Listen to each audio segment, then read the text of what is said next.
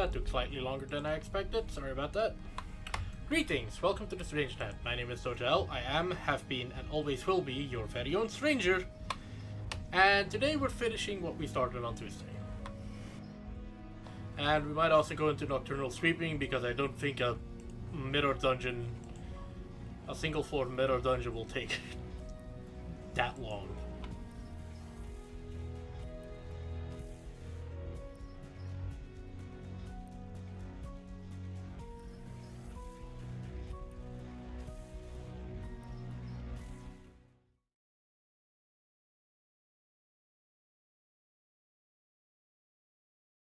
I just got really tired of the comedy, to be honest. Project Moon, I love you, I don't love your comedy. I especially don't love your comedy when I have to voice act it.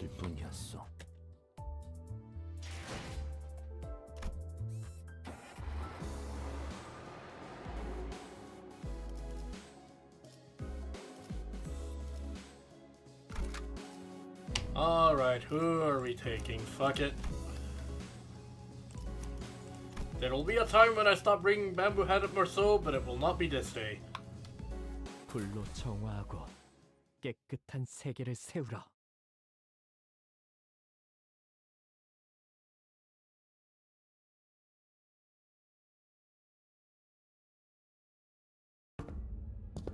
We are almost done with the regular checkup. I'm just using my regular voice for him. I don't know if I should be doing that. Oh well. Finally, we have a chance for you to overcome an adversity based on what you have learned thus far. And for me to prove my hypothesis.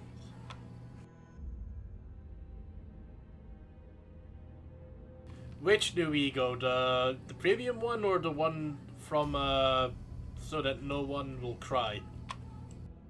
Red sheet. What hypothesis is he talking about? No need to worry. My hypotheses have never been wrong. Most of the time. 60% of the time it works all the time. This experiment is entirely of my own design and supervision. And I will faithfully follow my own pure curiosities and instincts as a researcher. That's a slab, that's not a monolith. I know that is stupid to say. Guys, I have a feeling we're not gonna really like where this goes.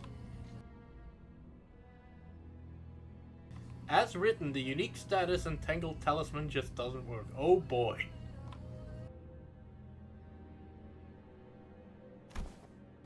Now, do you see this monolith here? Yup, I do. That's monolith alright, but... Ah, don't you worry. My researchers will be the ones to activate the artifact. Activate the artifact? Gregor's not quite Virgilius, but he's still kinda crumbly. Oi. He's more tired than Virgilius. Not on you, relax. I understand that none of you would be willing participants to this experiment. I swear, if you're going to force us to distort saying that we have no right to refuse or something, I'm gonna... What are you gonna do, distort? Yeah, hang on. Hang on. I can't let you do that even as your assistant.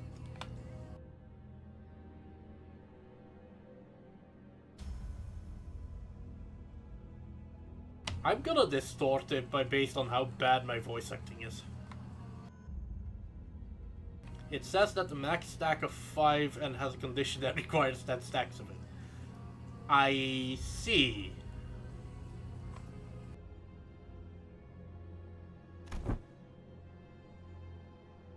Yes, but if you must, we are willing to send the weakest sinner among us for... Forget I said that. That was foolish of me to say. I will be the subject of the experiment myself. That sounds like they changed the stack requirement and last minute and didn't update the max stacks. However, that also says that they don't autofill the max stacks into the text.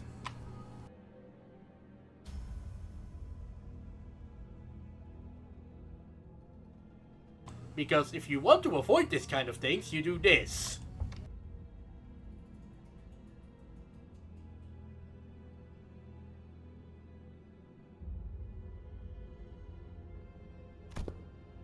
You're going to distort yourself? Am I hearing you right? Aren't you curious to see what kind of distortion you'd end up becoming? For I'm sure this is a question you'd all entertained at least once. Honestly, no, I do not know what the worst version. I do not want to know what the worst version of myself would become. I'm pretty bad as is. No, I ain't curious, and I ain't a very pleasant experience either. Oi. Yeah, that's close enough. Stop gritting your teeth like that, assistant. It will have an adverse effect on your long-term dental. What if you just end up turning into a Pacatulum? You could end up becoming a Pacatulum, just another one of the fodder we slaughter our way through for the tests earlier. You're risking that? It is indeed a possibility. It would signify nothing more than my very own limitations. Just a mediocre shell. Shell, huh? If such an incident comes to pass, these employees will transport me to a containment unit. We even made a bet of what kind of Pacatulum I would turn into. Superbia. Not even close. He bet on Gulai, I on Invidiae, and her on Pigritii. Are all of you stupid? The fact he's even doing this is Superbia. But how could you?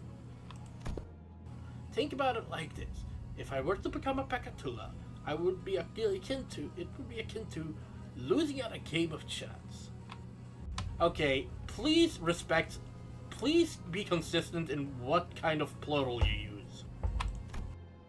Of course, what counts as a loss may depend on what I, at that precise time, consider to be losing, but the mere fact of turning into a Pacatula relieves me of any value to life.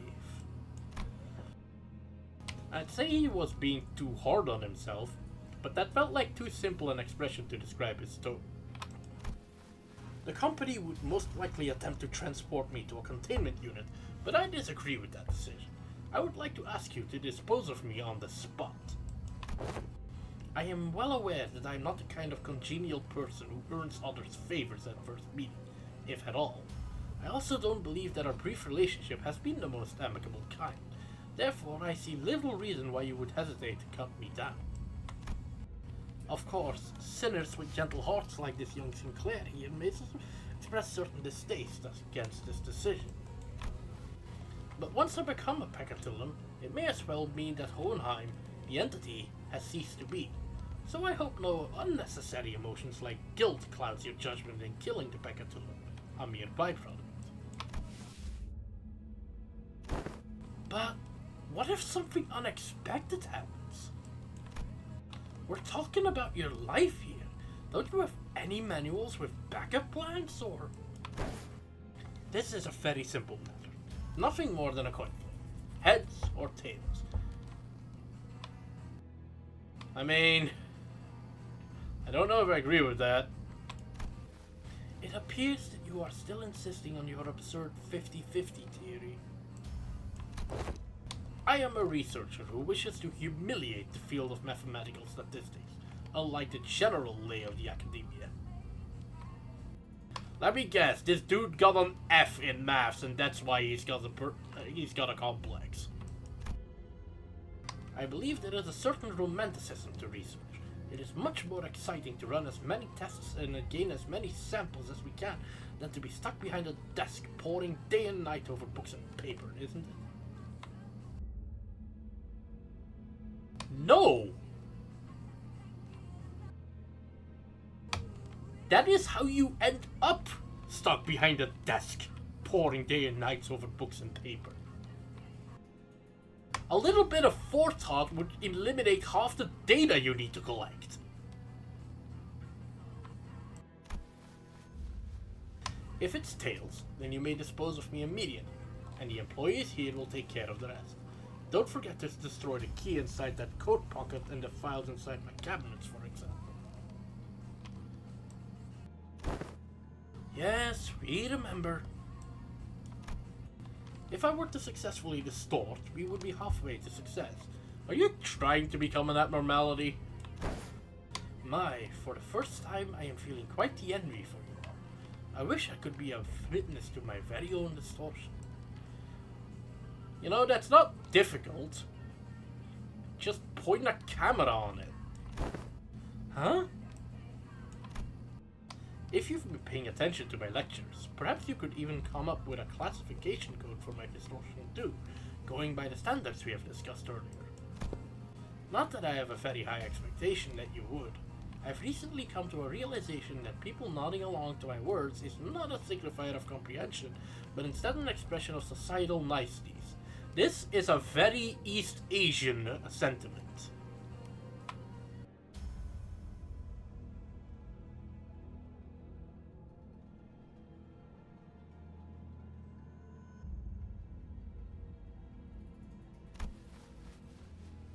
He's just nodding. Then, the manager here will open the entrance to my dungeon of the Phantoms. And you will progress through the mirror dungeon as you have always done when facing a distortion, to reach into its deepest phantoms to face my distortion once again. I wish you the best of luck in your suppression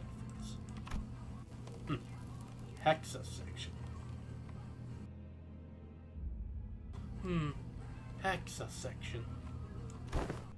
And once you've made it that far, it is likely that you will find me unconscious, or, if luck would have it, conscious. Unconscious? Are you sure this is safe? A degree of case-by-case variance is to be expected. It may take some time for a full recovery, but it will happen should you succeed. That reminds me, that's how this bamboo-headed Kim was brought back as well. Bamboo-headed Kim! He's recovered? He is safely contained within our facilities. It seems they are ready to activate the monolith. I am confident that I, even as a distortion, will be quite the exceptional specimen.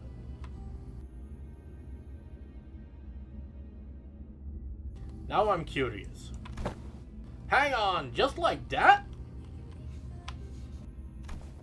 You're not a Pecatulan.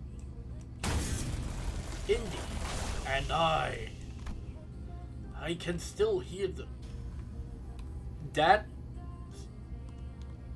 is so hard to look at. Why are you up?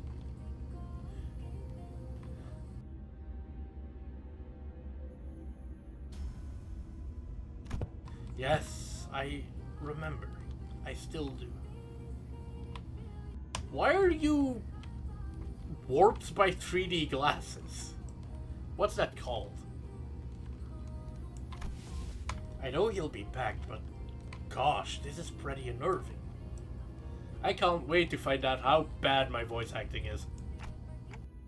Or how off my voice choices. Don't worry, we'll bring him back, no matter what. The manager says that we will bring him back, no matter what. Sure sounds like a dependable source, this manager of yours. Very well, please take a look at this. Is this a note? Did he try to tip someone how to do this or something? He says that all you have to do is read what's on that note in front of his distortion. Apparently it's some kind of a code. I don't think he'll hear anything but ticking noises from me. Can you read this, Merceau? It will be done as you commanded. Merceau nodded, then began to read the words from the note aloud. Lobotomy Corporation. 5 minutes. Potentiality. Anticipation. Right hand. The moment Merceau uttered them, The all too familiar portal began to appear around Hohenheim's distortion as though they were a key to a door.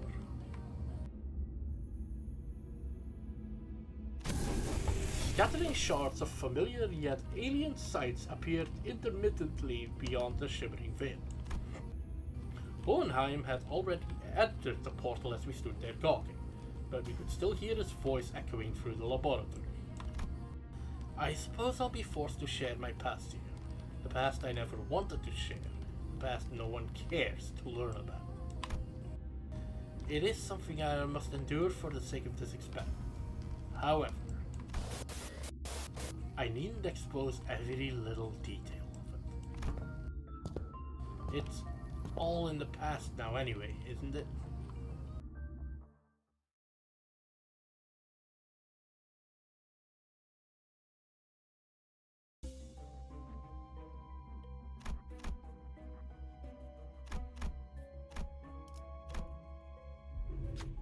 We're at the starting point of the Dungeon of the Phantoms. We've found ourselves in a room that appears to be a workshop of ego gears. If you have scored below 100% synchronization rate in the aptitude test, take only a single ego from her. An ominous warning sign greets us all, and the same words repeat ceaselessly from the speaker. The sinners all go to take a look, enticed by the sign telling us that we can pick up ego gears here, but what we find there are ego gifts. What? These ain't ego gears. These are them gifts or something, alright? It appears that ego are manifest here in the shape of ego gifts. Can't we just take them all? This is a Dungeon of the Phantoms. As it differs from the usual mirror dungeons, it is highly advisable that its rules are followed. What should we do? Burn... I don't even know what that is. True. Although you can't really redistribute ego gears and ego gifts, and you don't extract them. So it's not the same thing. I'm gonna take the boots. This one seems best suited for the environment. Right. We take the spiked combat boots. Well, I failed. Because,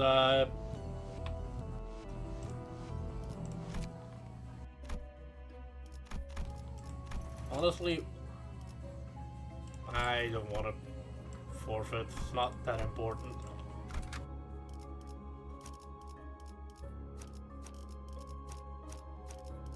단원일발 장전.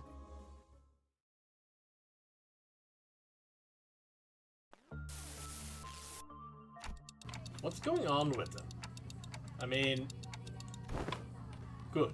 It appears that I can censor these with my own will, at least to a degree. Your mission here is to classify my distortion, reach the end of this Dungeon of the Phantoms, and bring me back. Your mission, however, does not involve digging into my past. This is... The last one is this cleaning spray from the You Are Not Special event. I don't remember what that is. It appears that we have a passing familiarity with this place. You or us. What is it that they seek to convey? I don't believe any level of proper communication will be feasible, given that you are in a Dungeon of the Phantoms. +2 damage up during focus encounters. That might have been useful, but oh well. Well then do something about it! I regret to tell you that the setting of this dungeon is out of my hands. Had it been up to me, I would have manifested a place that was much more fascinating than this. Like that library, fabled to have every book in existence. You used to work for the Lobotomy Corporation? One of my past careers, yes. Us. Diplomacy did not seem to be an option. The censored people brandished their weapons threateningly and stood in our path. Looks like we're going to have to take them down if we want to make any progress here. It can't be helped. Let's get ready for a fight.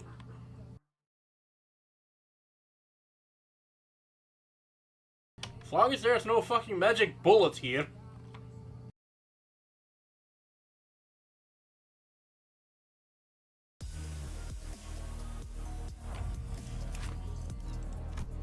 Oh, I like this remix of that track. Teeth Lantern. So, oh, it is Meat Lantern.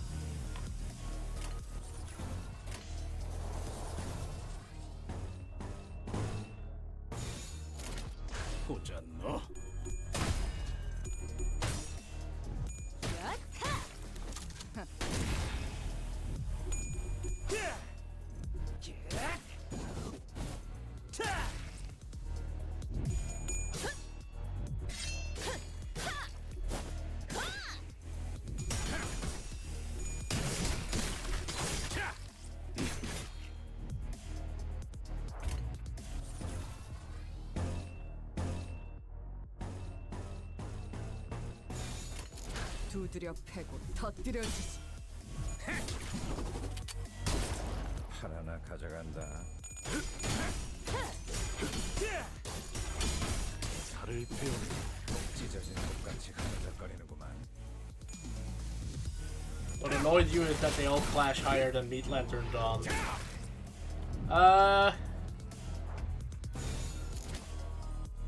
I guess. 바람구멍을 내. 이것도 Hi, me.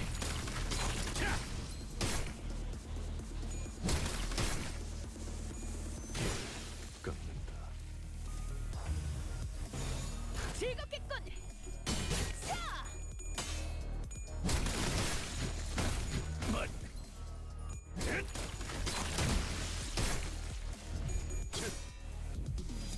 육자 살을 베어내고. 육청. 내가 시범을 보이지.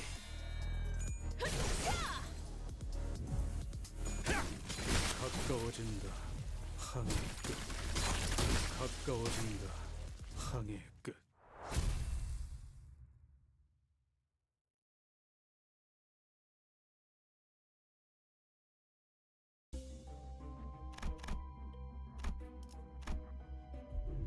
We came across a group of researchers passionately poring over various documents. They're having a debate about two subjects, emotions and flame. Regular flames don't seem to hurt the abnormalities very much, so why does this one work, I wonder? Perhaps a greater degree of wrathful emotions opens up the room for the fire's heat to touch abnormalities and distortions, both entities of the unknown. Did Elcorp even know about distortions?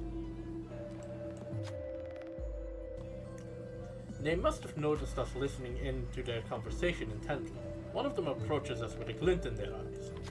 Are you the sample who's agreed to this experiment? If so, try this out.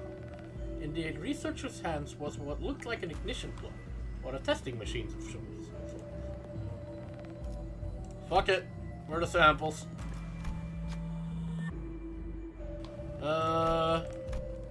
Mr. Kim. Oh, what an interesting reaction. Decent synchronization rate as well. Maybe the researcher liked what they saw. After scribbling their observation into various papers, researchers let Merceau go. Merceau took off the gear and presented it before the researcher to return it, but they simply shook their head in response. The gear seems to fit you perfectly. Take it with you.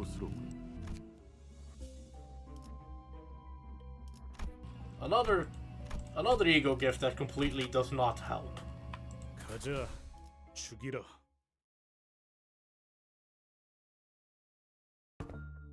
So, how do we know this guy's actually distorted? He doesn't sound any different from his usual self. The sanity degradation due to the distortion affects every subject differently. I mean, yeah, but censoring his own phantoms? But, Hohenheim, you're in the dungeon of the phantoms. We will see through it with Dante's powers, whether you want to show us or not. You make a fair assessment. How about this, then? If you are to see them anyway, allow me to save you the trouble and give you a quick rundown instead. Come visit me as soon as you finish watching my tale. This tale began when a man walked into my laboratory. Yes, I had a personal laboratory all to myself. One of the few perks of being an elite researcher. This guy's just telling the story however he wants to, isn't he? I'm Mr. Hohenheim Malkov. Huh. That's unexpected. Let me think. I don't quite remember what he looked like. Something like this, perhaps. Whichever is the case, I was planning to censor his appearance anyway. Hey, I wanted to talk to you about something. Stop. Are you here to express your displeasure with me? The what now? If you are, do let me know from the get-go. I had a feeling it was about time this would happen. 3 months. Not a bad record for working without a workplace conflict. Oh, if this is about quitting, then you would find a much better audience among the human resources team. No, I mean, I'm just here to thank you for picking me, some dude from the back streets, to work here. I heard it was you who made the hiring decision. I don't know how to put this, but you're the only one who saw my, what's the word? Yeah, my potentiality. You saw something that no one's cared to look into before, you know what I mean? But it had nothing to do with something so grandiose like its potentiality. A wing does not hire people from the back streets for something so insignificant. While this information has never been publicly available, Lobotomy Corporation's primary criterion was trauma. Candidates with horrible, insurmountable trauma were often favored by the company. And in an indirect way, it was only natural that they would begin to favor candidates who originate from back streets. Your greetings are acknowledged, Jimmy. Now feel free to leave my office. I ain't Jimmy. Anyway, I've been meaning to ask Mr. Owenheim, why do you always enjoy being alone? It may come as a surprise to you, but I am very adept at spending my time all on my own. It is one of the hundreds of distinguishing features that set me apart from ordinary men. In other words, you got bullied as a kid. Say, don't you need someone to be like your loyal right-hand man? My right hand is doing just fine, thank you very much. Do you believe in potentialities, Hohenheim? What an unrelentingly stubborn employee he was, even in hindsight. Thanks to you, I do, and I've been thinking, if I keep at it one day I might even find myself living at large in a nest, changing my worlds a little by little. Kinda like how a thing like me managed to snag a position here at Lobotomy Corporation. So, I'm thinking here that I want to stick around in your circle. To bring about such drastic changes to one's life is in the realm of feasibility for an exceptional researcher like myself, indeed. But you are, like most of the rabble, painfully average in most qualities and therefore unlikely to be the moving force in that change. I have no faith in universal things like potentialities. I have faith in myself alone. Besides, I am not very partial to mathematical statistics like the probability theory anyway. So I would like to keep both my right and left hands as my own. Have a nice day. Wanna know something about me? I'm the kind of guy who doesn't really think about things. Action before deliberation, you get me? Thoughtless and carefree. Possibly the only method to be found in those who originate from the back streets. Or was that a thinly veiled threat of physical assault? No, I'm talking about the new app node that just got shipped here. It's a tricky one to manage, I'll tell you what. It reads your mind, screwing up all kinds of strategies or whatever as long as it's based on hard logic. I'm guessing this is not going to be one that we know of. Especially because this says branch control team. Wanna shoot for the Department of the Year award? Together? You seem to be rather skilled in the art of transactions. One of the few merits found in those who originate from the back streets. I will admit, I suppose, I was overcome by a certain ennui back then. And in hindsight, it was foolish of me to engage in such inane conversations. You...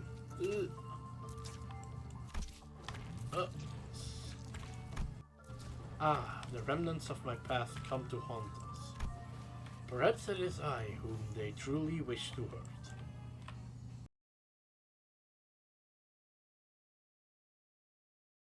Alright, Dongrong 2.0.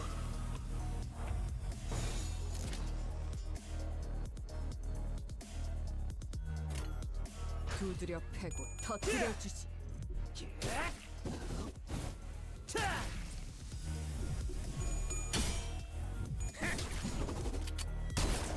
팔 하나 가져간다.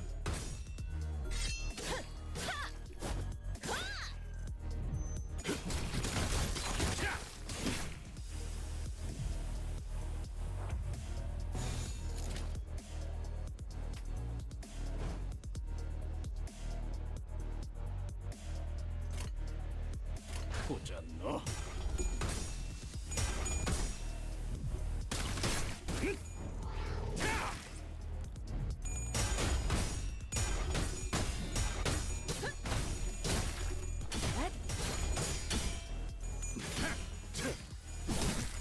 찢어진 독같이 흐느적거리는구만.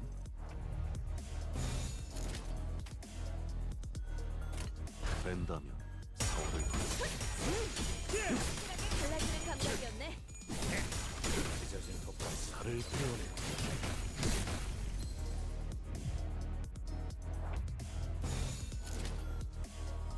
내가 시범을 보이지. 확실하게 갈라지는 감각이었네. 별것도 아니야.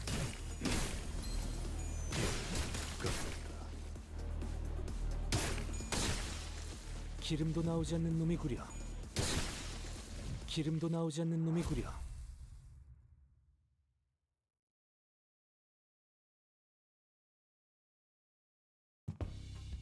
It's finally here, It's finally here, Department of the Year award. Indeed, I have finally done it. With some minor assistance from you, of course, and some other employees. Come on, admit it. Don't you notice that a lot more employees are saying hello, good morning, and whatever to you in the hallways compared to when your reputation was a bit, you know? It's all because I'm just that good of a right-hand man. I will admit that your intuitive and spontaneous eye was of some assistance when it came to identifying certain observations among abnormalities. This is the potentiality I was talking about, man. The same thing you saw in me when you decided to get me on board. Apologies for ruining the moment, but the next few years quickly and busily flew by without much trouble. Of course, we picked up ourselves a few more Department of the Year awards, some promotions, and some collaborative researches. Yet all things must come to an end. The infamous fall of Lobotomy Corporation, for one. You left us. So I don't suppose you have any trouble hazarding what they're all telling me, even as the words come out fragmented. You left us. Nothing but words of endless resentment. You left us behind.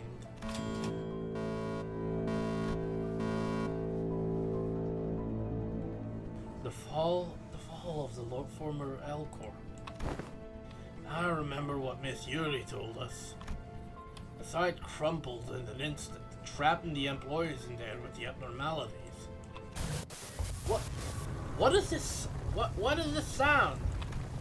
The whole structure is quaking. What the hell is... Initiating site burial in 100 seconds. Any remaining employees must immediately evacuate the structure. Counting down. 95, 94, The escape pods to the surface are here, but there's only one seat left. They're saying that the next one's in 5 minutes.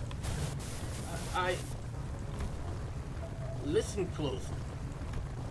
At the risk of sounding rather callous, I must inform you that the chances of survival in case of crisis such as this is usually granted only to a very small minority of those affected.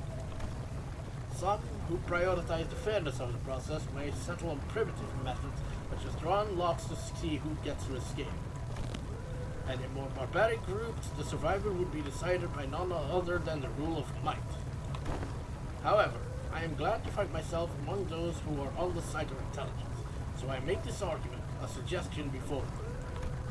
Compare yourself, whose sole final purpose in life is clinging to your mediocre office job and making good on your debt payments. And me, who has produced several groundbreaking epochal theses and research results at such an early age. Whose life, in your eyes, is of greater worth? Yes, and that is how this tale ends. The compound collapsed 90 seconds later. I left the employees of my department behind and boarded the escape pod elevator and survived.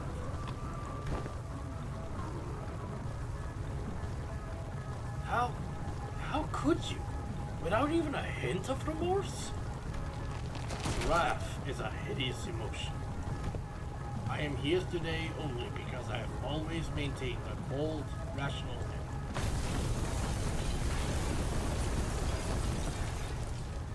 The Elcor branch within Hovenheim's Dungeon of the Phantoms began to crumble. It almost appeared as though his heart was crumbling as well.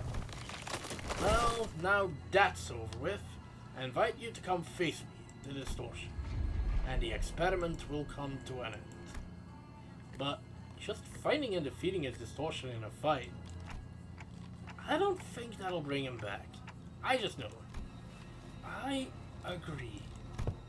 We're still in deep waters here. This can't possibly be all there is to it. Yeah. It makes you wonder what kind of abnormality Kim would even become.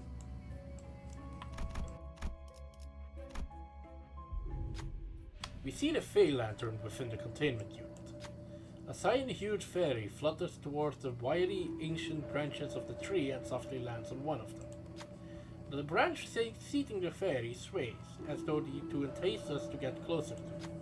Bright, countless yellow eyes glimmer from the shadows beneath its roots. What a beautiful specimen, this Fey Lantern. Have you finished your observations? We've been learning a lot about the abnormality recently. There's still a lot of unknowns, but still. Speaking of which, here's a pop quiz. What ego gift can you get from the Fey Lantern? Oh god, I don't know. Midwinter Nightmare, I actually do know. Riding money. You know your Fey Lantern. But that's not all. Recently it's been giving out these things too. Take this with you. I'm just glad to have run into his kindred soul. You receive a bony twig. It seems to have come directly from the Fey Lantern itself. A human form of crumbling armor. That might work.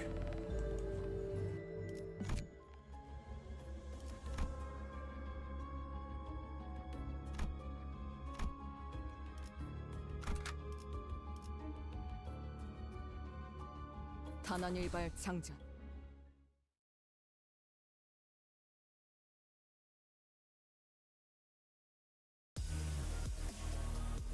Oh, Bacatula.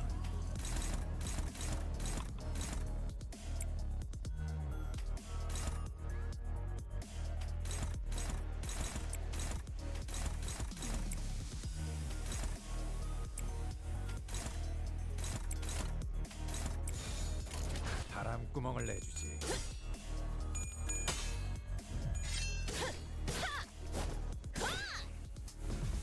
Good job, Dawn.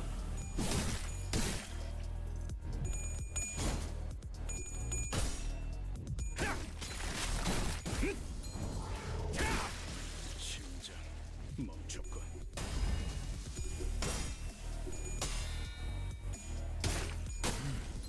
제법 지쳤나보.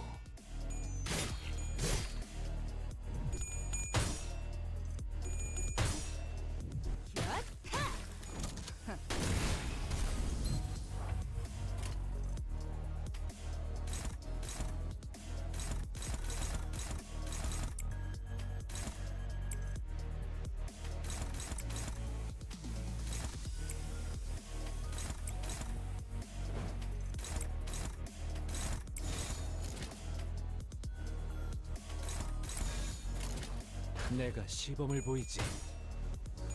자세가 뭔가 타겟 무력화.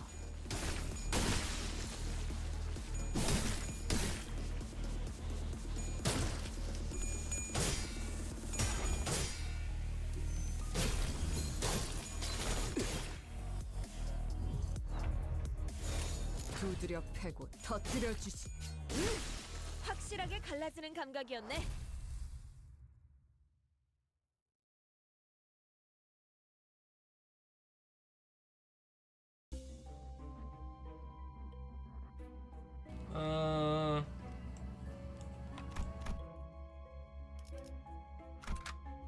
단원일발 장전.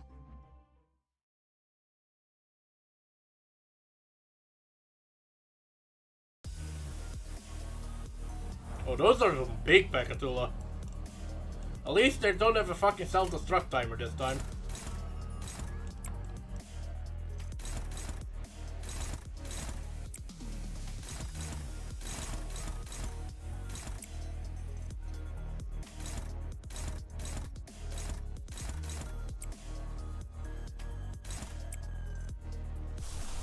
You know what? I need some healing.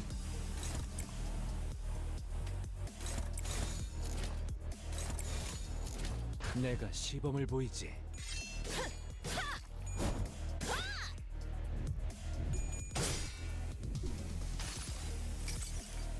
내가 너를 위해 기도할 것이니 넌 반드시 부서진다.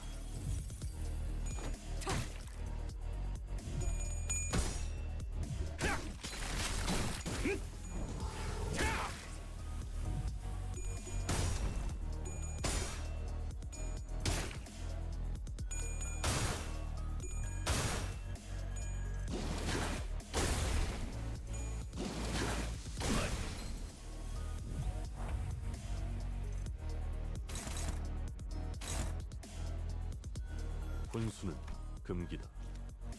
Well, that's a great start.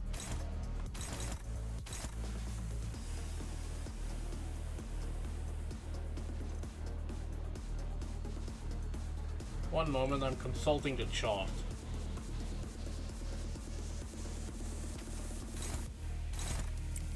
다시 묶어줄까?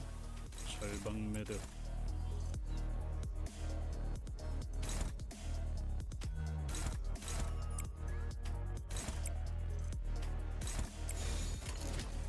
즐겁겠군.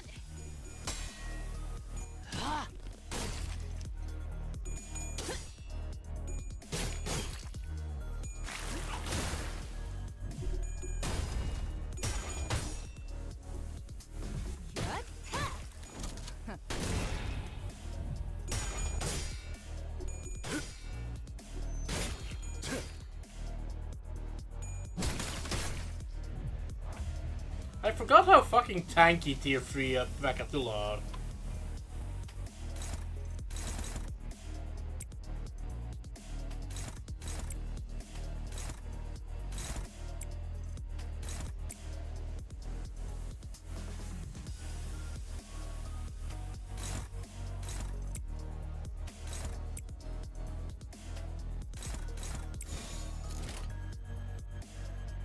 된다면 4월을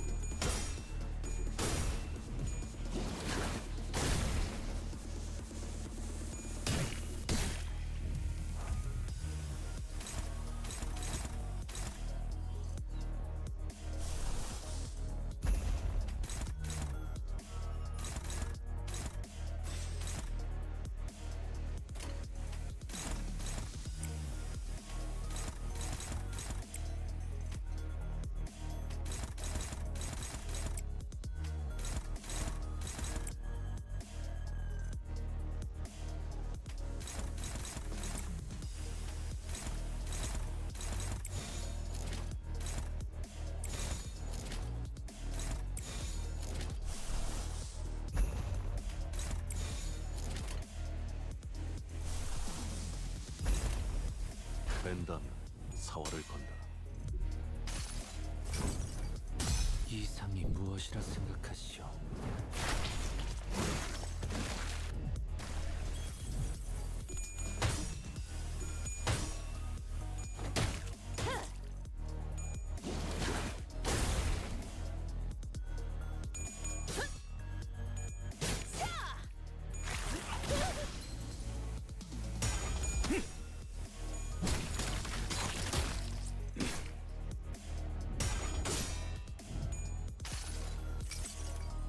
내가 너를 위해 기도할 것이니 넌 반드시 부서진다.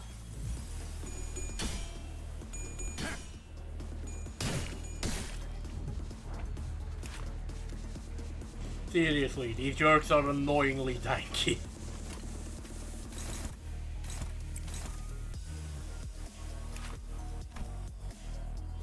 I might be able to bust past that cascading balloon at least.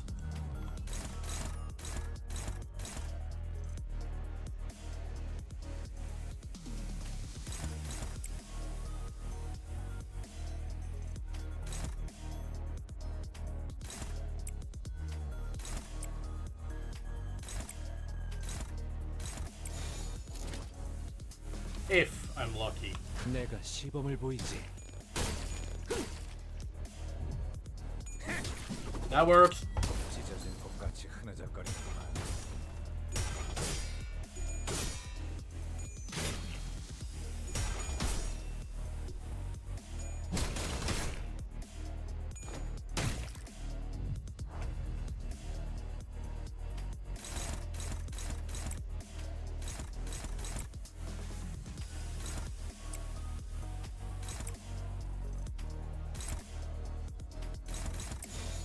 두드려 패고 터뜨려 주지.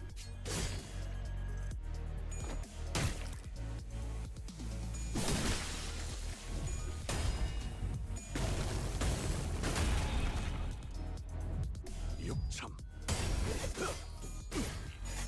골단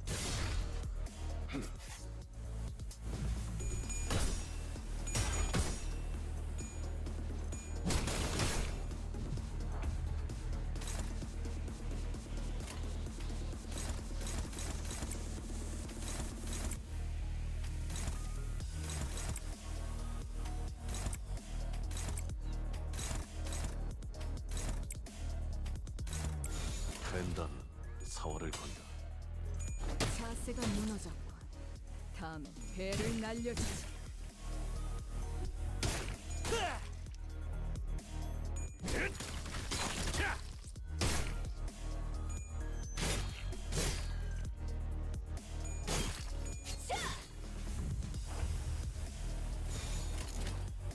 Actually, what do I have least?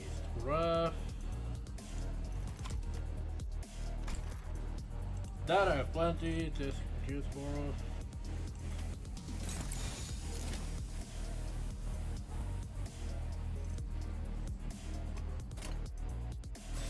된다면 사활을 건다. 육참을 깎는다.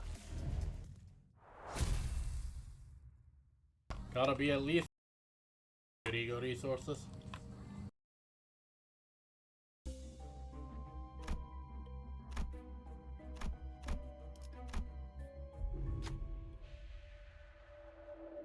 At the end of this hallway, a group of researchers is having a discussion in front of an unnaturally dark place.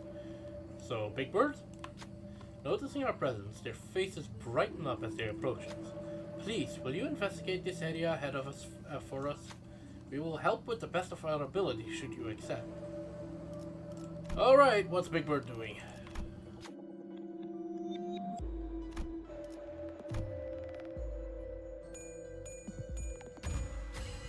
I love to see some proper enthusiasm.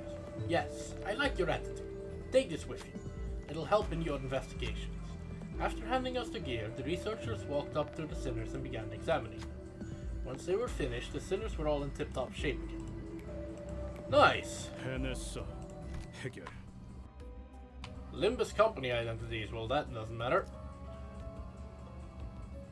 There are 4 plus Limbus company identities.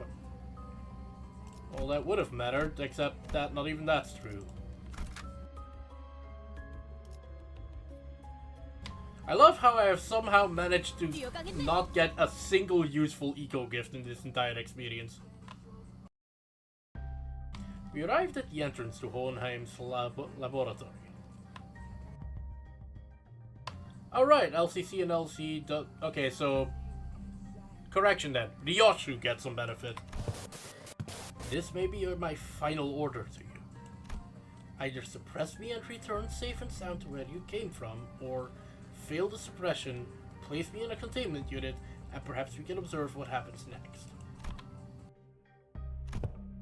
That's when Heathcliff suddenly strode forward. Hohenheim, you... Do you still believe in that potentiality? I do. It's what keeps me going. You only hire researchers from the back streets, don't you? I have heard from them earlier. They told me that you're a right pompous bloke, but thanks to you, they can continue to research and believe that there might be things in the world that's worth working toward.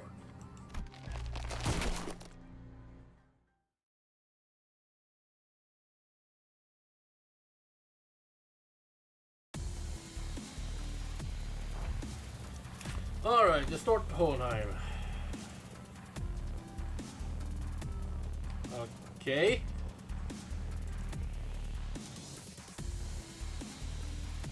Well, how do you purge that? So poison tremor. On turn 3 gains a new pattern. Okay, so try not to get him poised.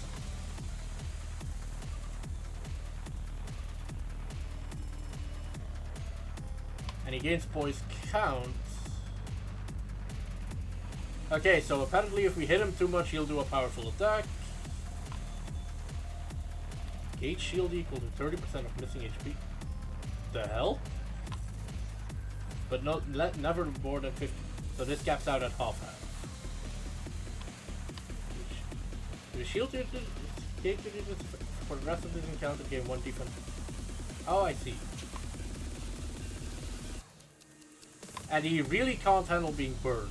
Or siphon 10 SP with higher SP. Do not. I should have brought the reindeers in.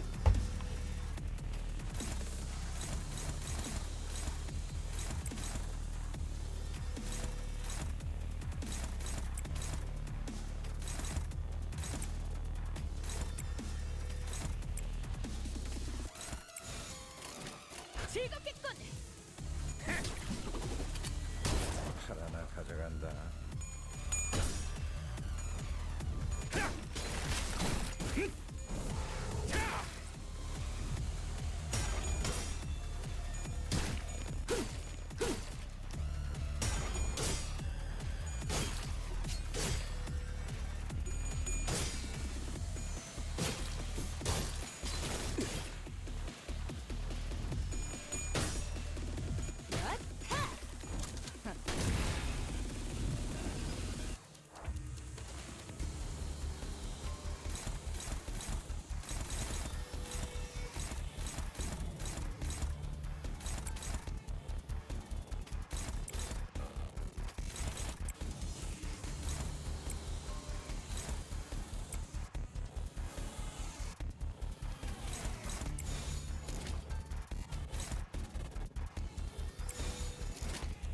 즐겁겠군.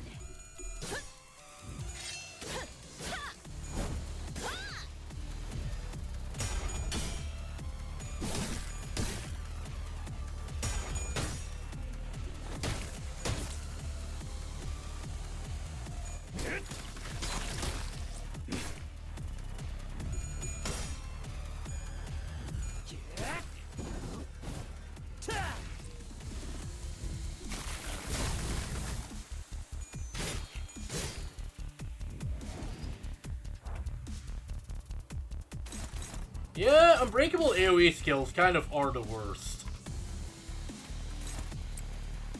See also Dulcinea.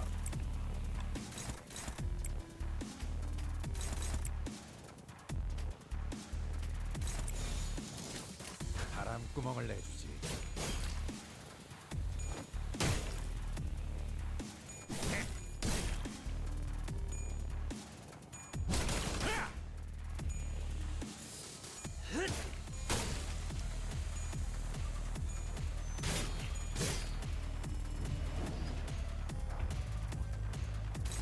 Okay, what is he doing? Trigger extinction sequence.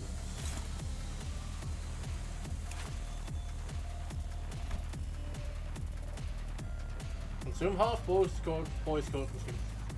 Gain some of voice potency and count and divide by final power. I see. So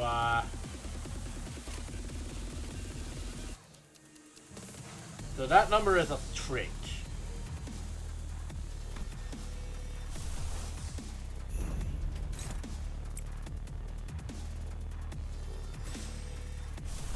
In that case, I kind of want to...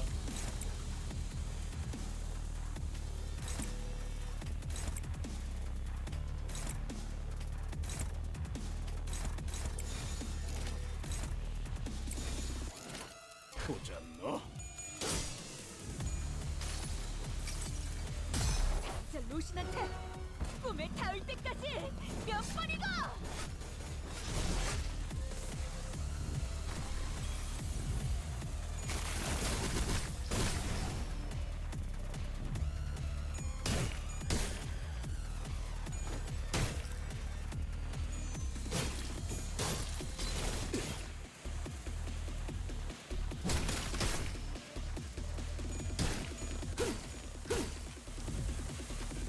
What plagues your mind, manager? Your suppression effort seems to be smooth sailing.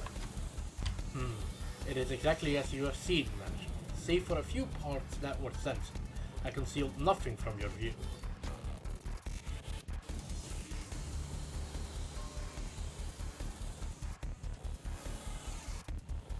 What do you mean, elusive? I don't believe I have committed any wrong by escaping that place alone, leaving the others to be buried. Ah, of course. It may be reprehensible from a mortal standpoint, but why would anyone ever look at it from that perspective? Especially when you are well aware that, in the city, such a perspective is entirely irrelevant and worthless. I can feel his gaze on me. Like he said, the suppression is going well, but this feels wrong. That it shouldn't, and what should I tell? What is Hohenheim trying to hide from?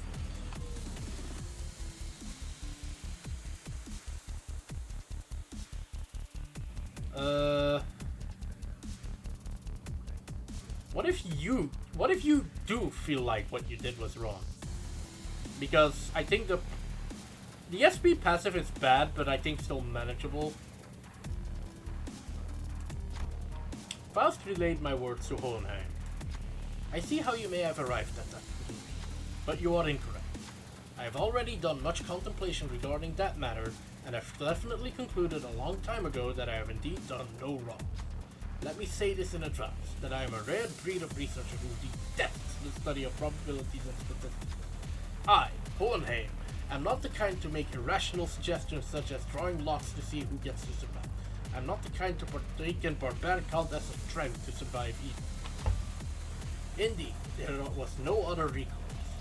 My only option was to come up with an argument that was ultimately vain before the urge to survive, arguing for my survival on the grounds that I was the most useful one out of us all. However, they all made a rather objective decision for me. They overcame their base desires for mere survival and made a forward-thinking decision for the future.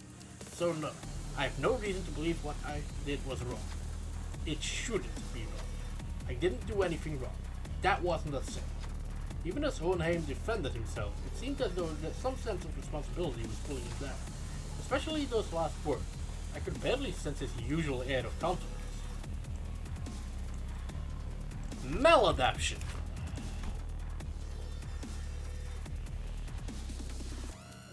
What we can do is a choice of...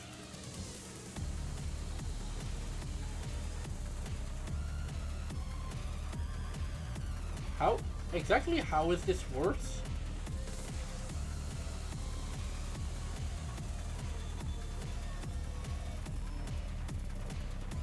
However, then reduce... Oh, I see.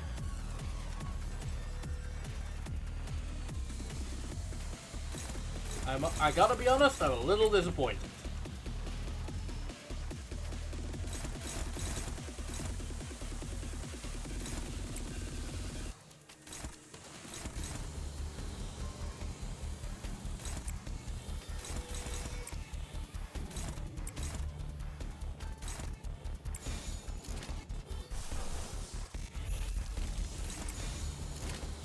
보자 너.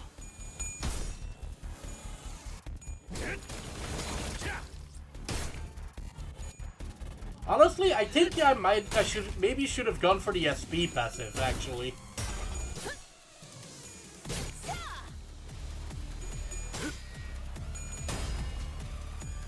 Because I was hoping when I weakened the poise passive that it would get him any less fucking poise.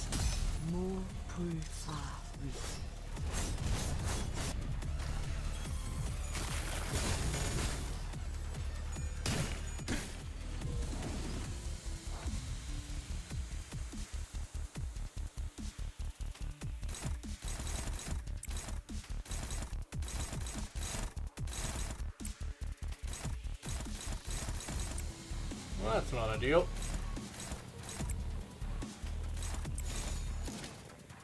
보자 너.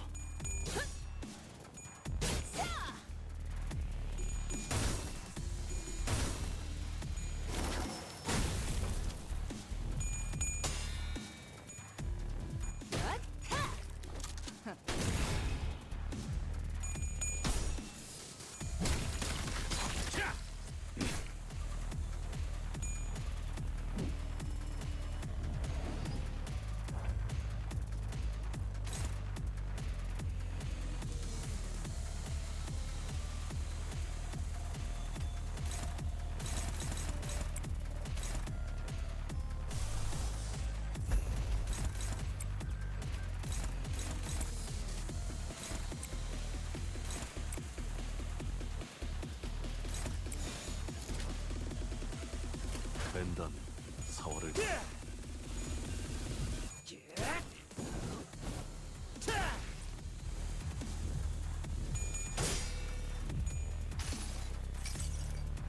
내가 너를 위해 기도할 것이니 넌 반드시 부서진다.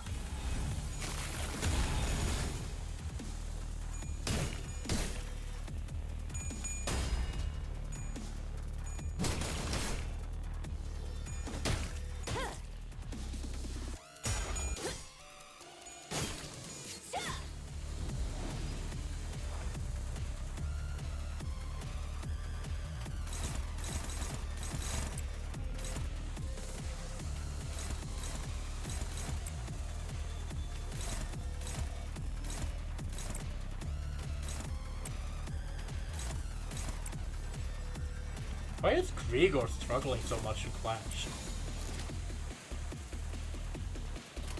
내가 시범을 보이지.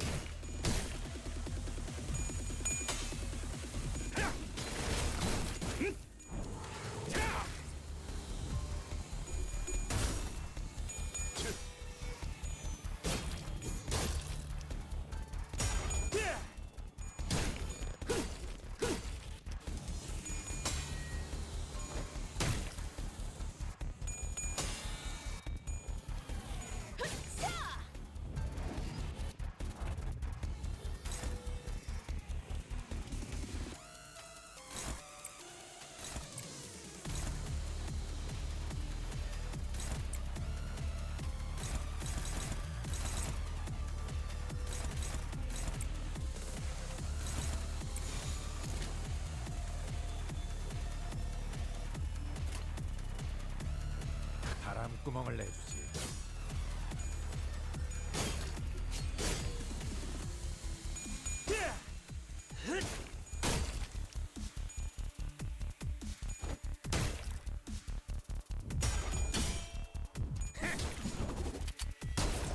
팔 하나 가져간다.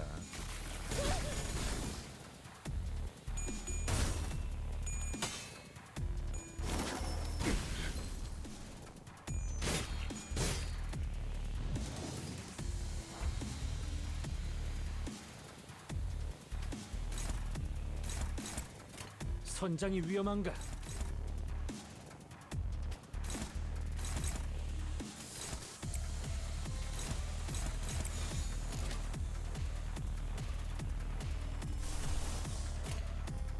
바람구멍을 내주지.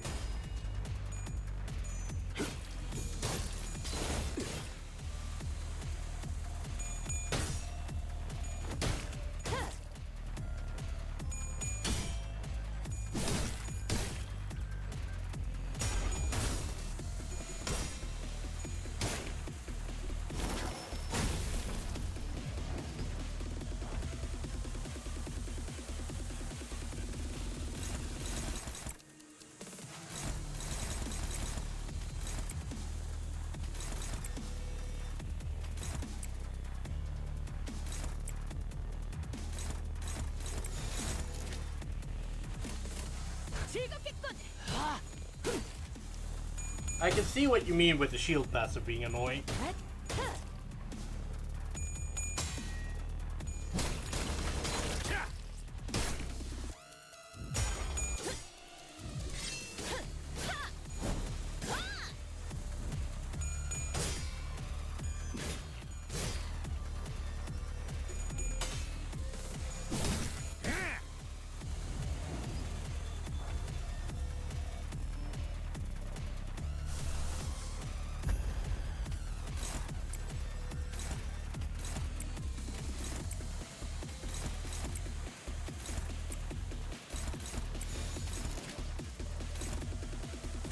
보자 너.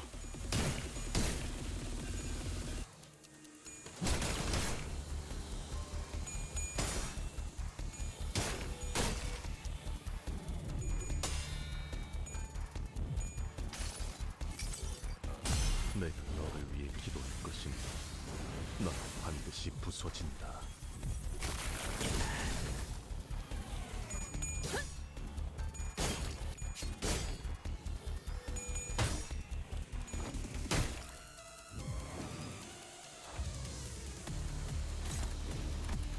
Yeah, I'm resetting this.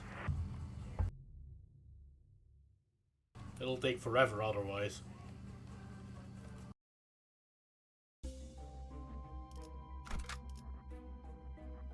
Honestly, you two are getting benched.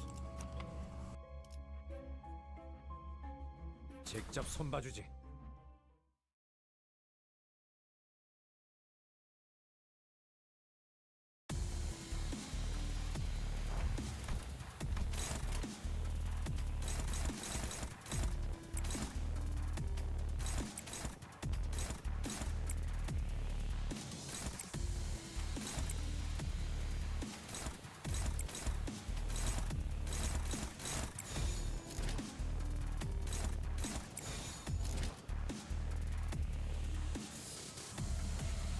Right, I should probably actually do the chain battle thing.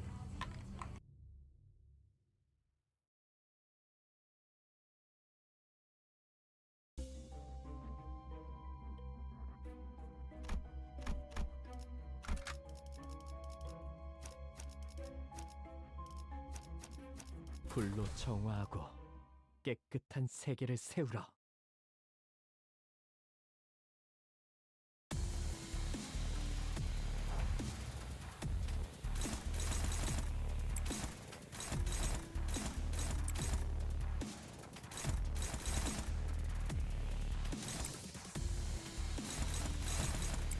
What the fuck are these speed rolls?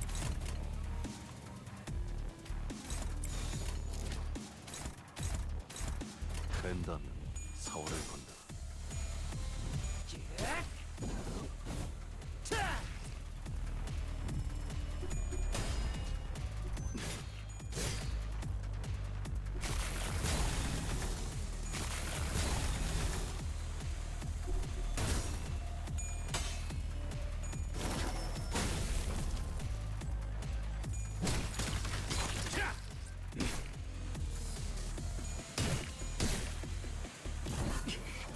피만 이시려면 비켜.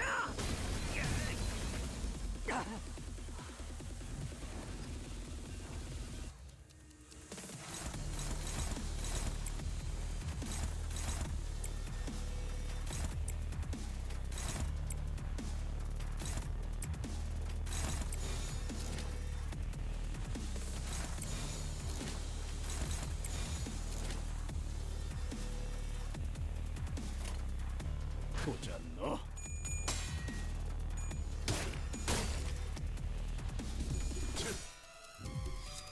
육청.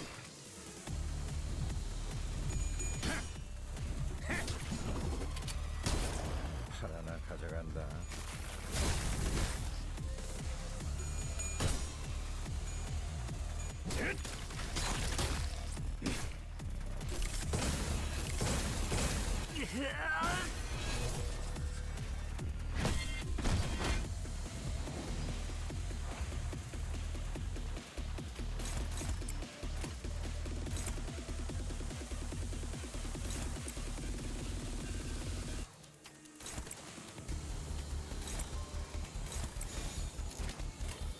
된다면 사활을 건다.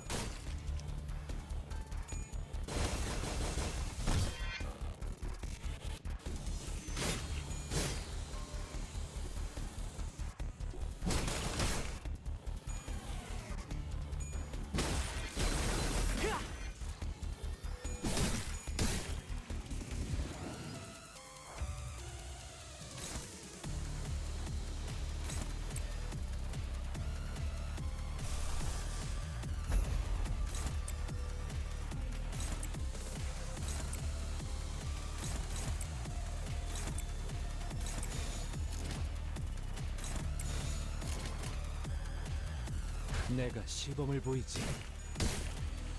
Yeah, the music's pretty good. I like the distorted L-Corp sequence. 내가 너를 위해 기도할 것이니 넌 반드시 부서진다.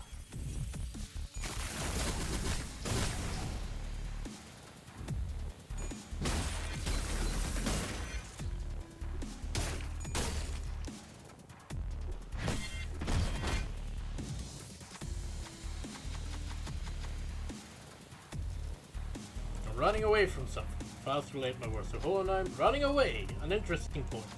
But allow me to retort. My choice was not to run away. To deny and evade what has happened is too pathological a choice, isn't it? I am very well aware that the only way to solve a problem is to face it head on, which is another aspect of myself that sets me apart from the common man. When an issue arises, or in very rare cases, were I to find myself in a tumult of emotional nature, I first attempt to establish a logical explanation. I reconstruct what was perceived and regulate my emotions. Expressing fury and anger is a plain waste of reason. But I must admit one thing. Now that I have conducted some level of cold introspection, I will admit that it wasn't entirely mature of me to censor so much of my pattern. Of course, this does not mean that I will now remove the censorment. My ego is not so feeble as to be shaken by a few words. I didn't really understand most of what Hohenheim was talking about, but I can't shake this thought that everything he's been saying was just an effort to distance himself from his own emotions. Inadequate defense mechanism.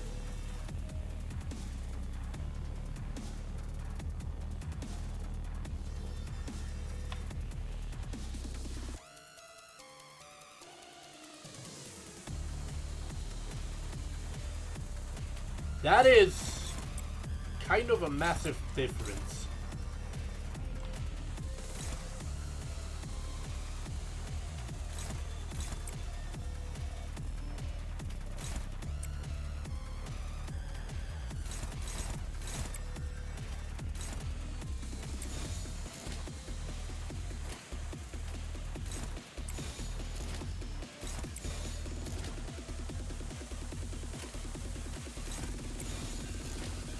Don't try to reason with him, elusive.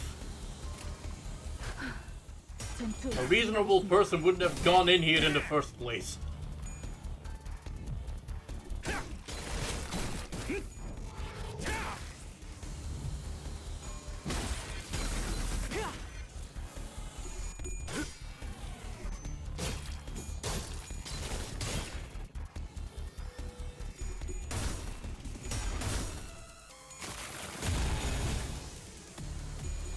Ow.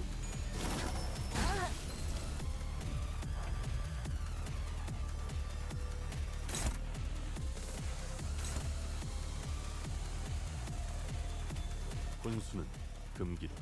조금만 조용히. 할 말 있으면 전투 전에 미리 하라고 했잖아.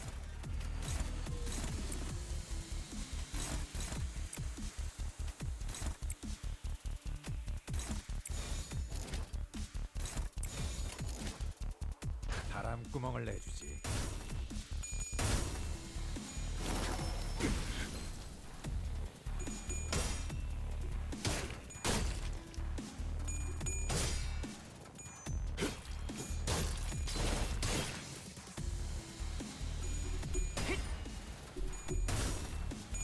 God damn it, Honglu.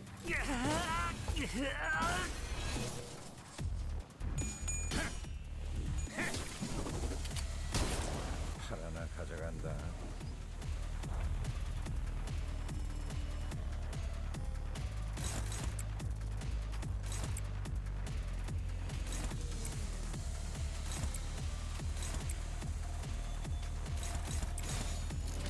내가 시범을 보이지.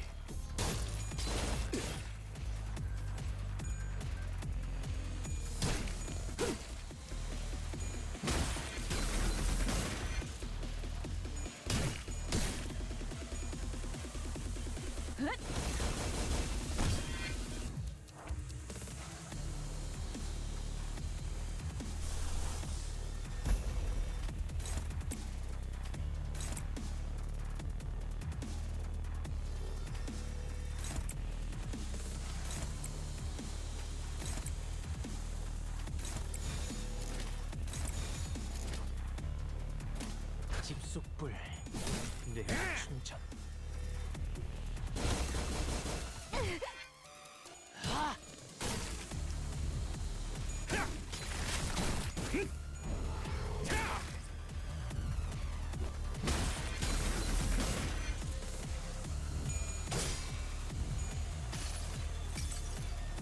내가 너를 위해 기도할 것이니 넌 반드시 부서진다.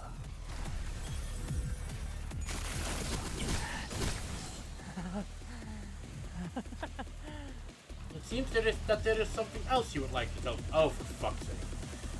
Very well, you may go ahead and ask. I'm prepared to ask and answer any of your questions. What should I say this time? There is another side to that story you've told me. Faust relayed my words to Hohenheim. Another side to my story, is it? Indeed, indeed, that is quite feasible. You are correct, that another side is what often gets lost in the process of obsessing over specious concepts like the phantoms and the heart. Speaking from a consequential point of view, perspective provided by one's memory is narrow by nature. Even in the phantoms, the deepest part of one's heart, where many believe lies so nothing but the empirical absolute truth, we are still capable of lying. Fascinating, isn't it? They call it metacognitive error. Some call it unconscious bias as well. I see. You argued that the story I've shown you was simply a fabrication. Indeed, I have not shared any perspective from my employees, but there is no way by which we may verify them anyway. Isn't it obvious why that is? They're all buried underground, relieved even of their final words. I could finally understand, at least to a degree, what Virgilius and Don Quixote have been telling me. Though there was nothing to call a human face remaining in its distorted form, I think I caught a glimpse of loneliness from Hohenheim's expression. Self-doubt.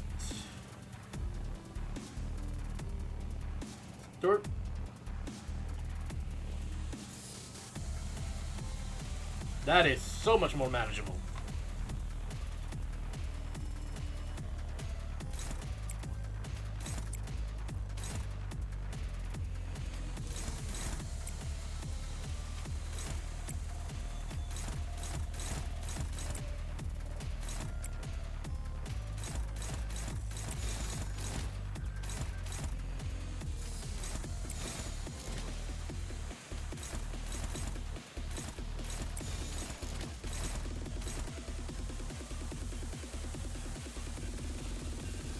It does something, but it doesn't do anything you actually want it to do, which is kind of annoying.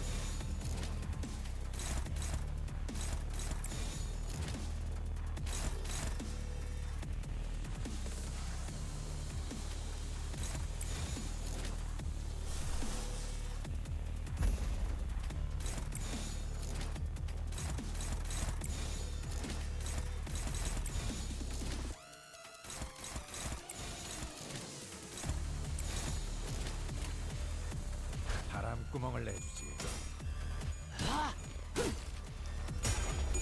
Like, it says it's the points gaining passive, but it doesn't actually reduce his points gain.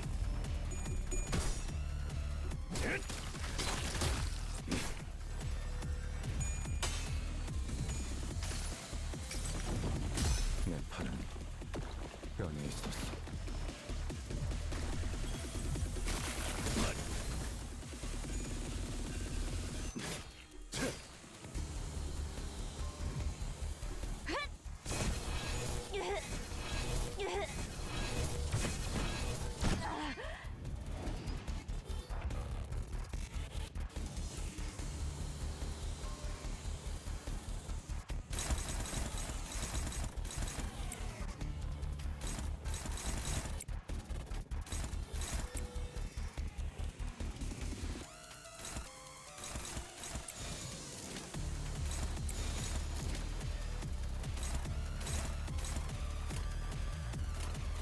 내가 시범을 보이지. Well, Heath, good luck.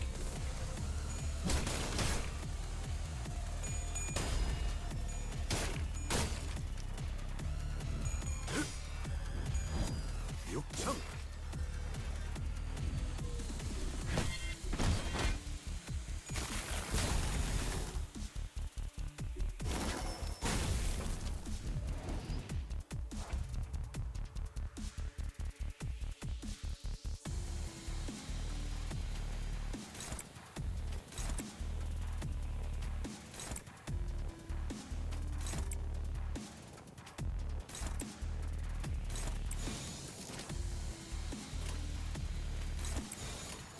바람구멍을 내주지.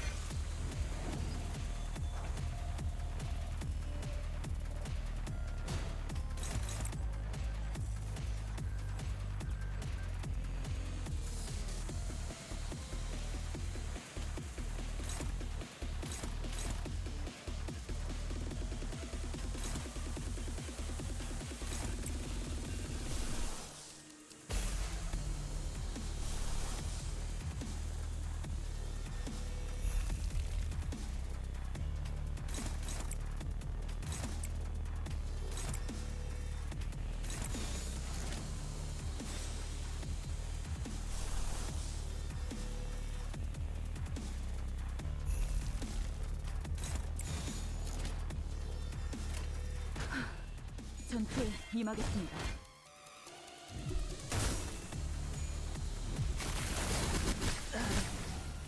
나중에 또 보자고요. 무리는 다시 몰려올 테니까. Well, Oglu Dang, I feel as though I have given you quite a few replies, but there is simply so much curiosity in your sticking them. Perhaps you have some aptitude to be a researcher as well, aside from that of a medic. Yet, not all questions can be answered. This will be the last answer I provide. Let's ask him the final question. No, we already did this one.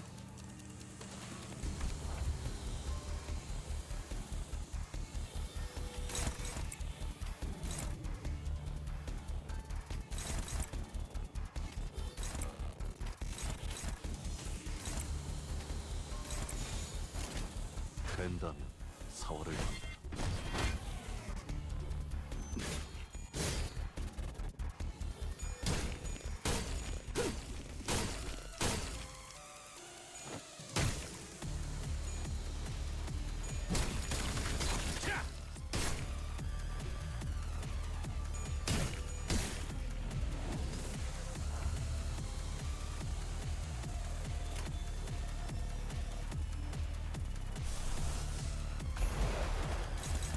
You know, Ishmael, that doesn't help.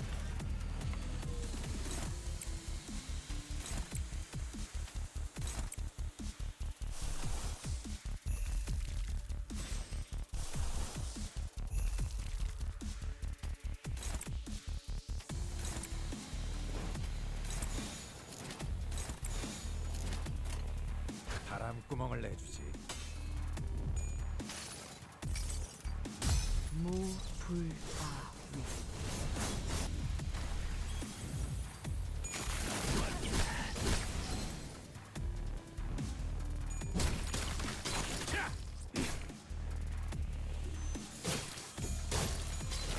I just fucked up, didn't I?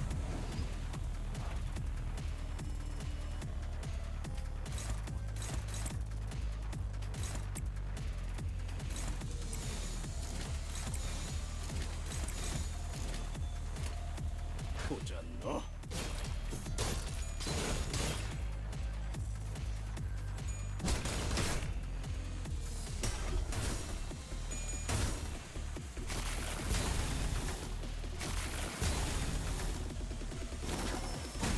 And then I really fuck up by forgetting about the shield. 친구들의 볼명목이 없다. good news is somewhere along the way he got an enormous amount of staggers, so well, not stagger. Point is, there's good news. 바람구멍을 내주지.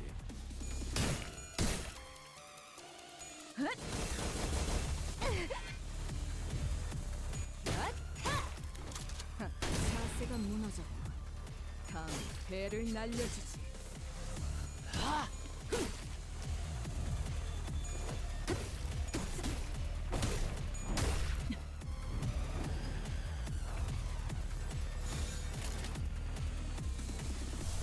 You know what, Faust? While you're here,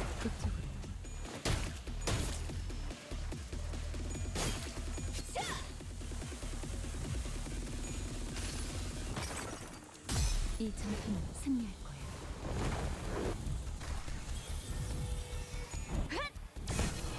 oh, for fuck's sake, why didn't I check that?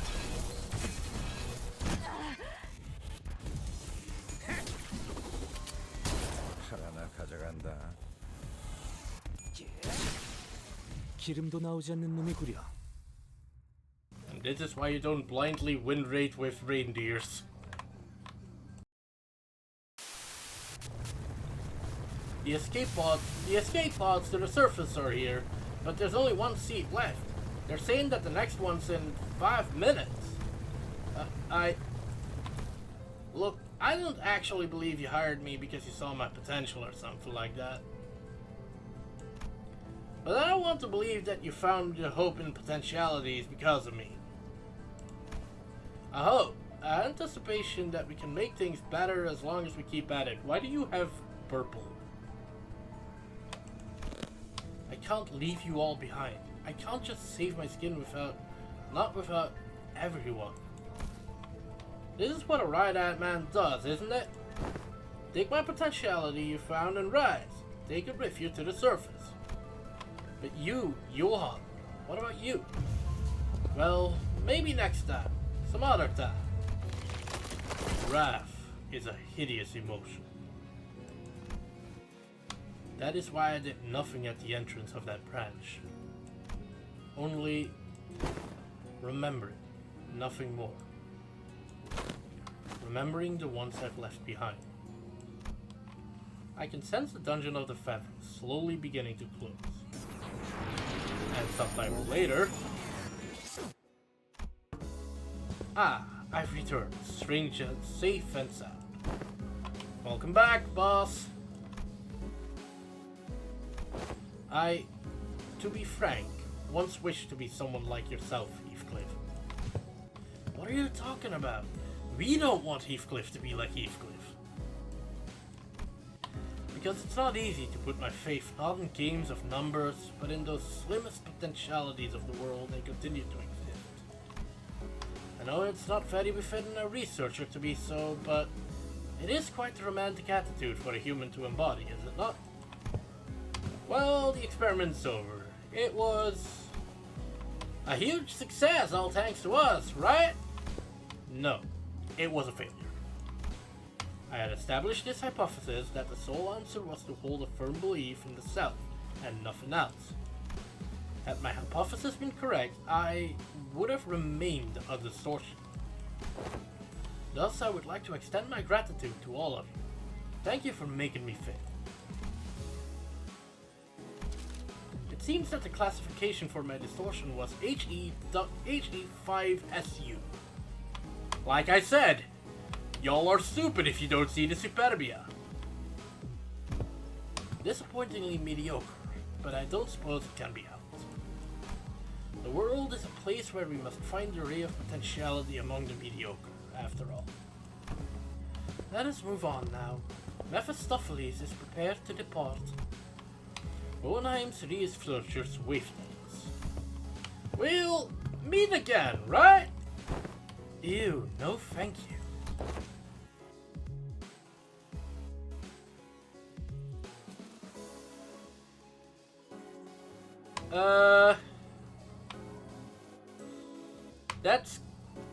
That's kind of complicated, I think.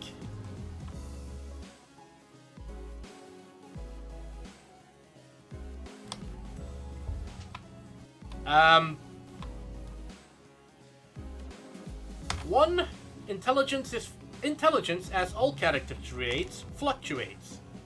And second, bias. Everything has an end. So do consider this to be our final meeting. Down to the last exchanges, guy. The last thing we saw before the portal activated were the LCE researchers pushing up their classes in our general direction. Though it only taken a step or two, the entire world around us seemed to transform, landing us back inside the transportation instrument. And if I think about it, we didn't even get to learn why Gregor's bones made those cracking noises. All we learned from this experience is that the sinners have all become mediocre, but they each held certain potentialities within themselves. Each of us mulling over the events at the LCE, we returned to the bus where Karen and Virgilius were waiting for us.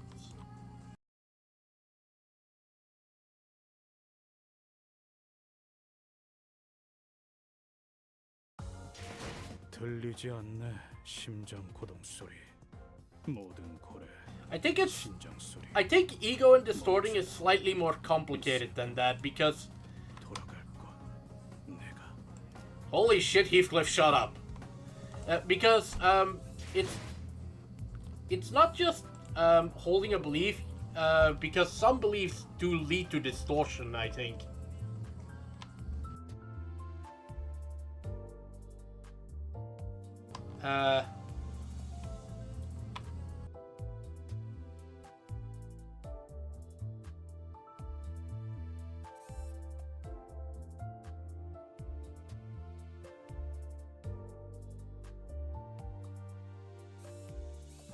District H.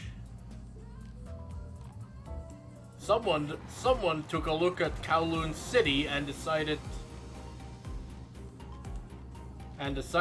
that he would. Happy New Year. Oh god. But yeah, it's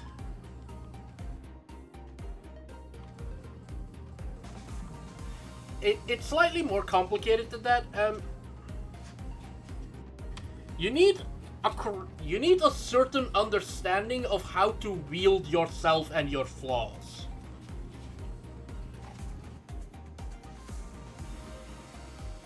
You need to have a belief in yourself that you can action, I think is what is necessary.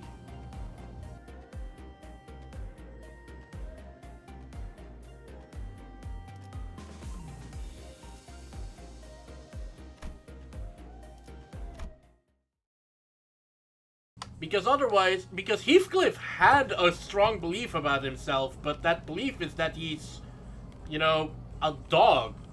He didn't know what to do with himself.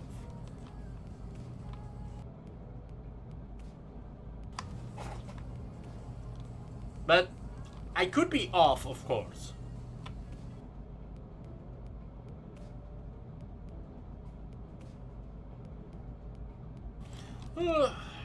Dante, any idea where that leftover cake from yesterday went?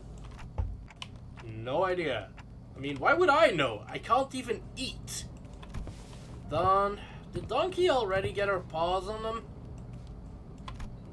Odia rubbed her tired eyes, muttered something about how we should have partied in her room instead, and stumbled to the back door. The New Year's came swiftly to the inhabitants of the bus after the various incidents at the LCE.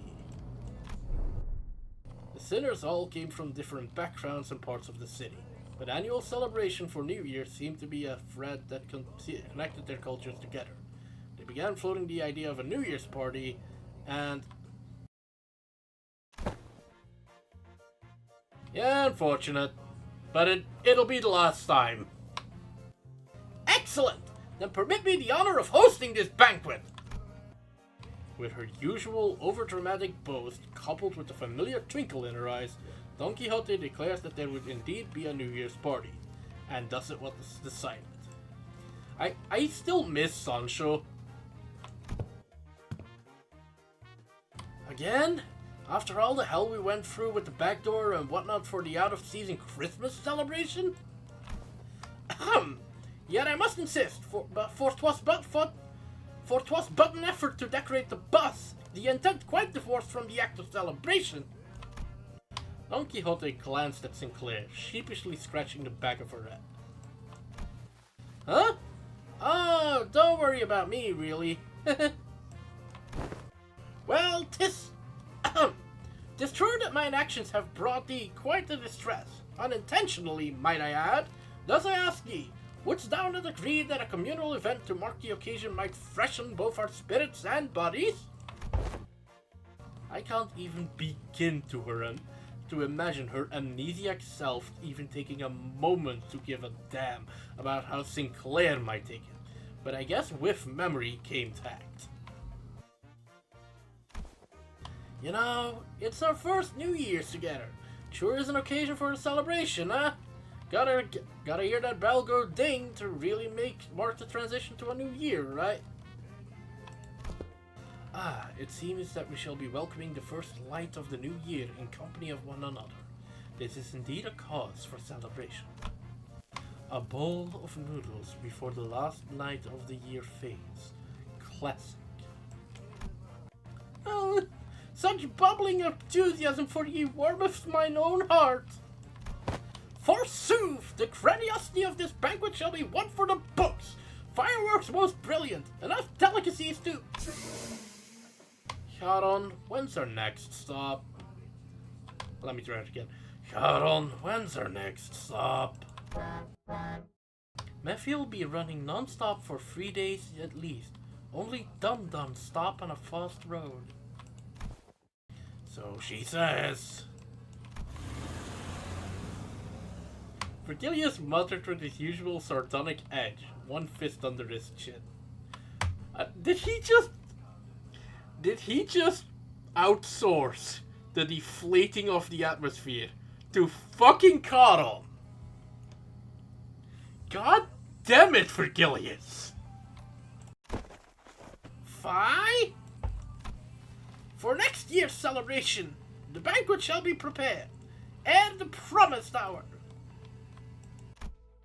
Don Quixote's idea of a grand banquet depressingly fizzled into nothingness, but Rhodia brought out the cakes and cookies she'd stashed in her room so we could at least hold a small celebration for the New Year's together.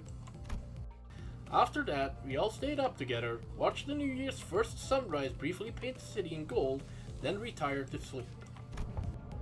When everyone woke up, rubbing their tired eyes, the world outside the bus had completely transformed. It's Kowloon City! There was a behemoth of a structure, bizarre in its presence, and its walls seemingly made of gargantuan steel plates. H-Corp? Let me try it again. H-Corp? No, that's still too much inflection. H-Corp? What is going on with my voice? Fuck it, that'll do. The sinners began to voice their surprise, appropriately so, as what came into view was different from any of the nests we'd passed by on our journey thus far. Is that massive structure all one building? If that whole thing's the nest, then where the hell's the back streets? That's big enough to cover H-Corp's territory and then some. Well, there he goes again, asking dumb questions without ever taking a peep at the guidebook. That's not the nest. That huge box you see over there? That's District 8. We call it Hong Yuan, the vast garden here at H-Corp. The nest lies within the center of the structure, and the back streets without. So they squeeze the entire population of this district in here? Do they just not get a ray of sunlight all year round? Huh. Well, at least I won't have to worry about the rain. Aha! Prithee, avail me a saint as well. As the sinners began to gather one by one at the other side of the bus, stirred awake from their late night's rest, I felt my gaze drawn toward Hong Lu. I looked for signs of concern or distress on his face, worried. It wasn't exactly something unique to Hong Lu, but the stories about his past home life we've heard throughout the year, whenever he felt like sharing them, were all consistently and terribly depressing. It's not such a bad place once you actually try living here for a while. But his lips, ever so slightly curled upward into a kindly and relaxed smile, are making the same expression as ever. An expression that hasn't changed at all since our first meeting. Maybe it's just a cultural difference, kinda like how Hong Lu can be so nonchalant about things that should give most people pause, but actually, no, I'm not helping anyone or anything by entertaining these thoughts. My job, at this moment, is to keep a close eye on Hong Lu, more so than usual. And if the time comes for me to help him, as a manager, I'll give it my all. Besides... whoa! This thing's even bigger up close. What the hell is happening to my voice control? Verily, I carry no recollection of a structure so grand, even in past adventures of mine. If my efforts aren't enough, I know I can trust the sinners to lend me a hand. Hey, let me see too. I collected my thoughts and approached the sinners who were flattened up against the glass window to get a good view.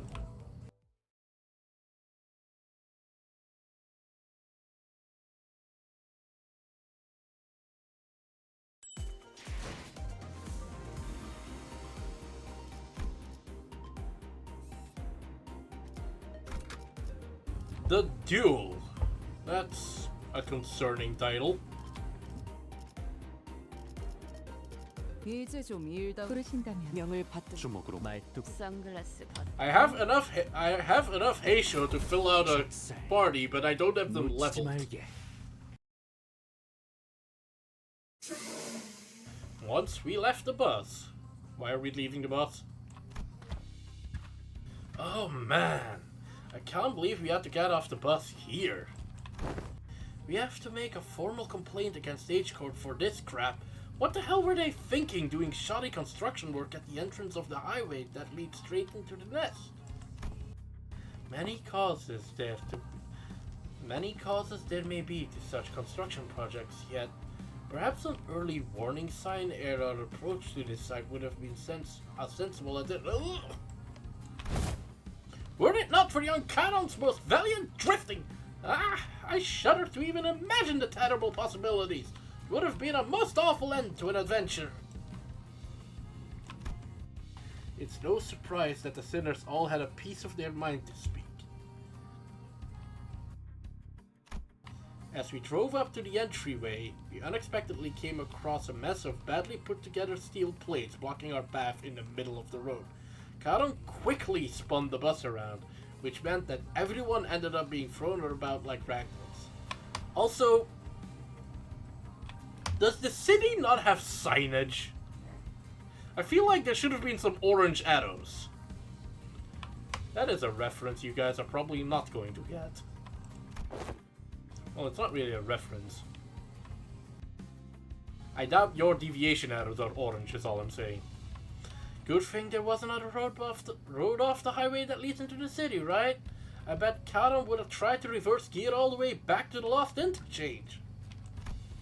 But looks like we'll be going through all these winding alleyways to get to the nest. It's so dark in here. We were greeted by a dark street upon disembarking from the bus, illuminated only by faint strands of light. It was immediately obvious that we found ourselves in the back streets of H-Corp. Looked pretty impressive from the outside, but it's no different from the other back streets inside, eh? Yep, it's a familiar sight. Gotta say it's getting real old. I asked ye, is the nest of this district shrouded in such darkness as well? No. These particular sites are limited to the back streets of District 8. The back streets of this district weren't very different from the other ones we'd visited in the past. People hurrying through the streets as though they were being chased by something. People scowling and glaring at the ground with some sickness or discomfort. Scenes all too common in every corner of the city. Also, I just realized something that might not be a coincidence. Isn't 8 a lucky number in Chinese culture? There was one thing about this place that stood out from the other districts, however. That kind of reminded me of the former G-Corp. They're kind of reminding me of the former G-Corp soldiers back in District 4. Huh? What do you mean? You mean those fellas? The growths on their flesh appeared too organic to be prosthetics. Some of them had odd protrusions or nodules bulging from their skin as well. Not at all, Manager Bud. Look, they haven't all mutated in the same pattern, like into an insectoid form, for example. Well, I guess I should commend you for not looking at them through a biased lens. You are observing the aftermath of District 8's distinctive method of treatment.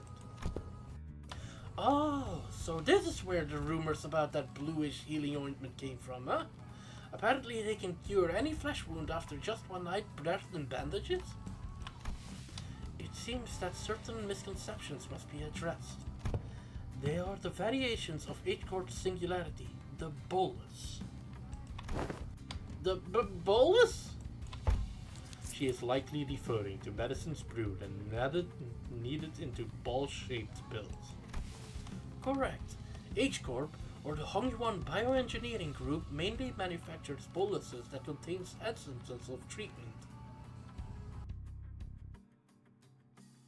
Are we about to make a reference to homeopathy?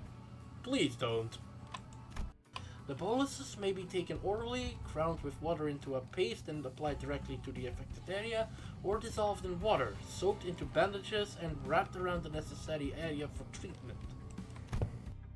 I guess rumors transform as they travel. Oh, I see. I was just thinking about how they do things back at the K-Corp. The focus of K-Corp's technology is the reversal or recovery of one's conditions. Returning to the original state is the key word in their treatment.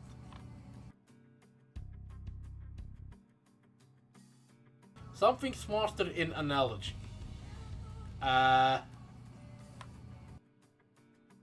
I mean, it sounds like, the thing Chinese medicine does, where it incorporates a lot of weird stuff that doesn't actually do anything. Aside from occasionally potentially cause... You know what? I'm not finishing that. It is no rare sight to find unique techniques and technology developed independently by the inhabitants of the backstreet of District 8 using the manufactured boluses. The treatments are not individually customized for each patient. Instead, their focus is on selecting the appropriate technique from a myriad of choices to address the deficiencies in their statuses. I don't know what that word means in detail, Valent. I mean, in the city, a lot of shit works that wouldn't work in real life. Perhaps one could choose the words transformation or evolution as a more illustrative descriptor for their methods of treatment. So, that's what counts as treated? The crowd Sinclair was pointing at certainly appeared unheard, as none of them were bleeding or walking with a limp, but many of them appeared dazed, staring blankly at nothing, or scratching absent-mindedly at their mutated paws. Ah, they must be the regulars. Unexpectedly, we found our answer not from Faust, not from Urso, but from Honglu. The regulars?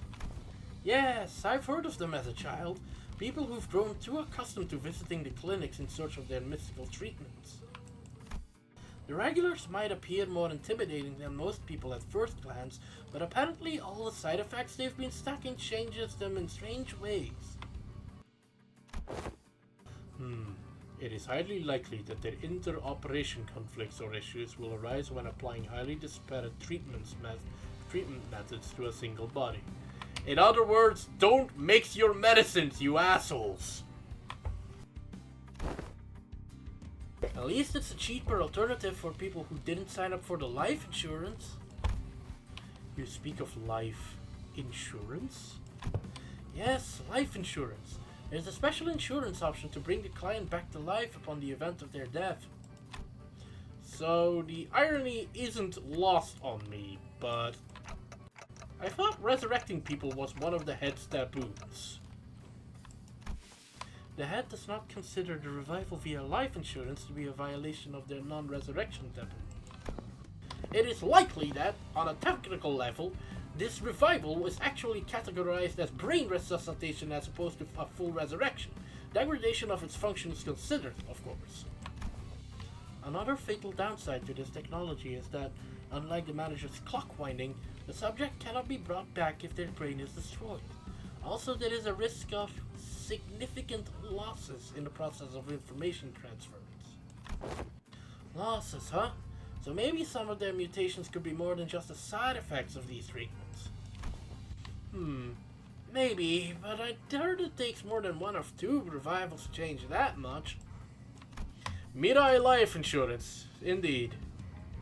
And since apparently people in the backstreets could never even dream of paying consistent insurance renewal rates, so...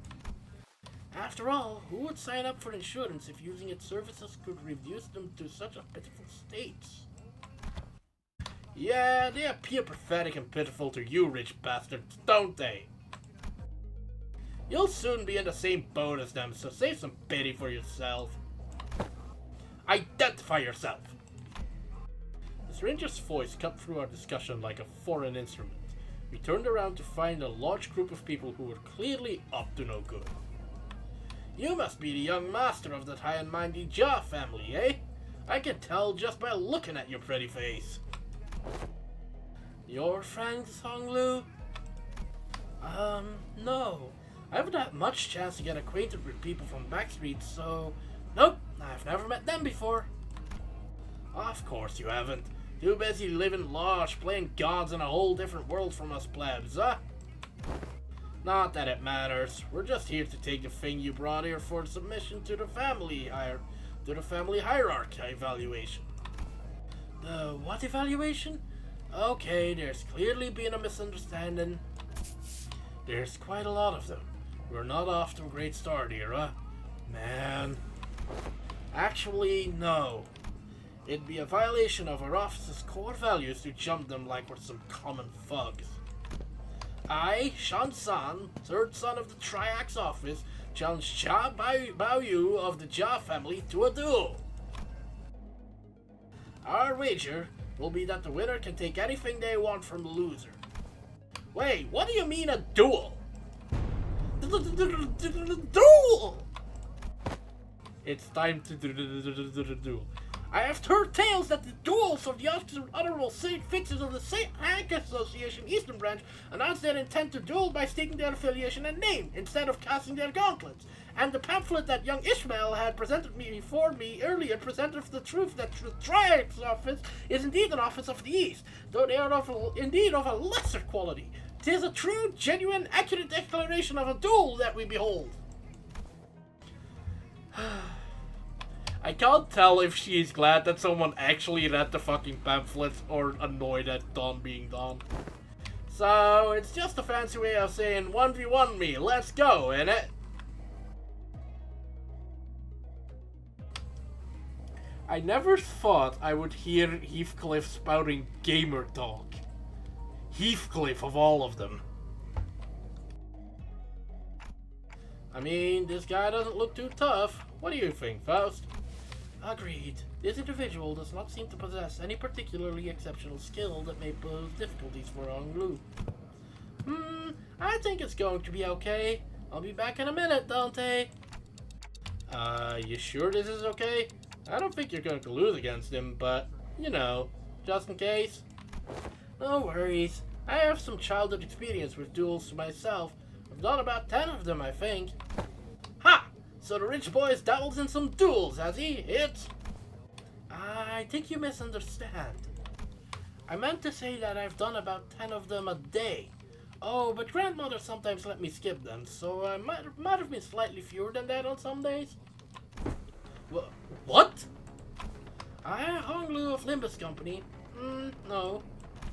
I, Bao Yu of the Zhao family, accept this duel. Hong Lu stepped forward confidently as the opponent was processing what he just heard. For a moment, Hong Lu stood there in a stance that did not express even a hint of aggression, before curiously cocking his head to the side. Sorry, are we waiting for something? Oh, so I always let the opponent get the first 2 moves in duels. Please, don't hesitate. Let me? You little... Your cocky pride shall be your downfall! The man who introduced himself as Shan-san leapt towards Hong Lu. Then after about a minute, that took 3 seconds and there was 3 strikes, so I'm guessing Hong Lu struck back once.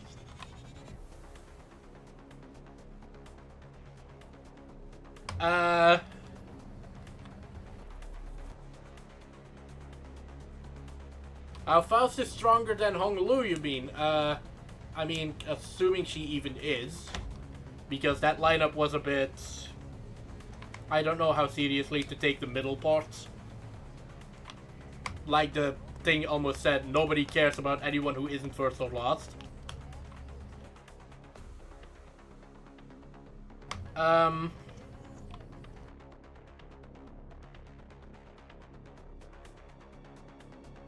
And Faust has the omniscience thing going on. Or the pseudo-omniscience thing going on. It's kind of hard to fight someone who literally knows what you're like. How is this happening? Unlike Shan-san, who was throwing punches and swings with boiling hot passion, Hong Lu was effortlessly gliding between his opponent's strikes like he was out on a picnic. As though this was but a leisurely stroll through the garden. Whenever Shan-san threw a powerful punch, Hong Lu directed it to the side with ease, the fist only grazing his clothes.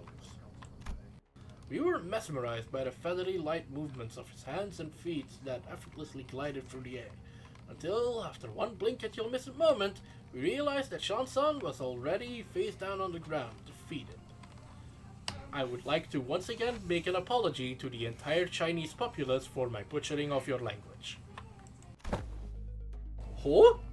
Young Hong Lu, hast thou been concealing thy full strength in our presence? Oh no, I wouldn't say that. I always put my all into every fight. Yet, to defeat this foe so soundly, to dance with such grace between its strikes, 'twas as though you were dueling someone whose skill may only measure against a child's. Well, most of our fights happen in environments with a lot of variables, and we usually fight against enemies with all kinds of unexpected weapons and powers. You read him. Already familiar with that fool's moves?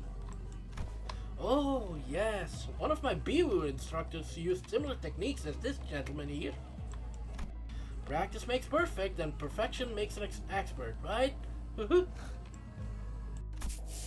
Right, but I'm not sure that's entirely relevant here. Well, anyway, looks to me like that he soundly kicked your behind in this duel. Let us through, why don't you? And preferably not do the thing I think you're about to do.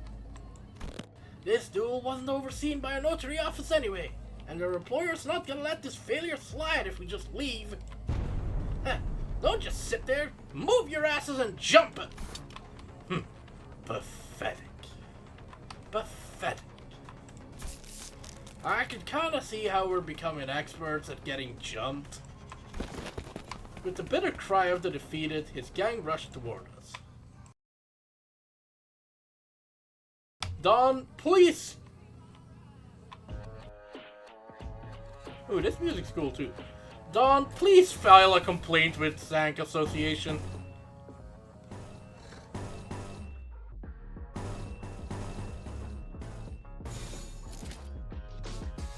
I do love how fucking aware the entire cast is becoming over the proceedings. 아하, 비켜내버렸군. 휘말리기 싫으면 비켜!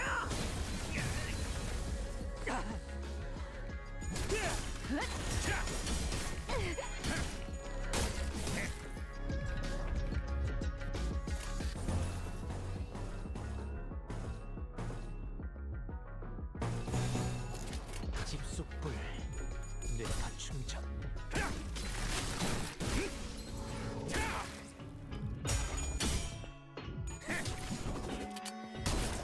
팔 하나 가져간다.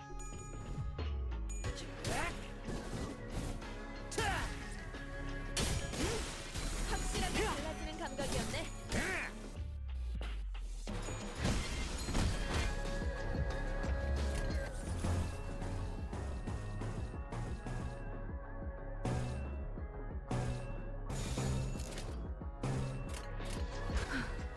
전투에 임하겠습니다.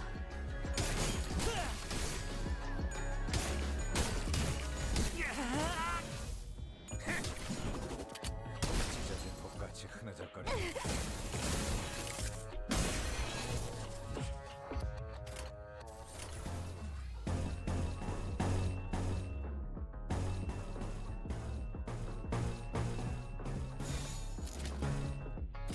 Gregor just going, guys, can you not?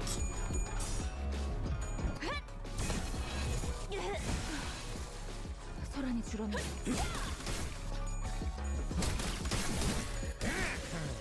별것도 아니네.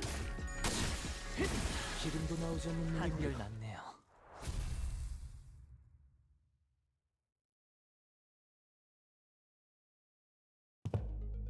This really isn't a great start, fellas. It's never easy, is it? Hey, at least we got a nice warm-up. Wasn't all bad. I don't know, this seems much more serious than our usual street brawls. Ismail's right. They weren't your everyday thugs who pick fights with random people for no good reason. They were contracted by someone to specifically target and eliminate Hong Lu. And given how open they were about their intent, calling it a contract doesn't seem like whoever gave the contract was exactly going for subtlety. Then maybe this is what Josie Shun was talking about way back when she mentioned surviving as heirs. Whoever's behind this must have a bone to pick with Hong Lu. Indeed, it seems that we must expect more skirmishes like this going forward. Alas, was this trial not readily overcome? Not the point. Think on it a little more. Seems like they're assuming that Hong Lu's brought something here in order to participate in that family hierarchy evaluation. Then there's no reason to assume that we've seen the last of them. They're going to try again to take out the competition. A highly accurate assessment of the situation by the executive manager. I expected no less from someone of your genius. I can't wait for it to be your turn so I can shut you the fuck up. Going for the classics of brown-nosing today, Otis? Since when was it brown-nosing to compliment a job well done? Do you not expect? This inane conversation is most riveting, but I would prefer some silence while we wait. It seems that the company foresaw such difficulties. They've sent you a support team to help handle this issue. We heard voices coming from behind us, from where Virgilius pointed. My, you guys still haven't learned how to stick to the plan, have you? Effie? It really threw me off when I was told to meet you in some backstreets location away from our agreed rendezvous point. A familiar voice. A voice we could not forget. Oh, sorry. Right idea, wrong name. Been a while, everyone. Hi, I'm here too. We turn around to follow where the voice was coming from and recognize the two people we've been hoping to see again.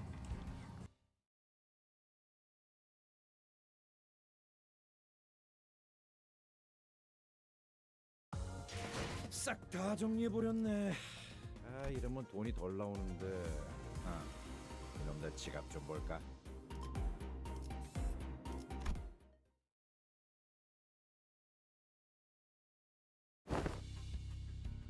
Solved? And hey, pilot, right? You're... What's wrong? It's like you're all looking at a ghost. Pilot, didn't you tell me that you shared my news with them the last time?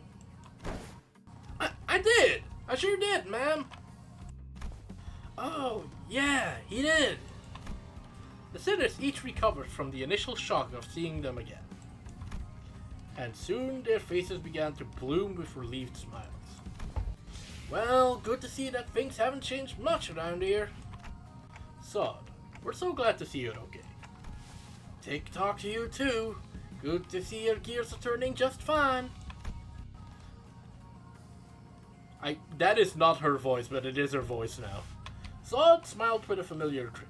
She did not seem to have changed much since the last time we met, save for a few minor differences. Her outfit and her badge, for example. Last I recall, you were promoted, yes? Allow me to congratulate you. Yeah. Or the hints of melancholy hanging from her smile and flickering in her eye. Hey! I am merely congratulating her on her promotion and offering her recognition of her excellent accomplishment. I don't see what your problem is here. But we all know the meaning behind that promotion carries. Indeed, and it is very profound. After all, what meaning is there to a promotion attained without spilling some blood? You're a real piece of work. Let me ask you something then. If everyone behaves like you do around her, tiptoeing around the facts, keeping it hush-hush about what happened, where's she going to get the bare minimum of the recognition and the consolation she deserves?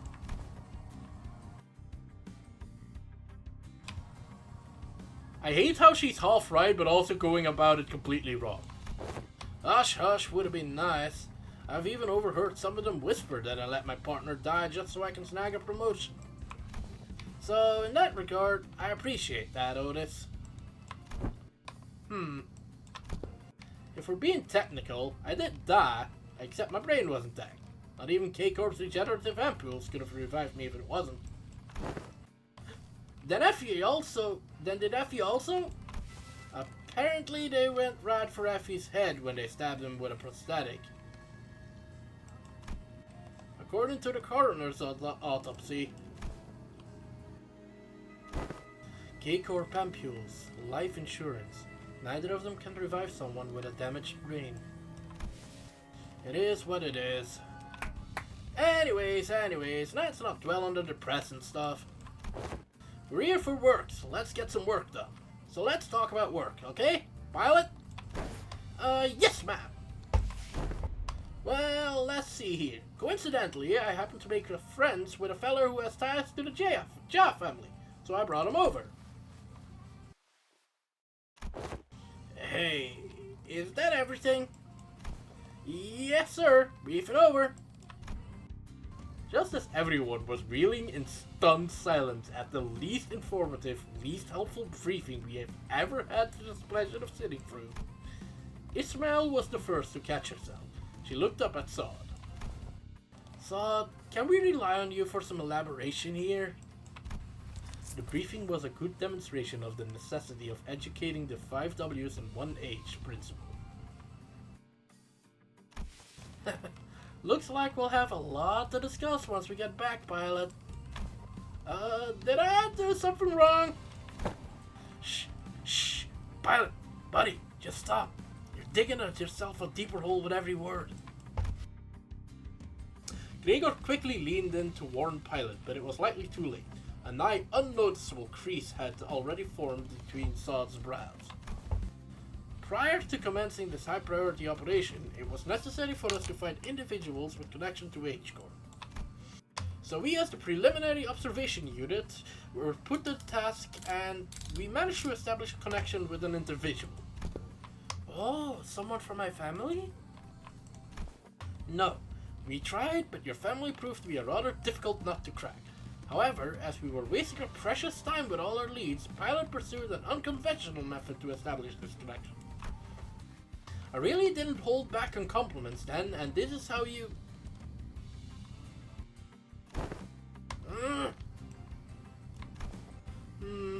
our collaborator is a former employee of the Jia family. After leaving the family, he now runs a lodging business. That it is likely that he is far removed from the family politics. Less motivation for him to attack us due to conflicting interests. Yes, and according to Pilot's report, he still regards the Jia family positively. How can I not, considering all the blessings they have given me? An unfamiliar voice buttoned into the conversation, as though to continue Saul's explanation. I humbly present myself before the fellowship of young Master Bao Yu. Please call me Qing Tao. He greeted us in a most polite fashion before bringing his hands together in an odd motion. Oh, is this how people greet each other here?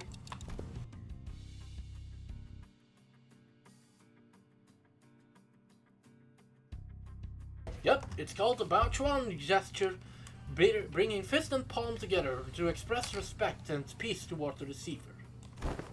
Aha! Knights greet one another by shaking their hands for the self-same purposes. Forsooth, thou art indeed one possessed of the chivalrous spirit.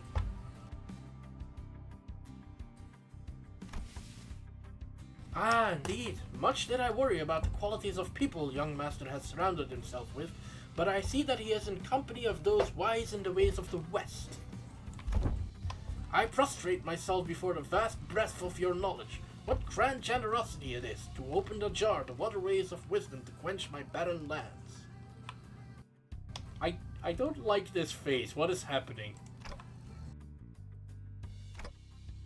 Something feels familiar about this.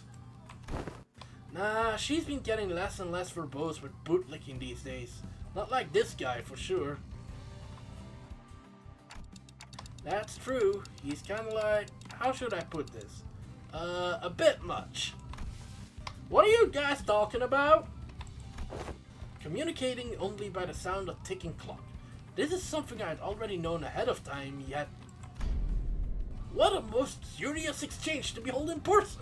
Brief this journey may be, yet I shall find myself thoroughly entertained in its entirety.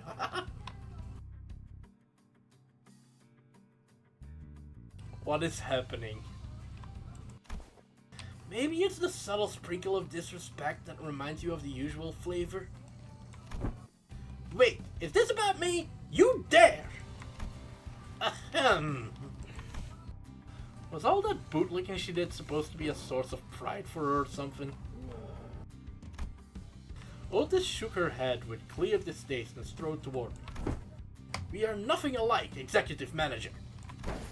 Never have I once said such empty flattery in your presence, filled with nothing but hot air and superlatives. I'll leave the guidance of these backstreets to him. Well, looks like this is where... Sauter fell silent, her eyes lingering on Vergilius, who stood somewhat apart from the rest. So I finally get to meet the Red Gaze in the flesh. I've been looking forward to this day for a long time. Affy would have loved to be here. Manager!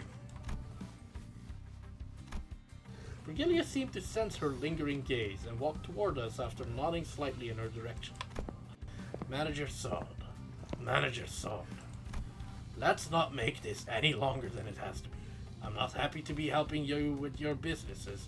I'd much rather put this behind me as soon as possible. Oh, please, it's our historic first collaborative operation, isn't it? Can't you spend a little more time with us? The guide bud's actually doing something? That guide? Yes. Unfortunately, LCC has their own business to take care of today, so I won't be accompanying the LCB this time, and the Red Gaze will be helping us out to get it done. Taking Mephi there. Vroom vroom. Maybe it's not that unfortunate now that I think about it. I feel like every mission with the LCB has always been an uphill battle to get anything done.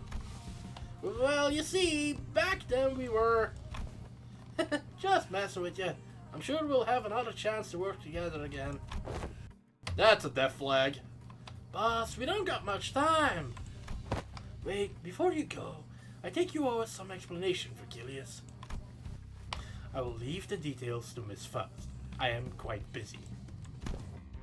Very, very well. Vergilius turned around and left toward Mephistopheles with an oddly disgruntled expression.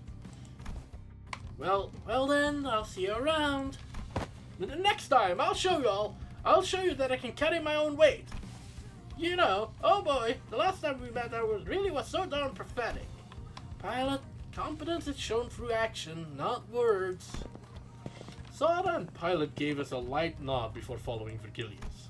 Some sinners opened their mouths to speak, hesitated, and closed them again. We let them go without a word. Perhaps we didn't know what we could say to not make this an awkward farewell.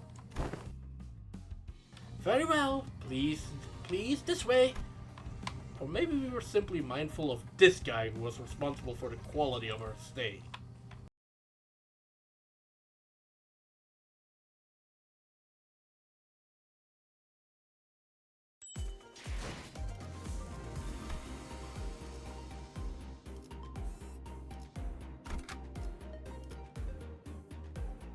임무 시작.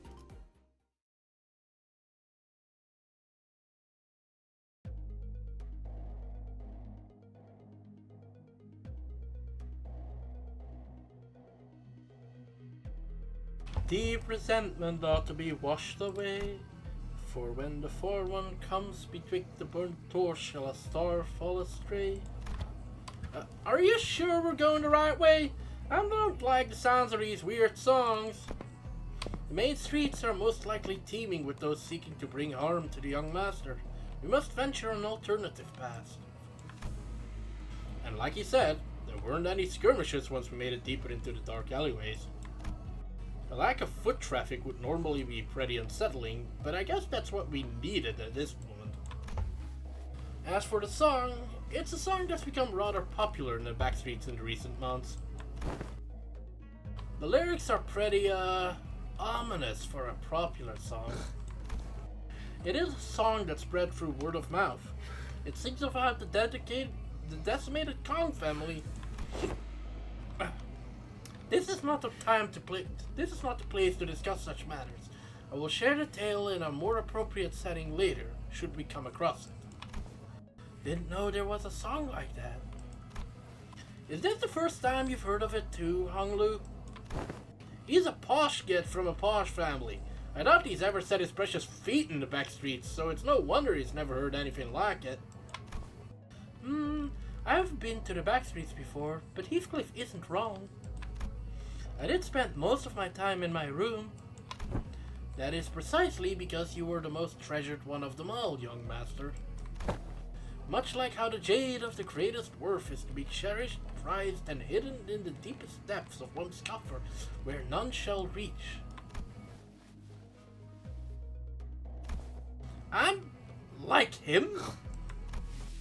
To a lesser degree, particularly as of late. So that guy used to work for the Jia family, huh? Do you know him, Honglu? Young master, is there something on my face? Aha. Honglu stopped himself as though a thought flashed in his head and glanced quietly in my direction. Then, it's nothing. Shall we continue walking down this road? Indeed, humble as I may be, I am very well versed in the roads of this area.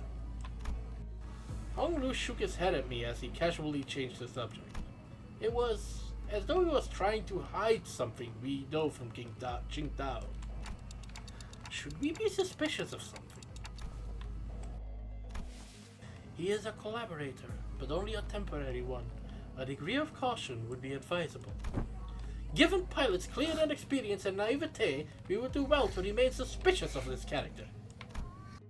Faust and Otis approached me as Honglu was nodding along and chatting amicably with our guide.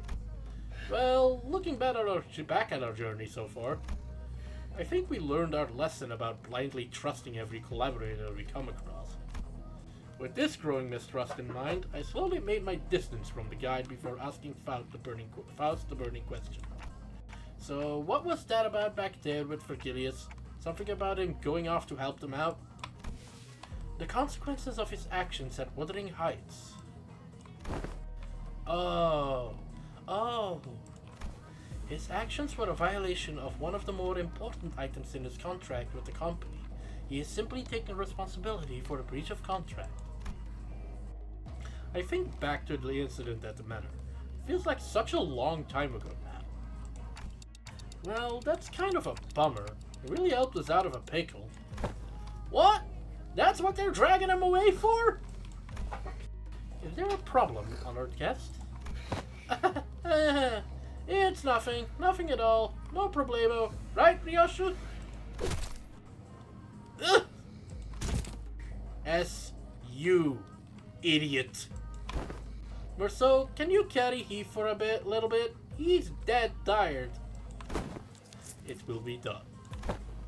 Heathcliff, punched in the guts by the hilt of Ryoshu's sword, fell forward right onto Merceau's welcoming shoulder. Rodia? You know the kind of person I hate the most? The kind of dull people who can't read the room? Don't you feel the same way, Dante? Yep. I nodded enthusiastically, as something seemed to imply that she wasn't really asking me a question. I don't think she was about to punch my lights out, but... Rodion and Ryoshu judged correctly this time. Classified company information must not be discussed in the presence of an outsider. Reminds me of the time he got knocked out cold for a while because he kept asking questions without raising his hands. This guy just doesn't learn, huh? You successfully preserved the secrecy of classified information without spilling blood. I applaud this policy. I did good, didn't I? I'm just not a fan of how they're treating Heathcliff like dirt now. If it is no problemo, as you say, then that is well indeed. Yet I worry that it appears that the problem has found us anyway. I stopped and looked around, realizing that we were surrounded by a group of people wielding various weapons in their hands. What happened to finding us a safer path? It is likely that my guidance has indeed given us a much safer path away from the more obvious skirmishes. However, to my great regret, it appears that the more observant of our enemies have tracked us here. Damn it! Then what are you even here for? Isn't it your job to prevent this exact scenario? Let's leave the finger pointing for later. We're gonna have to take them all down. They must not be allowed to disseminate our current location. Exactly! Where are you slinking off to, Mr. Qingtao? I must regrettably and humbly say that my talents in war are terribly lacking, so I intend to become scarce for a moment. Yet I have the utmost faith in the strengths of our young master and the honored guests in overcoming this adversity, so... Qingtao was already standing so far away from the front lines that he was practically hiding behind me. Faust, anything you can tell us about these enemies? No, but a consultation with the Gesellschaft seems unnecessary if we are to determine whether negotiating with them is an option. They're coming. Merceau, wake Heathcliff up and set him down. It will be done. Dunk!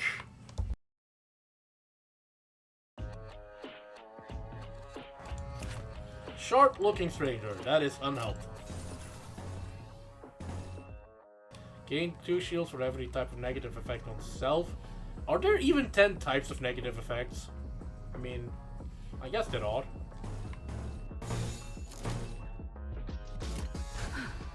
전투에 임하겠습니다.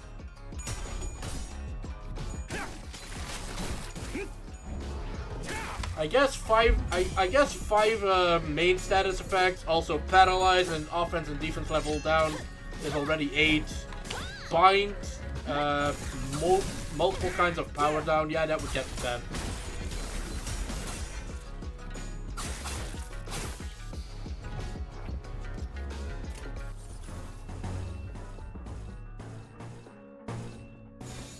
집속불 뇌파 충전.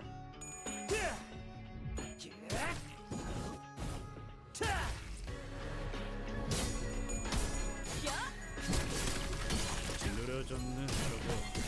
맞추기 쉽고. Yeah, true, also unique. I can't even begin to count how many variants of Tremor there are. 똑같이 흐느적거리는구만.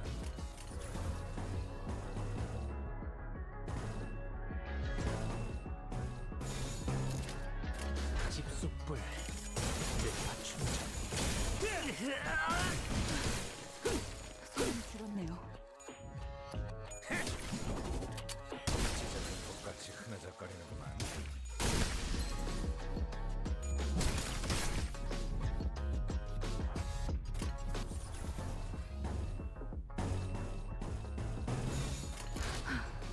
전투에 임하겠습니다.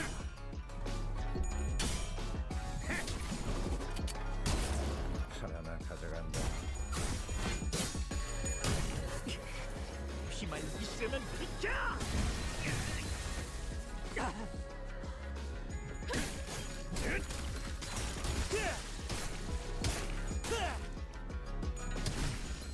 제법 지쳤나 보.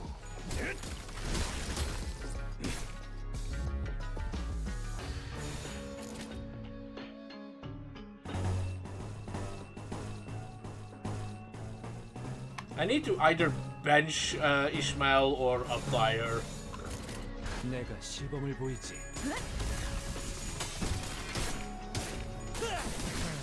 그거 아니야.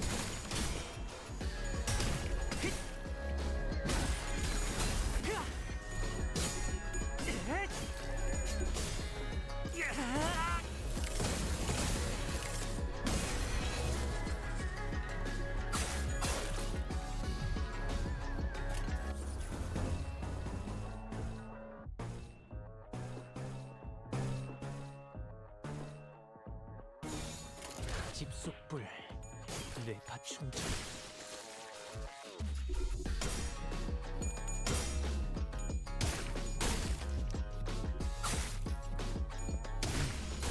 제법 지쳤나 보.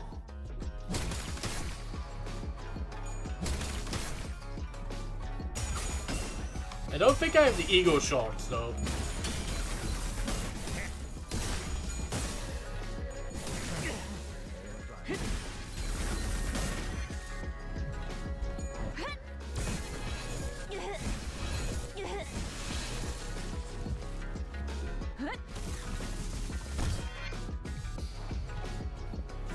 집속불 내 가충전. 기름도 나오지 않는 놈이구려.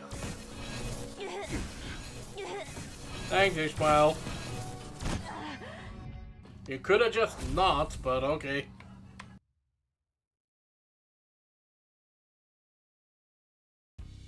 Hostiles in the immediate vicinity have been eliminated. Our collaborator, who'd been hiding far from the battle, quickly ran up to our side as soon as the fight ended. Is this entire fucking Intervallo just going to be bullying Otis? Are you unhurt, young master? Yep, I'm totally fine. Of course, our honored guest's martial skills were all exceptionally brilliant, but, young master, your light was the brightest even amongst the incandescent. Please stop using the word incandescent.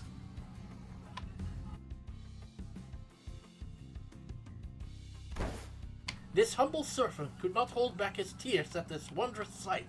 To witness such excellent martial arts from none other than the young master himself was an unexpected surprise. But don't the children of the Jia family undergo all kinds of strict training regimens from childhood? It was simply my assumption that young master had ceased his trainings once he departed the family. Anyways, how do you think they tracked us down anyway? About that. It appears that we weren't exactly tracked down.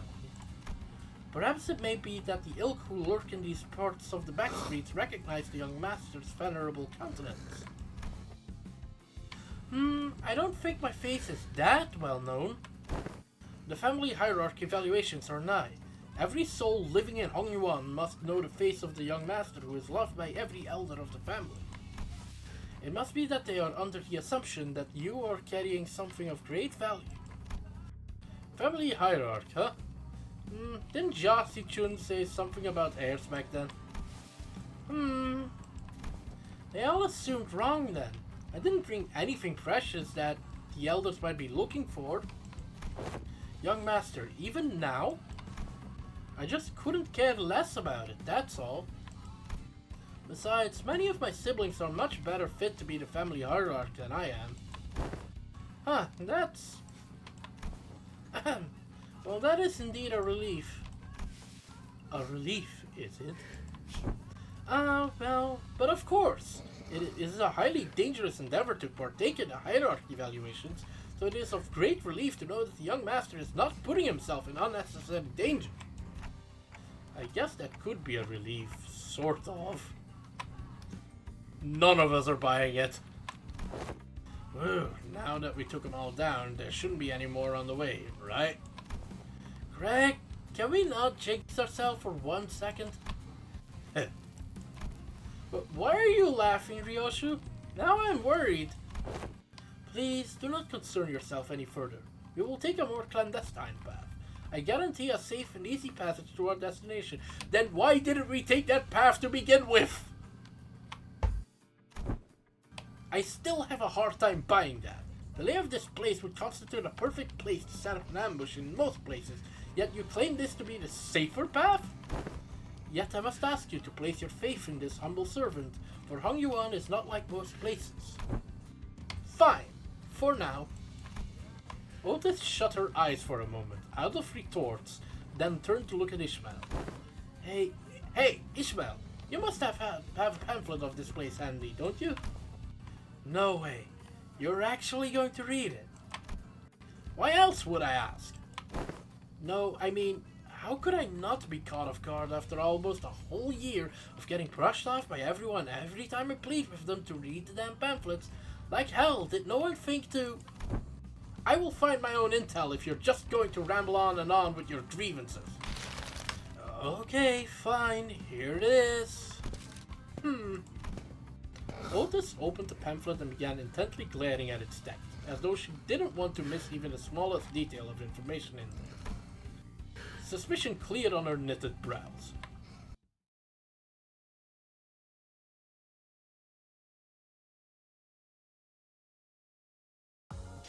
싹 다 정리해버렸네. I don't know which of the two is worse, that she's just not giving me the pamphlet, or that Dante is just not reading the damn thing. Because I kind of want to see these pamphlets. 작살 Kizan. 놓치지 말게. Kishan. That is a lot of noises.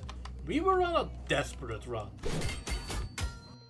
All the while fighting off hordes upon hordes of enemies. Oi! What happened to safe and easy passage? Explain this shite! It appears that the young master's radiant countenance was made known. I thought we were finding a more clandestine passage. How come we're getting jumped by even more enemies? As I have said, the young master's radiant... At least try to give a little variation to your excuses. I cannot so easily say that he is being untruthful, given the disjointed allegiance of the enemies attacking us. Otis played with the pamphlet in her hand, clearly frustrated but unable to establish anything concrete. For people without a clear allegiance to attack a member of the Jia family. Looks like everyone in the back streets has been getting pretty plucky while I was away. Back then, I couldn't even catch a glimpse of their faces. They'd all be on their hands and knees whenever we walked past. Ah, what a wonderful change. Oi, shove that wonderful change up your ass, you bloody loon. How much longer till we get there? My Kazan is near. Calm your worries. Our guide seems oddly calmer now than he did at the beginning of this journey. Did he really get numb to all the violence that fast, or... Speaking of which, what's a Gajan?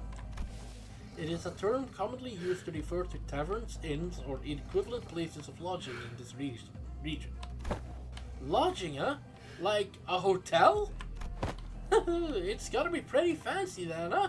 Do they serve like complimentary snacks and drinks like the warp train? Not sure about that, but it seems like Gijans also serve alcohol and food alongside their lodging services. Maybe we can get a meal in there. And phew, hopefully we won't be attacked there like this.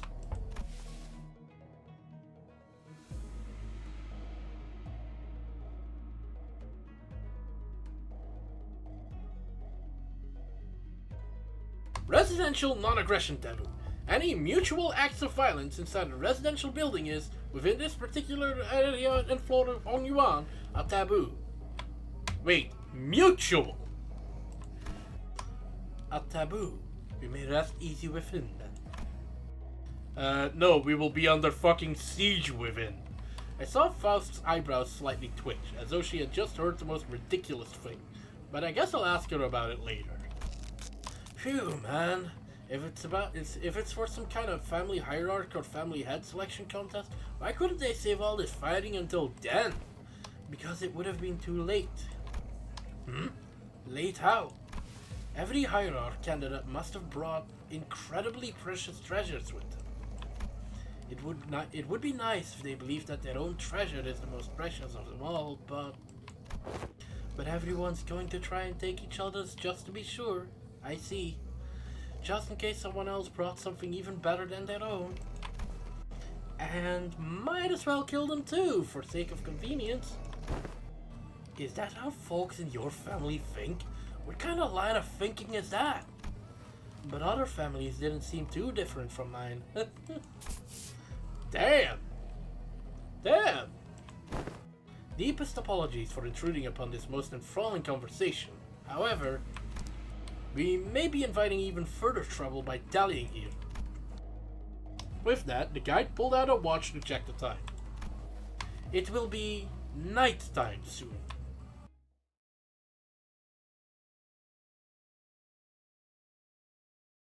And we all know what happens at the back streets at night. Indigo noon. 집속불 내가 충전. It would be really funny if that's the next Walpurgis night.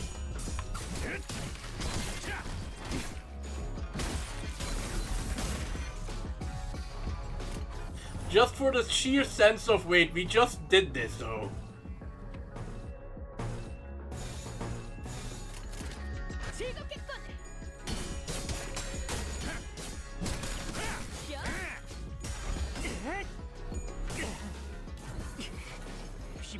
있으면 비켜! 조용히.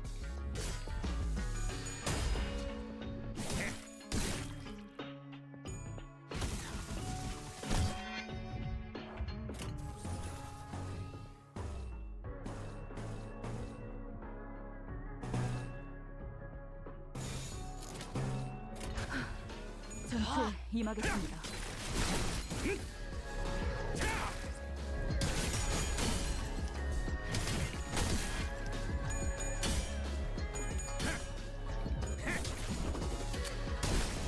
하나 가져간다.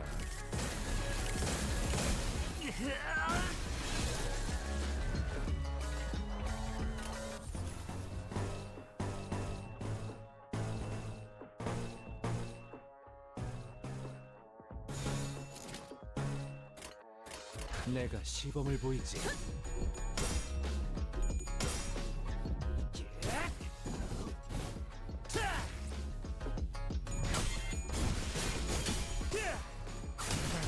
별것도 아니네.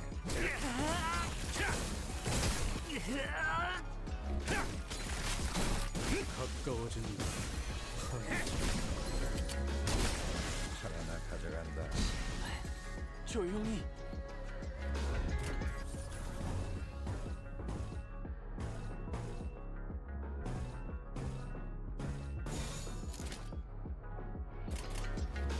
즐겁겠군.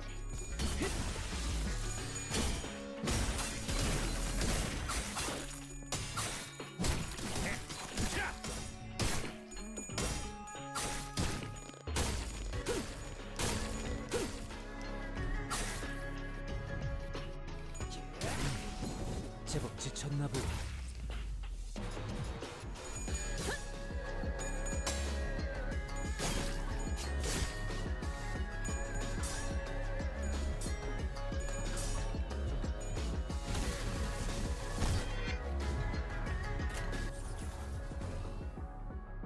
God damn it, Ishmael.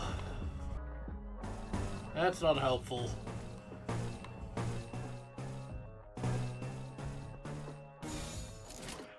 즐겁겠군.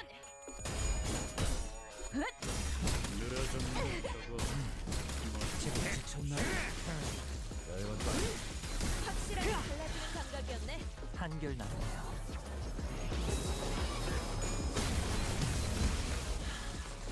한결 낫네요.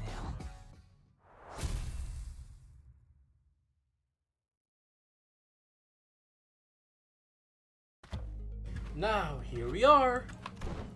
Is this the place? After running through the alleyway after alleyway, after turning corner after corner, finally came across the side of several small buildings tightly built next to one another.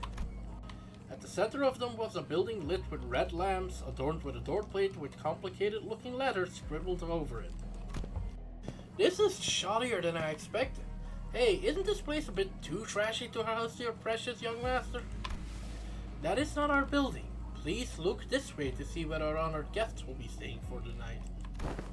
I knew it! I heard so much from Hong Lu about all the splendor, Huh? We followed Jing Tao's finger and he arrived at a small warehouse of sorts, its exterior painted in black. That looks smaller than even Mephistopheles. Can we all even fit in there? Hey, that place looks trashy as heck, even for us, let alone your young master. This is the nearest Gijon we could afford to stay in, at least among the ones that I manage, yet its location in the backstreets heavily limits the level of decency it can afford. My deepest and sincerest apologies, young master. Don't worry, we can't always sleep in decent places. It looks just fine for an overnight stay to me. Are you nuts? Can that thing even fit all of us in there? Much that I wish to guide the honored guests to the family mansion in the central zone. However, the time... Oh, the sweeping wave. Doesn't that start at 3:13 in the morning? I feel like we've got plenty of time to get that. Oh no, why did you say that? Exactly. Don't we have more than enough time to get to the family mansion? According to the H-Corp travel guide, the central area is only like an hour away from here. Yeah. Ishmael. An hour without all the fucking combat going on. Had the honored guest traveled to District 8 before? Well, no, this is my first time here, but... Then one must ask how the honored guest could claim to have the full understanding of a place merely by flipping through a book, when she hasn't had to contend with it in person. Innumerable and predictable changes awaiting this teeming jungle of buildings, the ever-shifting structures, the constantly changing paths, ambushes for foolish yet vicious syndicates or even officers of the backstreets. Oh, we are beset by danger from all sides. Such bold, flippant approach to predicting the phenomena of this place is to court death. Even a toddler must know that. One fails to disguise his utter sorrow at the inadequacy of her wisdom. Is it just me, or are we all thinking back to Ishmael back at the Great Lake? Zip it, Dante! But if the guidebook lists a path, does it not imply that it is technically possible to reach it there in time? Otis suddenly took a step forward. In her hand was the H-Corp travel pamphlet that Ishmael was talking about. I have faith that if our executive manager would lead us in your directionally challenged stead, they would be able to lead us to our direction before night falls. Me. This does not appear to have been discussed before. Very well, allow me to speak freely, without frills. My responsibility is to bring the honored guests to the central zone, and to ensure the young master's safety. It is, indeed, technically possible to reach the family mansion before the night in the back streets commences. Technically.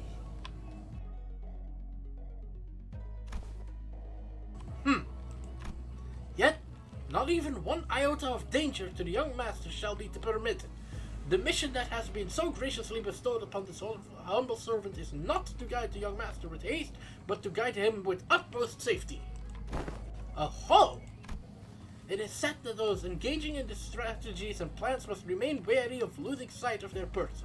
To stubbornly forge on toward family management in lieu of necessary intel to see when these mobs of assailant would end is to wrongly prioritize the journey over the destination. You! Oh, you! Wonderful. Truly impressive. You have all the qualities of someone I would trust with my life when devising a strategy. This is the most fitting attitude for those who genuinely wish the best for those they serve. Really? You're just gonna start going along with him all of a sudden? I have misunderstood your intentions, truly. They sparked my ire by comparing some of your choice words with my v0.0. Yet now my eyes have been opened to the honest loyalty that lies within your heart. This humble servant did not even imagine even in his wildest dreams that there would be someone who understands the fathoms of his loyalty. It seems that young master has certainly gained an eye for allies and fellowships. This is a cause for much relief in my heart.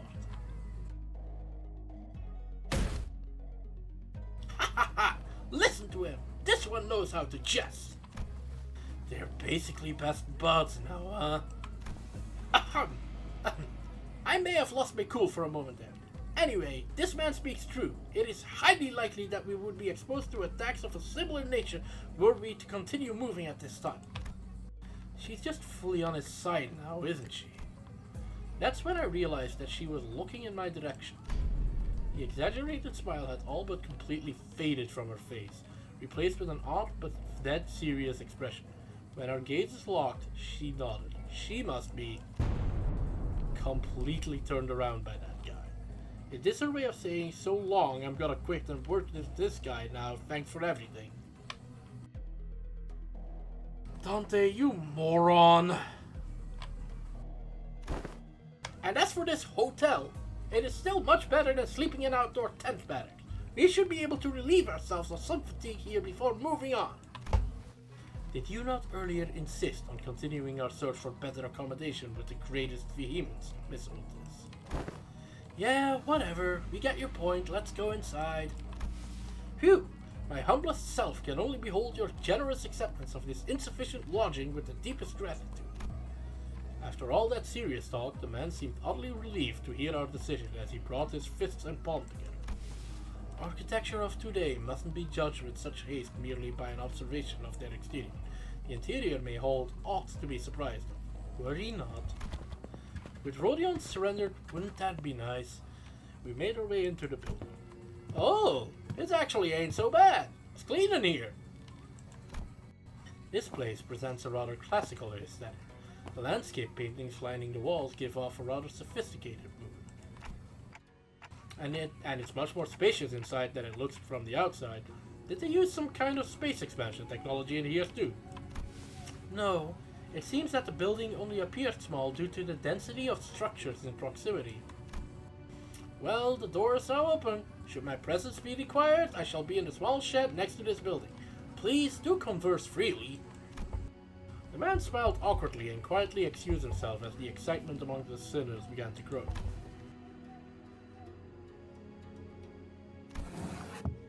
Meanwhile, Honglu stood a fair distance from the guide, quietly watching his face as he left. His expression was enigmatic, as if he were gazing upon the clouds, the flowers, or even the wind.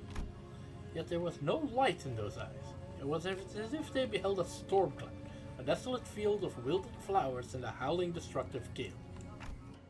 Do you suspect something, Honglu? So I decided to ask. Not yet, I don't think. Huh? Not yet? So, big brother, something fell off to you too, huh? That was not Zichun's voice. That's where we caught a familiar voice. Oh, hi. Wow, Zichun, it's you. And so soon, too. Yeah, I told you I had a feeling we'd be seeing each other again very soon. Have you been well, young master? I'm so well to see that you're doing well, Mr. Wei. Oh, wait. Don't tell me you're staying here too, Zichun. I normally wouldn't even ever set foot in a place like this, but I ran into some kind of large-scale construction on my way back to the family mansion. I had to come in through the back streets. So we weren't the only ones troubled by that random construction site. Whoa! Hail to thee! Ugh! The confident look on Shichun's face was immediately replaced by that of alarm. Did she lose her memories again? Is she with you? No, Don Quixote is the same as always. Ahem, ahem. But she looks like such an airhead. Young Zichun! Well, wouldst thou accompany me to the lounge for a moment so that we may share a moment of catching up?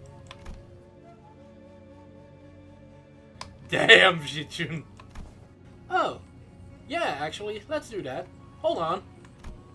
Jiao Zichun seemed to hesitate for a moment, staring at Don Quixote after hearing that her memories were intact, before walking right up to her. I like that idea. Shall we? Wei, why don't you go find a room for me to stay in while I talk some things out with her? What? You wanted to do some catching up, right? There's Manager Esquire! Loss of critical personnel may be a cause for disciplinary action, Dante. I don't think there's anything wrong with making friends, though. Looks like Zichun really likes Don Quixote if she's comfortable enough to tease her like that. It's not Don Quixote she likes. She obviously just wants Don Quixote's power she saw back there. My lady, this is hardly the appropriate place for... Fine, I'll try again later. Go get some sleep. I'm heading in, too. Zichun sighed with a bit of disappointment before heading into the lobby. Well, let's all head inside now. So I and the rest of the sinners followed her into the lodge. I look forward to when I'm done with this so I can stop voice acting. 싹 다 정리해버렸네. 아, 이러면 돈이 덜 나오는데. 아, 이놈들 지갑 좀 볼까?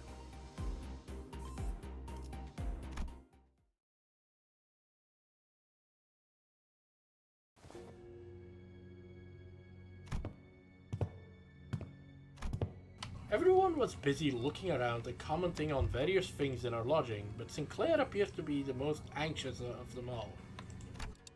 Sinclair? Something in here stands out. Like, imagine an ideal picture. Did you call? I missed that jokey song. That's not what I'm not... Anyway, am I the only one who feels like something stands out like a sore thumb from the whole picture? Oh, yeah, glad you brought it up. I didn't say anything because I thought it was just me. Oh, yeah. So what's so off about this place? Isn't it obvious? Where's all the complimentary snacks go? What's with that mystery table at the center of this room?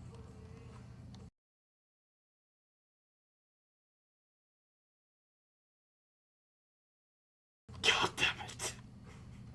That one actually got me.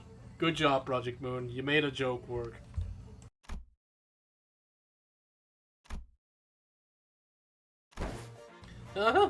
That is kinda weird though. What's that table doing there? Its saturated colors are quite a pleasant sight to behold. So, is it any better inside? What the hell is that hideous table? The kerfuffle sparked by the particularly unsightful piece of indoor furniture calmed somewhat once everyone made it inside the building. Of course, no one was able to discern the real purpose of that table yet. Every step on the floor leaves black residue on the shoes. Not only the floor, touching the wall leaves an unidentified black substance on one's fingers. Not to mention how the walls ripple in an odd fashion. What could possibly be the construction of this structure? Well, my guess is that the maintenance staff's been slacking. Maybe, but why is everything so neatly organized if that's the case? I've been into enough seedy establishments to tell when a place has gone a while without a tidy up. Ahem! At least it appears that each room is furnished with a bed. While this is far from optimal, Executive Manager, we may be able to rest here. Huh. I guess they really didn't have the time to clean up. Jia Zichun, the last person to walk in after having taken her time to examine the area outside the lobby, stared blankly around the room with an aghast expression. I'm not even sure what to say to this ridiculous negligence. Then found her room after leaving a scathing remark. It ain't the first time we're sauntering right into some shady business, isn't it? Let's just cross that bridge when we come to it, yeah? I guess. Anyone could tell that there was something definitely wrong with that about that guy. Some sinners, including Heathcliff, had already slumped to the floor, vociferously expressing their desire to rest with a collective sigh of exhaustion. Well, it is pretty weird, but at least we have a roof over our heads. In that case, Dante, perhaps this may be a good time to announce today's close of business. Huh, I've never made this announcement outside the bus before.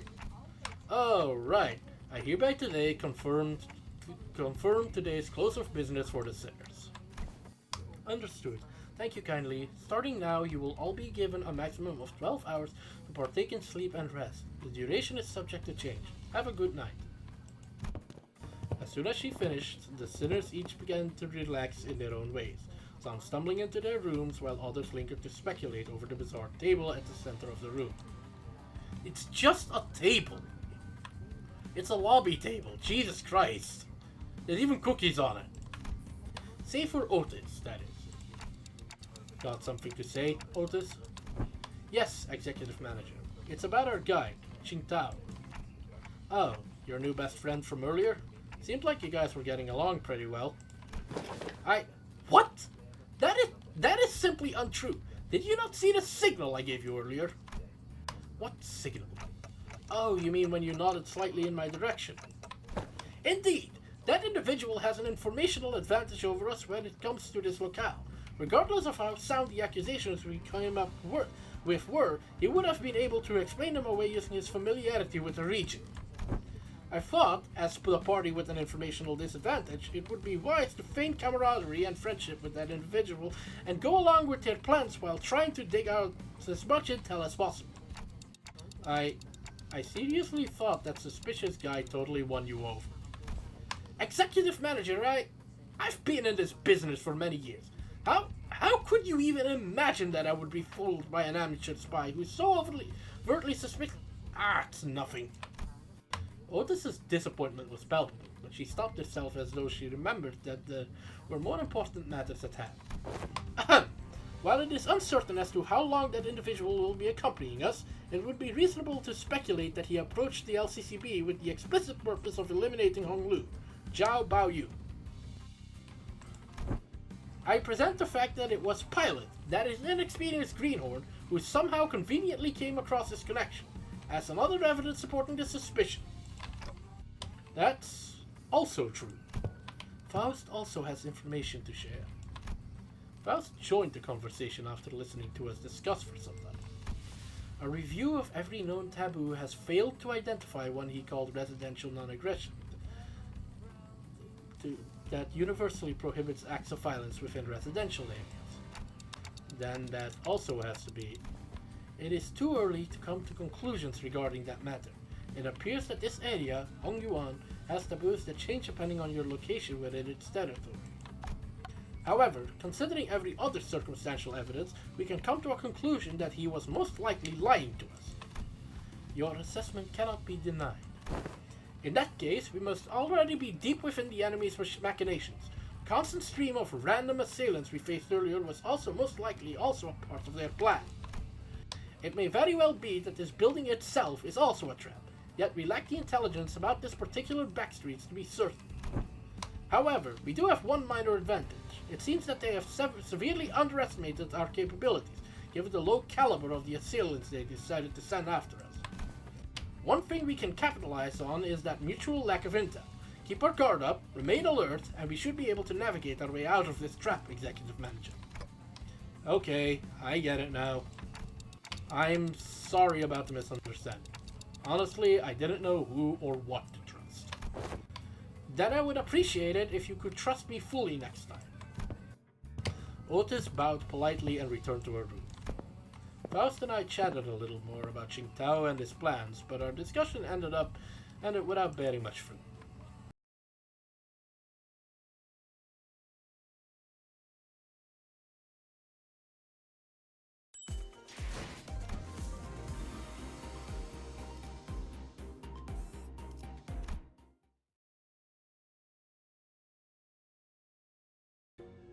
I realized that Hong Lu was missing as I was spending time chatting with the sinners. I didn't notice him going into his room. So I walked to the exit, about to look for Honglu outside, and ran into Jia Zhijun and Wei, who decided to stay in the room close to the door. It's getting late. Where are you going alone without a guard? Oh, just looking for Honglu. Right. I can't understand what you're saying. Oh, right. When it comes to conversing without sinners, I first find that there are two types of people. The first type usually says whatever is on their mind without pausing for or caring to hear my reply. Given this type of person isn't actually looking to communicate with me, that simplifies things a little on my end. However, it's also oddly insulting, as it seems as though they don't recognize me as a human, but rather a wall, or a clock on a wall. And the other type is the one that reads me so well that they might as well be able to hear what I'm saying.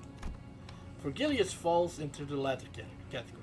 He recognizes the pitch of my tics and talks, reads my body language, or sometimes even claims to see my expressions, like how Don Quixote does.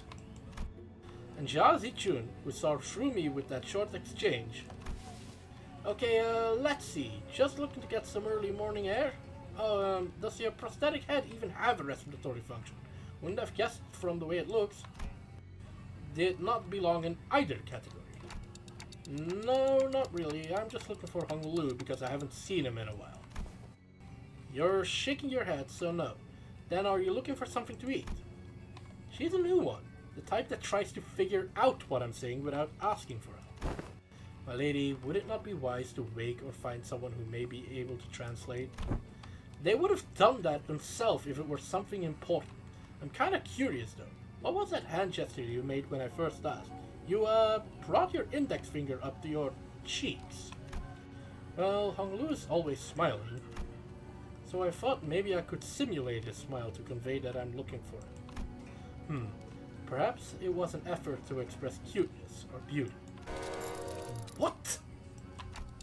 No, I was just trying to express a smiling face. Oh no, this isn't going to be easy, is it?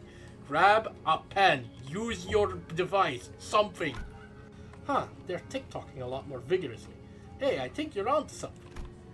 This conversation was starting to veer into a completely unintended territory. After a bit of trial and error, I see. You're looking for my big brother, huh? We took some very roundabout ways, but I was eventually able to get her to understand what I was trying to say. Well, if he's who you're looking for, that's easy. You should be able to find him by the lounge back there. I doubt he got very far from there, if he even left. So that's what you were trying to so hard to communicate. Jia Zhijun was, strangely enough, disappointed and dispirited by my reply. I did have something to tell you though, too, but never mind. I feel like the mood's been ruined. Let's talk about this at another time. I was curious, but it would also take ages for me to ask how she's feeling. So I nodded to express my gratitude before heading back to the back entrance, and found Hong Lu gazing at the hazy scene out the opaque window. What are you doing here? People watching. There were some people stumbling through the streets outside. As I stared outside the window at the scene, Hong Lu seemed to sense what I was thinking and began.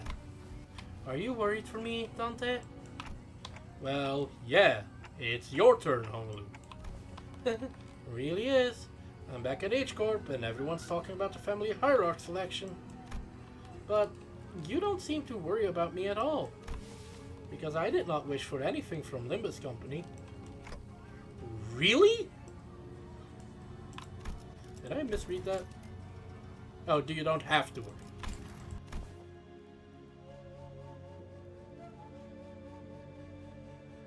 I'm not like Yi-san. I'm not hiding my true feelings. No one gave me a wonderful promise like they would help me recover my torn and broken wings. I joined only to have some new experience, that's all. But we do know that something's definitely going to happen, whatever it might be. Something that will shake you to your very core. Even if you didn't wish for anything, going through something like that could. Probably, yes, but it's okay. I'm used to being led by the will of others anyway. No matter what happens here, I can't do this like everyone else. Because that's how it's always been. Whatever happens to me, or to those around me, I only... A loud, boisterous bellow suddenly cut Honglu off before he would even finish his sentence. Oi! Let go of me! Just listen to that sod talking and tell me I'm not supposed to get mad at that. Dang it, lower your voice. What are you guys doing back there? Gregor and Heathcliff, who were most likely hiding behind the entrance door, tumbled into view. I knew I shouldn't have come here with this guy. Could you be patient for even a few minutes before bursting out of here? How long have you two been listening? From the very start, of course. I thought it was finally making some sense at first, but what's that? That you're used to following others' will? I didn't mean to irk you, Heathcliff. I'm only telling the truth. Bloody hell, I'm about to burst a vessel. Oi, buggy bloke. Am I supposed to practice patience after listening to that drivel? I think I'm practicing plenty of patience despite you calling me buggy bloke out of nowhere. So yeah, you are. That's not what I... Finally, some silence. Anyway, sorry about listening in, fellas. I'll let you in on some big secret if you let this one slide, though. What's the secret? Gregor rubbed his arm awkwardly as I stared at him in silence, then pointed at the pillar in an exaggerated motion. Guess who's hiding behind that pillar, Manager Bud? Fuck's sake, Project Moon. See, when you don't do cringe comedy, it's so much easier to laugh at. I mean, this is still kind of cringe comedy, but it's better cringe comedy. How could you betray us like that, Gregor? B-W-A-H-A. Bad, weak, and highly annoying. Good night, snooze fests, she says. Huh? Did I get that wrong? I never said GNS. When did you get an FU?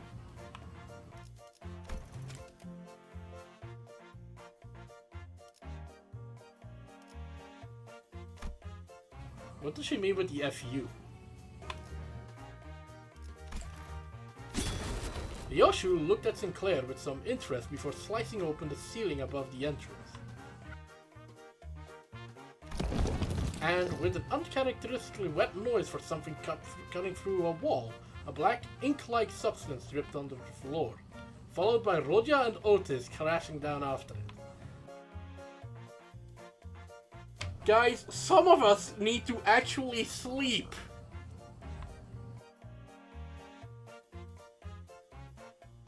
We can't all be tired. GTFO.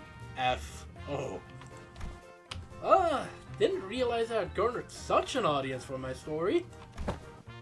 Executive Manager, the sole reason I followed you out here was for the purpose of protection, as I was concerned for your safety.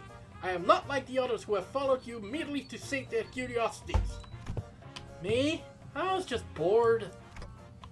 Honestly, Rodia, I appreciate it. Then shall we continue the conversation, Dante? Everyone, back to your rooms now. It's nice that Dante is showing emotions for once.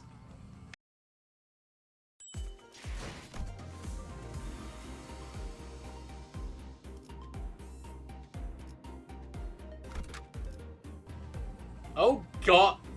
Let's see. You're awake. Heath.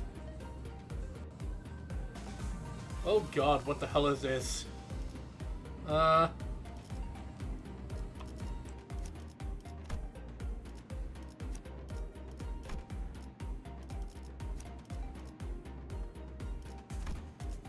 직접 손봐주지.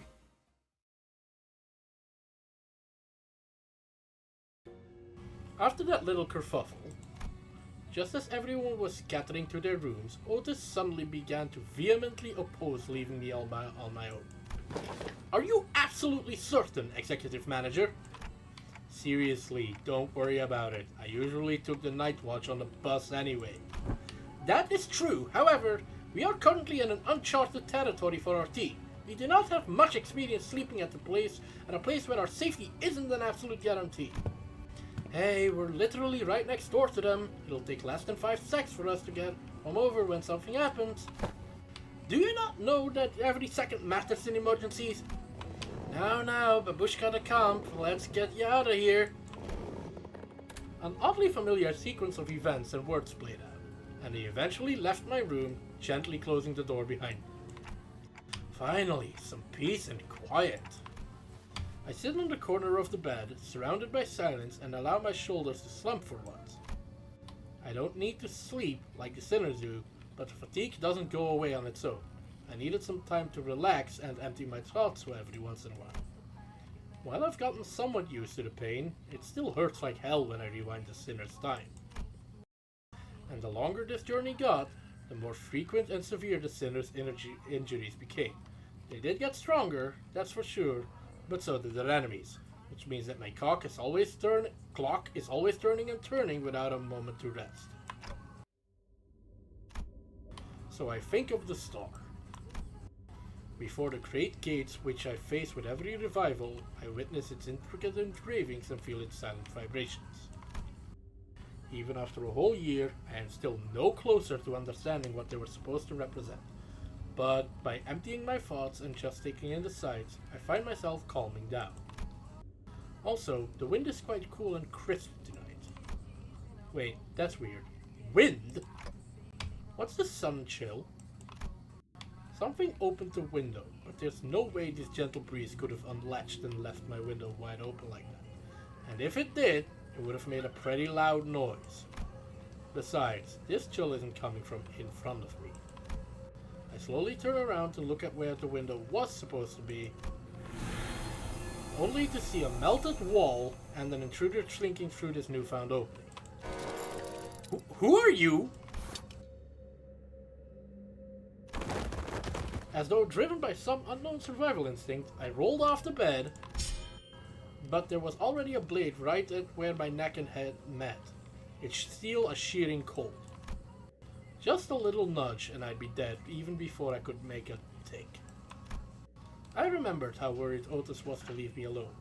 I thought she was just being paranoid. I should have trusted her judgment. Just as I was getting ready for my final struggle, my final moments filled with regret about not listening to Otis's advice. What a pathetically thin blade. Too delicate to have the clock CIH, don't you think? Ryoshu leapt down from the ceiling and deflected the assailant's dagger away from me. Ryoshu! Snuck in thinking I was about to see something interesting, but you're just some beast with steel. I looked up to see the ceiling torn open, dripping with viscous pink-like fluids, just as I saw earlier during my conversation with Hongru. Executive Manager, are you unharmed? And Otis peeking out from the gap. I, Otis, was the one who instructed Ryoshu that the ceiling had a room to hide in. Remember that. Shut up and help me. Oh, I thought this one was just some beast with steel. I could have cut this beast in half, sword and all, had I not been on the bus. All of your abilities were diminished the moment you were hired by this company, equally defanged and depowered, if you will. I suddenly recalled Hohenheim's commentary back at the LCE. I had a vague notion of what he meant, but now I was really feeling it. NFW. What is happening? Just as Ryoshu was struggling to stop that one blade, the intruder pulled out another dagger with their other arm and slashed at Ryoshu's neck. A beast of a Heisho pack. The intruder would have cut her throat had Rei not burst in through my door. Who wields you now? I don't suppose dialogue is an option. Light enters not the vast gardens, yet falls a star into its fathom still. Not that fucking song again. Ah, No! The intruder reached into his clothes, muttering an odd invocation. Little shit. A talisman. Ugh. Wei! Get it together! My lady! Just as the intruder's muttering began to grow intense, Jiazi Chun leapt into my room and struck the stranger with her fan. Were you going to let that bastard finish that stupid spell? They almost activated the Q-Corp talisman. Apologies, my lady. It seems that I still remain somewhat bound by that spell. Listen, you're no longer a Haitian. You serve me now. Got that? You don't have to let those things control you anymore. Yes, my lady. My apologies. I fell limply to the bed with a sudden alleviation of stress and pressure. Hey, are you... I can't understand them anyway. I'm not even voice acting her anymore. I managed to stop the assassin before he laid a hand on them, fortunately. Got it! I don't think there was anyone else in here. Let's switch the lights on. Click.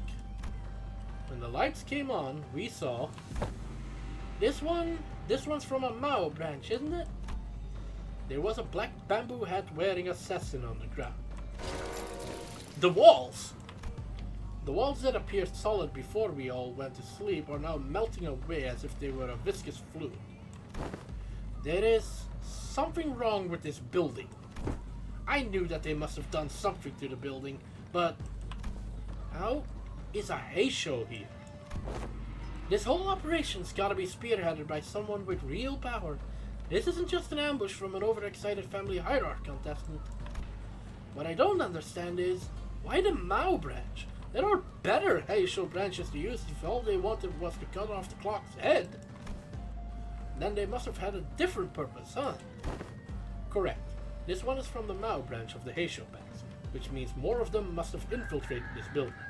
Though not at the scale of the Z branch, the Mao branch always moves in groups. Therefore, their goal must be to kill every guest staying at Skijan, including you, my lady.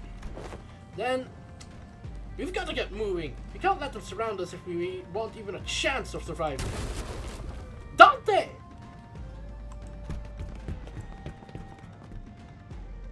Sinners burst into my room, slamming the door open again. The Dart! Thank me later. If we don't move our asses, we're good as dead. Wait! Yes. We don't have the time to contact the main forces of our faction at the family mansion. You know what to do when we're at a numerical disadvantage, right? It will be done, my lady. Jiazi Chun and Wei immediately stormed out of the room as soon as they saw the sinners empty, as though they've been waiting in here for my protection. Don Quixote and Gregor stood red-faced and on edge. Marceau was covered in battle wounds, and Otis wore an inscrutable expression. I stand before you in shame. Do I have to borrow the hands of another to protect the executive manager? No, I should have listened to what you said.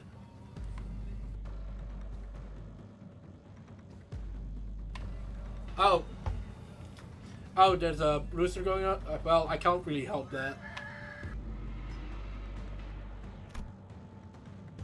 Extrapolating from the pattern by which the walls have disintegrated, it is likely that they utilized the identical means of infiltration for each city. Oh, right. Were you attacked by bamboo-hatted assailants too? Their ranks numbered many, Manager Esquire. Yet, for how many of them there were, they were unsettlingly silent. Verily, we were almost... Not almost. I saw on the way here that some of us did get killed, impaled straight through the guts. So what he said about how fighting indoors was a taboo. Yes, I'll lie. How utterly cowardly and unjust of these vile curs to strike from the shadows. Alas, now is not the moment to ruminate upon their villainy. Correct. Besides, there's more of them waiting to sink their blades into us.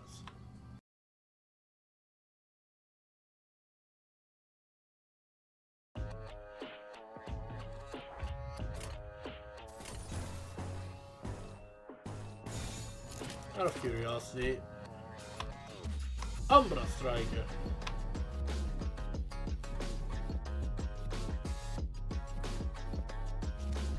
헤어내리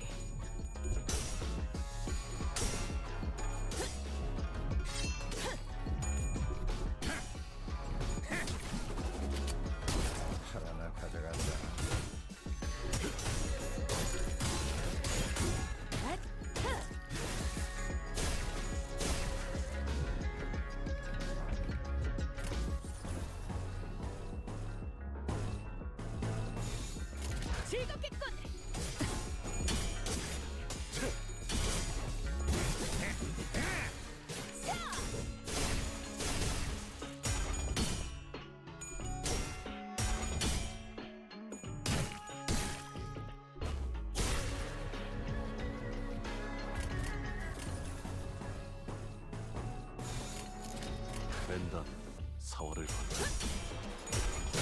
찢어진 것같이 흐느적거리는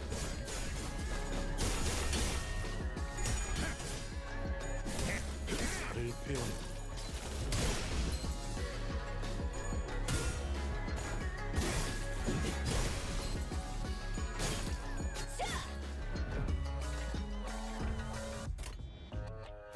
헤어내리.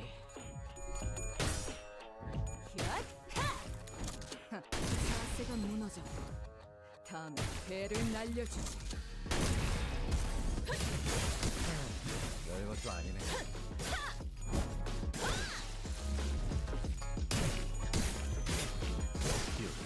끝 두드려 패고 터뜨려주지. 6차 끝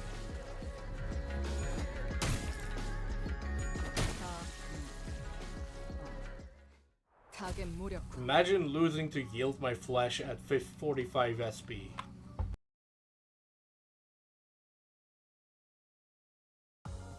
검을 잔뜩 휘둘러 버렸네.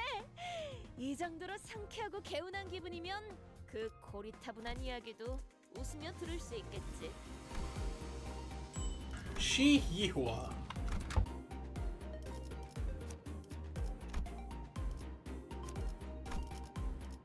단한일발 장전.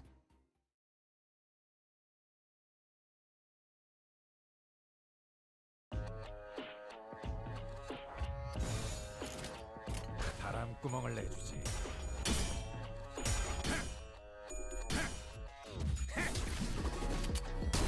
하나 가져간다.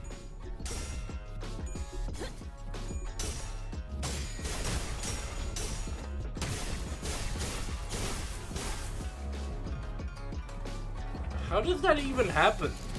벤다 4월을 건너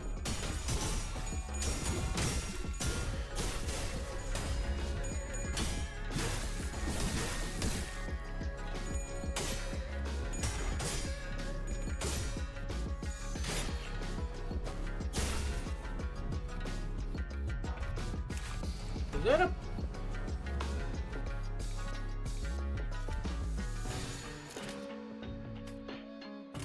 즐겁겠군.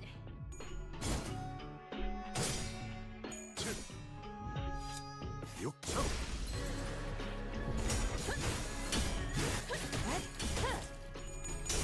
I saw that they had to nerf some of Kanto 8.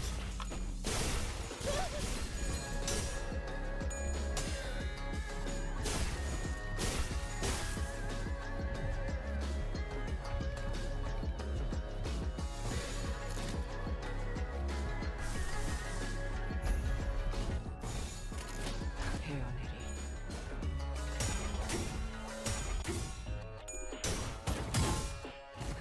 Yeah, I can see how that becomes a problem. Unbreakable coins turn the Wind Clashes gameplay into either a heal check or a DPS check.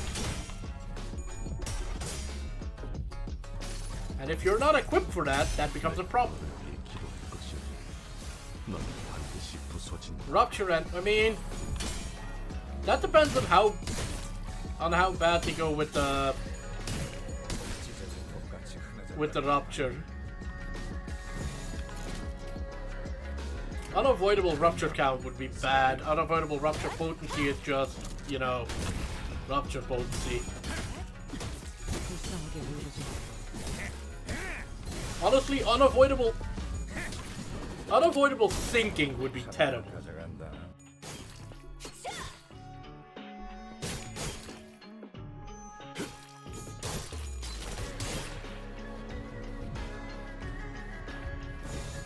헤어내리. 3x3, no, that can get bad then. 끝내지.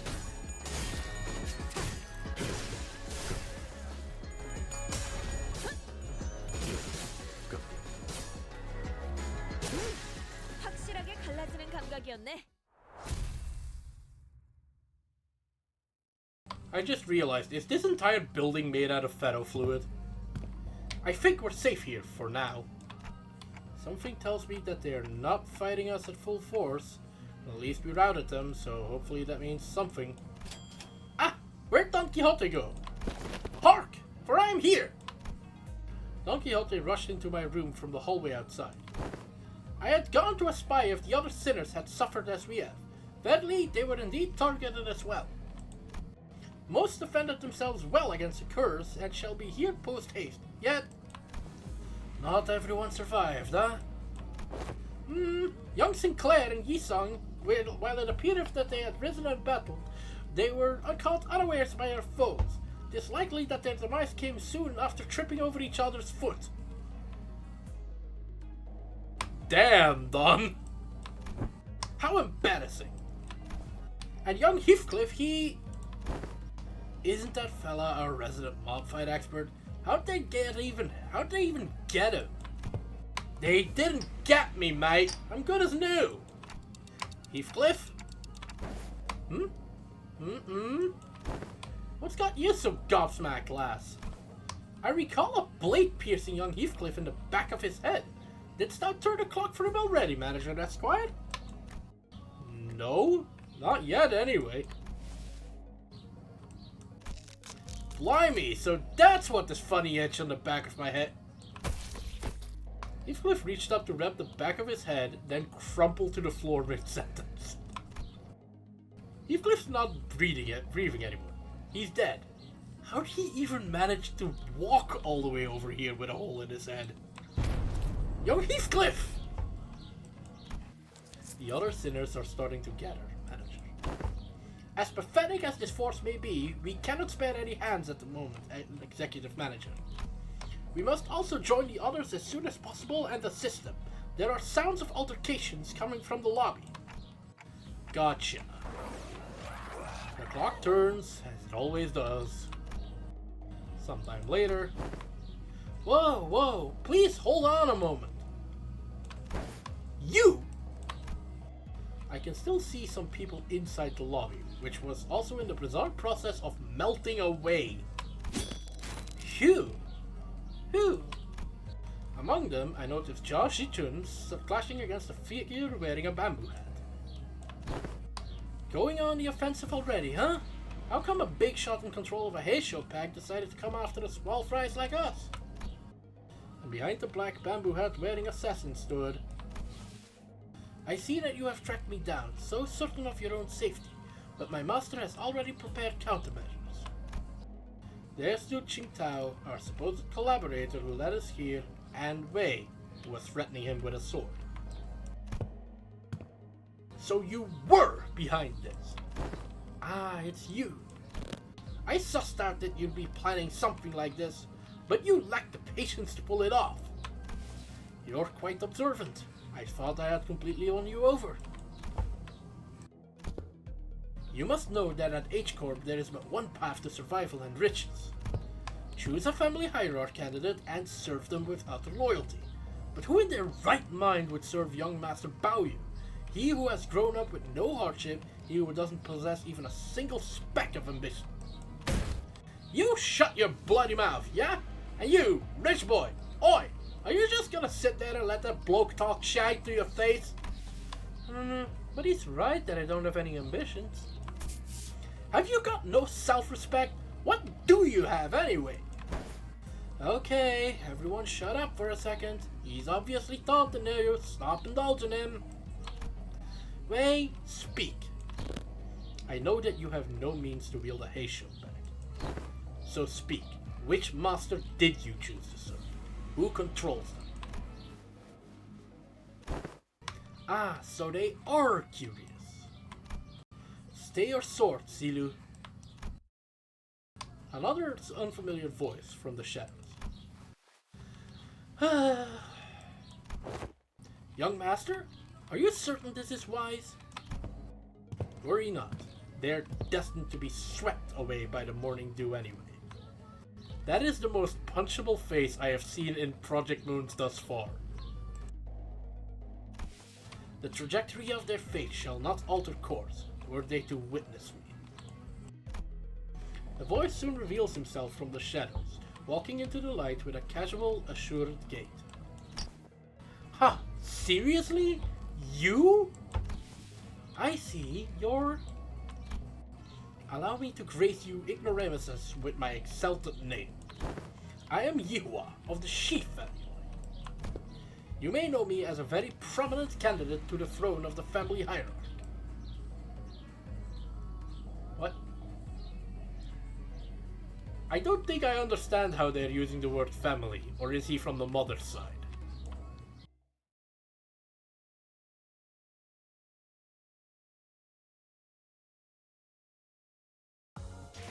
그림자가 그들을 덮었습니다. 청소부가 다녀가고 날이 밝으면 죽은 자의 흔적을 찾으려는 자들이 와도 아무것도 알 수 없을 것입니다. 볕이 들면 그림자는 거두어지므로. Oh no!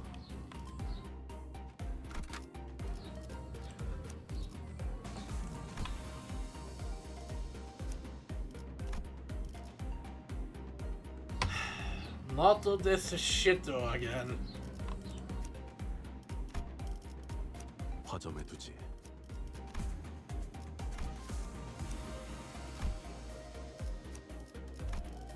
지정 보호 구역의 소요 사태 확인.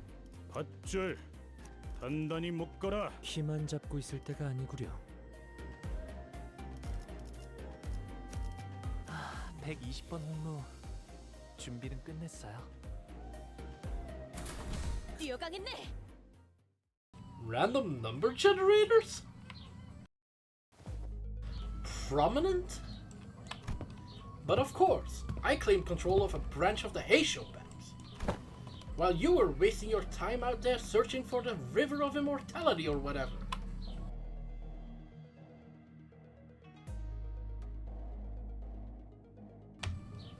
True. I mean, that is basically how the will of the city works. It's literally a pendulum attached to the random vibrations of the city.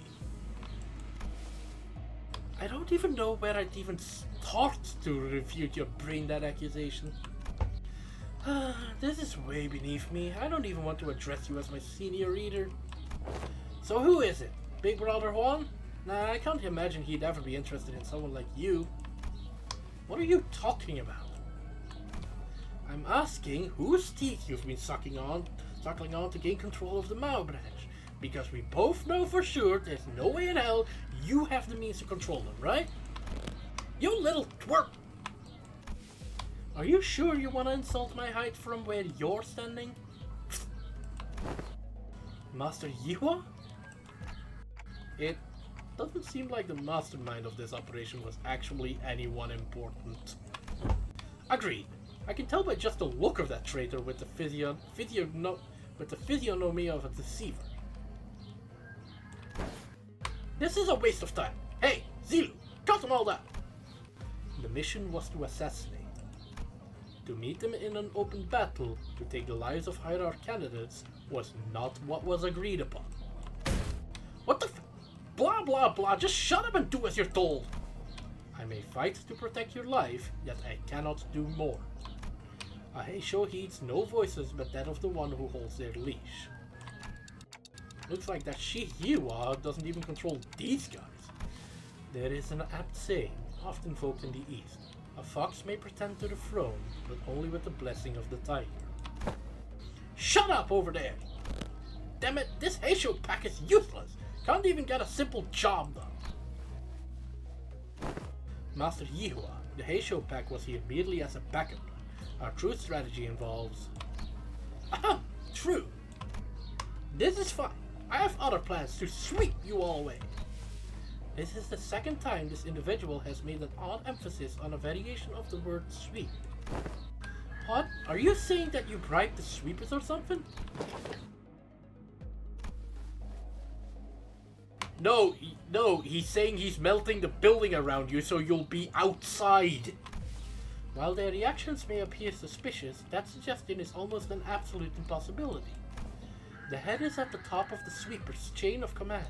In other words, only the head possesses the authority to command them. Right, yeah, of course. Moreover, they are prohibited from touching, let alone entering, any designated residential areas during the night in the back streets. This is a permanent, immutable taboo of the head, one of the very first to be introduced. The effort of going through a myriad of paperwork to ensure that Mephistopheles is recognized as a residential vehicle was ultimately to capitalize on this taboo. Yes, it is exactly as you say. What a stupid question to ask, making me anxious out of nowhere. That soured the mood. Come, let us leave. I had only intended to have them see my face after all. Too bad I won't even remember them in a few days once they all get swept away. Master Yua? We best leave before any more unnecessary words are said. I like Zilu. Faust is right. These guys are acting way too suspicious to not have some scheme back there. So overtly suspicious that I'm starting to wonder if they're trying to use reverse psychology on us into walking right into their trap.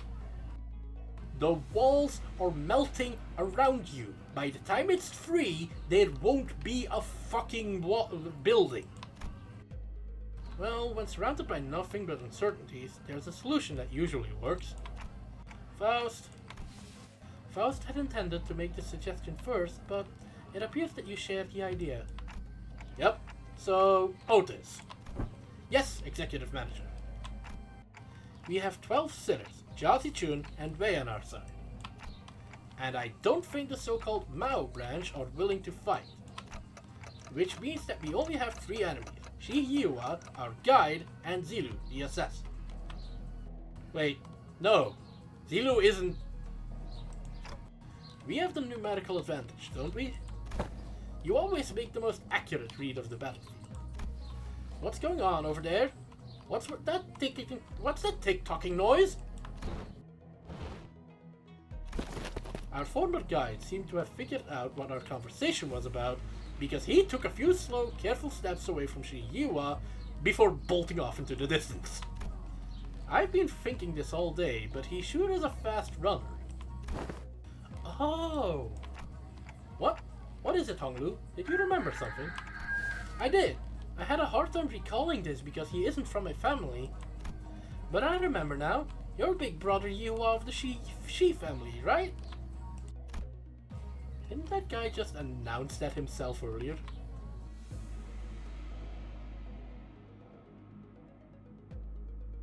That is a good question, Elusive, and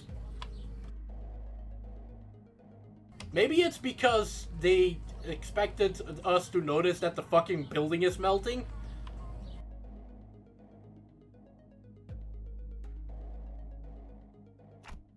Anyways, Honglu, I'm gonna go get that guy and beat the motors out of him. Is that gonna be okay with you? He's not from my family, but I'm sure Big Brother Yiwa will be happy to answer your questions. Great, another thing. As your commander, I should probably say something cool to start off the battle, right? Wow, that's going to be so cool, like something straight out of a story. Otis said something like this once, that even if one side has the absolute advantage in battles, the commander's words may be the deciding factor in who wins and loses. So I decided to borrow a few words from a book Honglu once lent. It was a general who said it. Destroy them all. Yeah, I mean, I didn't want to say that because that's an unsatisfying answer. I wonder what this crushed bloodthirst is about. Like, it's obviously a mitigating factor to their level, but I wonder what the justification for it is.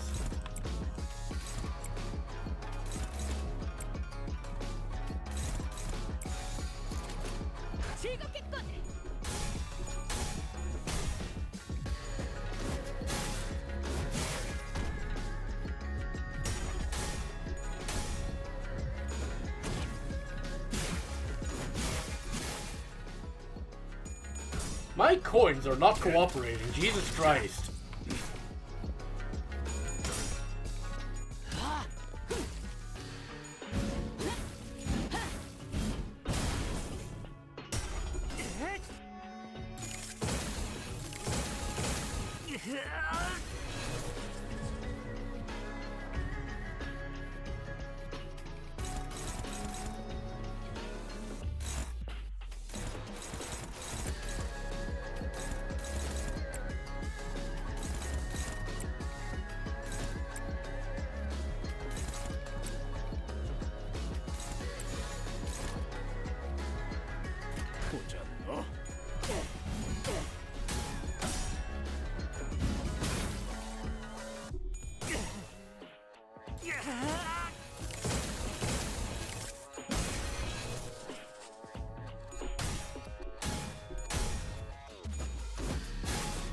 So there's one thing I don't understand. Oh wait, yeah, she did pledge to protect him. Never mind.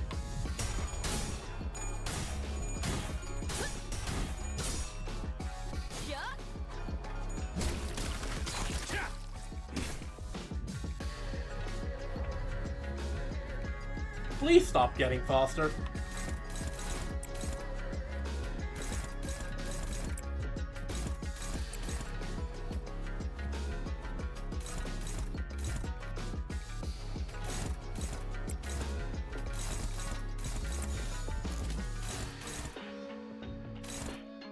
위험인물 발견. 제압할게요.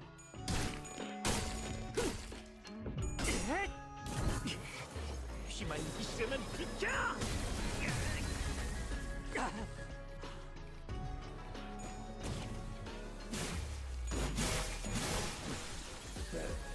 죽을 리가.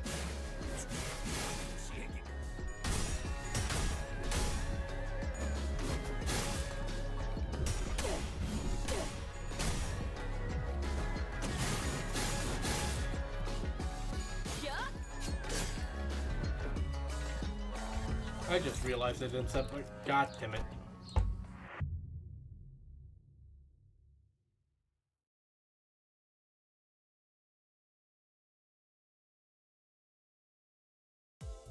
선체에 파손된 부위가 너무 많소. I need to stop being arrogant and actually set these people correctly. 주자. 이제 좀 일다운. 주먹으로 명을 부르신다. 선글라스 벗고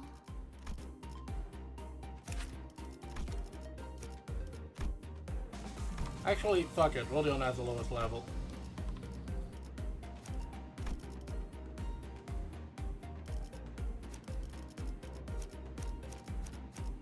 잠깐. 응? 이제 좀 일다운. 아 잠시. 명을 받 주먹으로 말뚝. 부르신다면 언제든. 여기는 순록. 선멸 지역 진입했어요.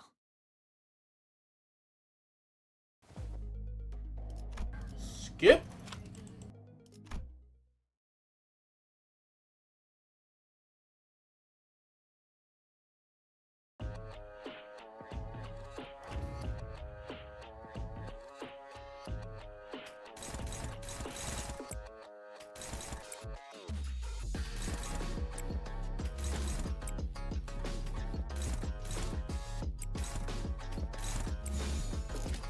목을 콱 물어버리자고.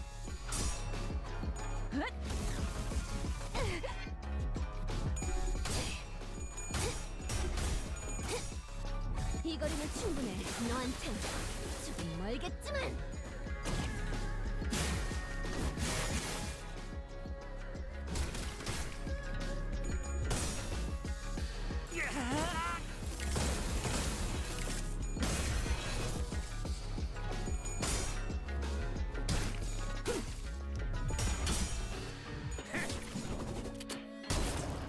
하나 가져간다.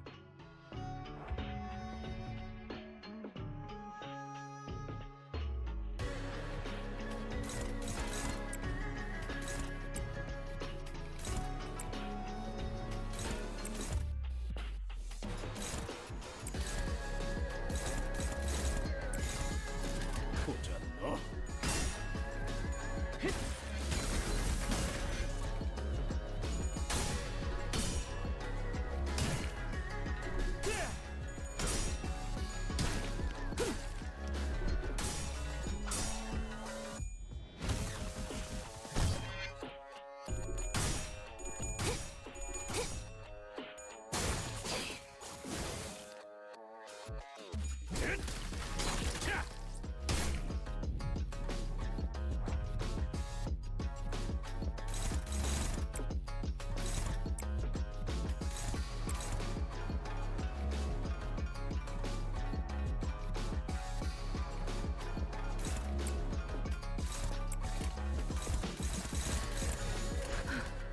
전투에 임하겠습니다.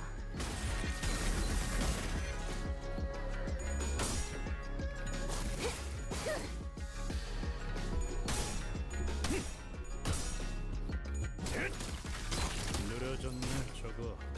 Get staggered. Fuck your unbreakable coins.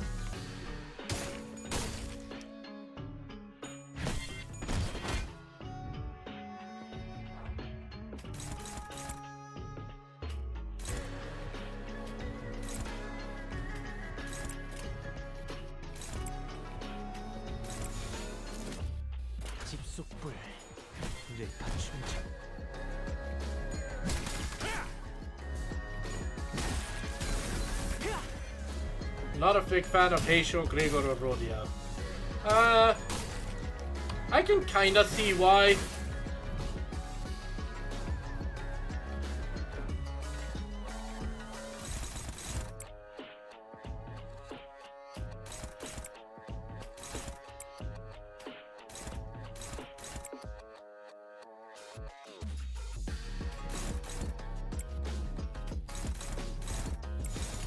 바람구멍을 내주지.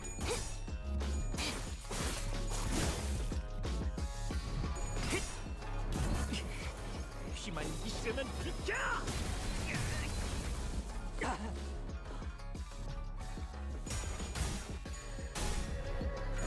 I mean, that I cannot comment on.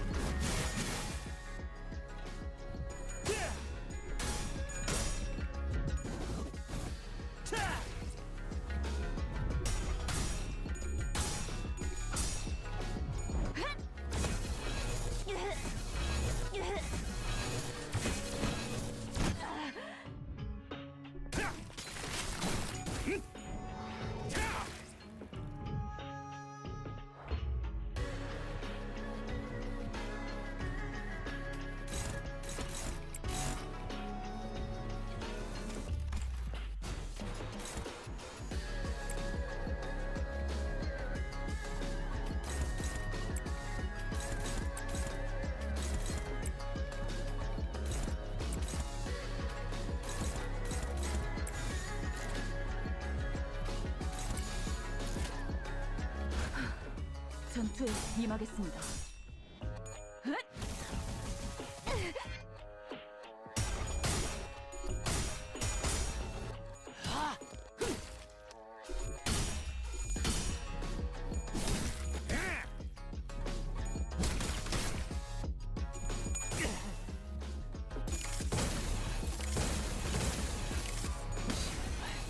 조용히. Huh? A strange tune crashes through the sound of this fierce battle. Is this electronic dance music? Something about it sounds familiar. Finally.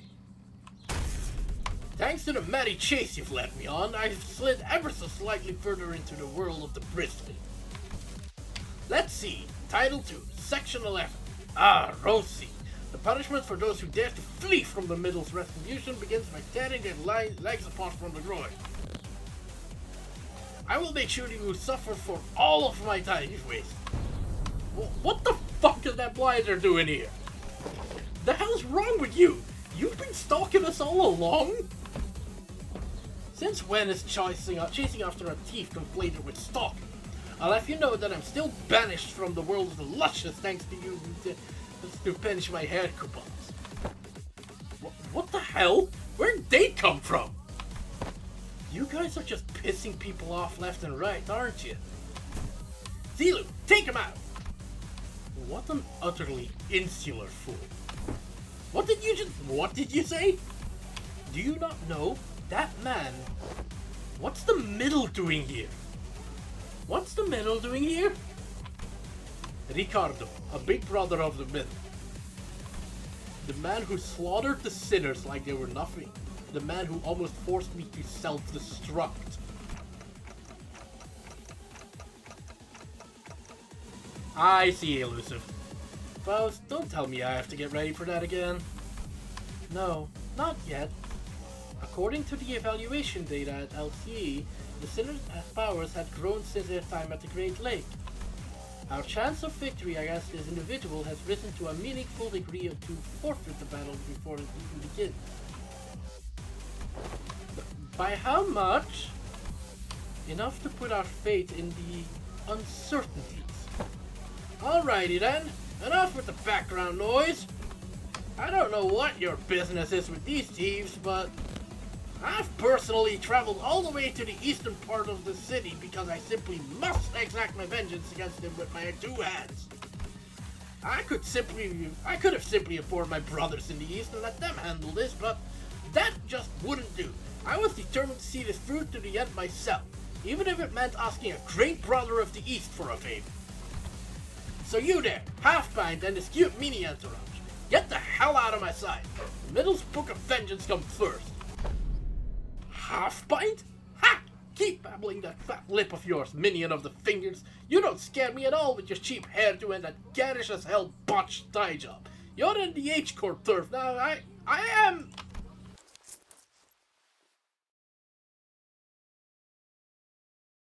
Fellas, retreat. Wow. Just wow. Bloody hell, mate. That's messed up. He's far too absorbed in his own foolishness to see he's walking into his own demise. Unexpectedly, Ricardo's face wasn't as contorted with wrath, even after enduring that barrage of insults. Instead, he looked surprised. A moment of silence followed, during which he seemed to be absorbed in thought. Whew. Impressive. You just set a new record. You are the current record holder for how fast can I get written up in Ricardo's Book of Vengeance. Challenge 1. You did it in 15 seconds.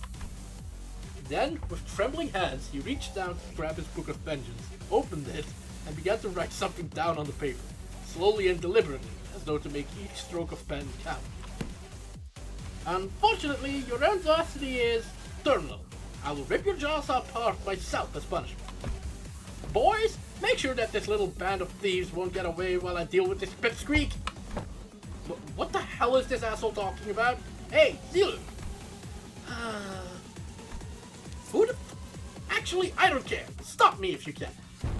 Effective immediately, the punishment for all involved parties and bystanders at the site of your crimes shall be complete and total extermination. I think we can slip away unnoticed in this mess. I don't think we've got much of a chance there. Ricardo practically rocketed toward where Tilu and Shiyua were standing at a burst of speed. But his henchmen had already begun to slowly surround us as he worked. Ready your weapons, everyone. Payback time for what happened at the Great Lake. Let's do this. Besides, I've got a score to settle with that son of a bitch.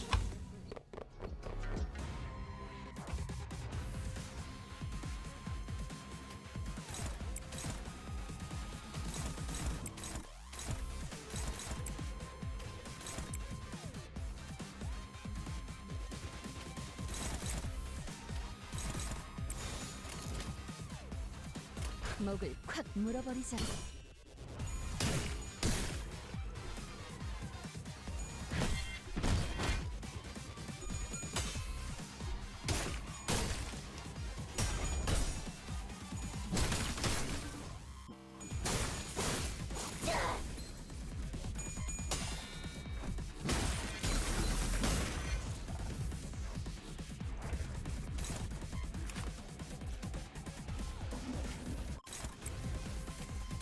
I remember how annoying these motherfuckers are we're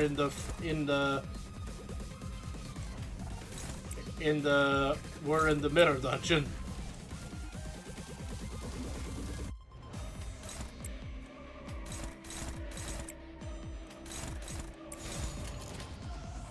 목을 콱 물어버리자고.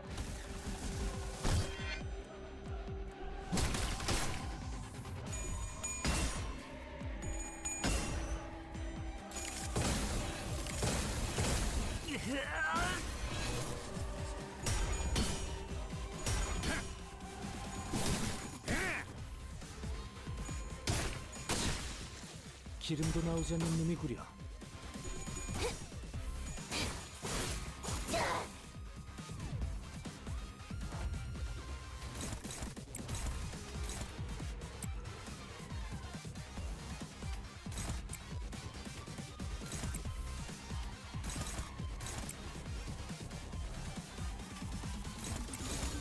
목을 콱 물어버리자고.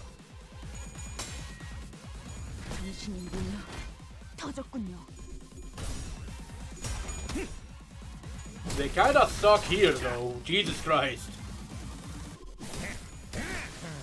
별것도 아니네. 한결났네요. 좀 추상네.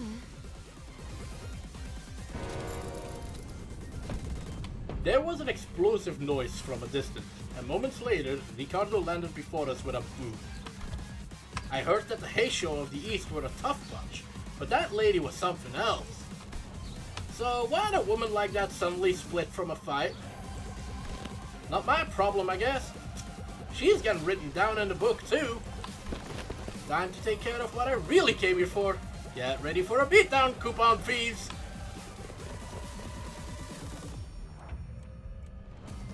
Little brother Werner.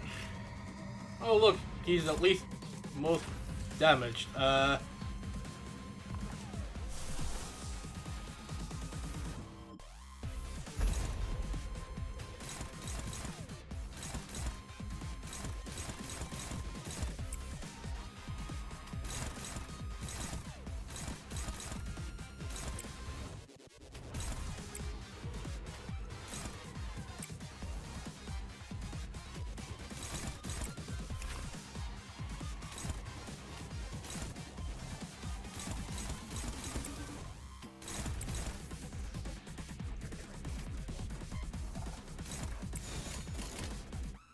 목을 콱 물어버리자고.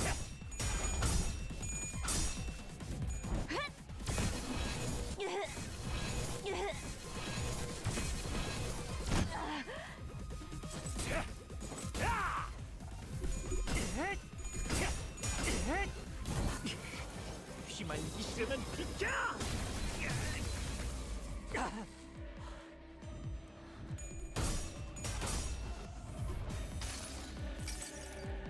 기록에 따라 당신을 반드시 집행하겠습니다.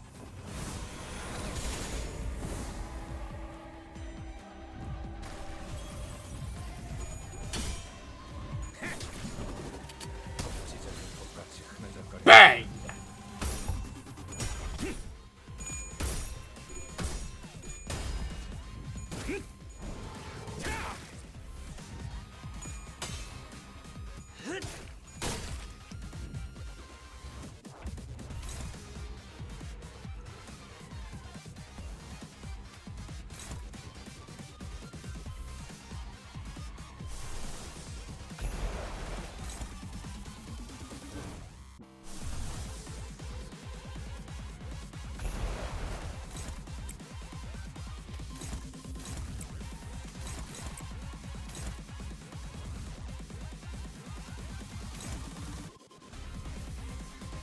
아빠, 밑에 애들한테 말해. 불렀어, 죽은? 필요한 일 있으면 언제든지 말해.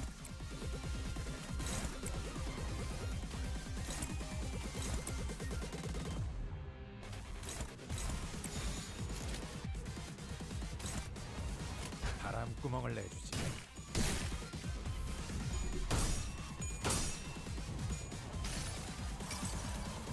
그래도 언제나 추월할 수는 없으니까.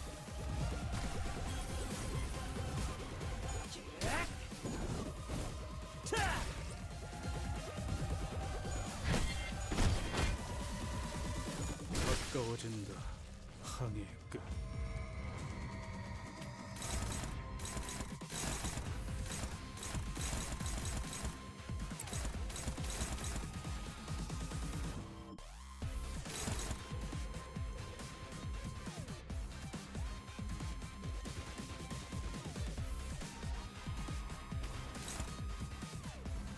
Can clash with the skill regardless of speed, then why is that? Oh, never mind.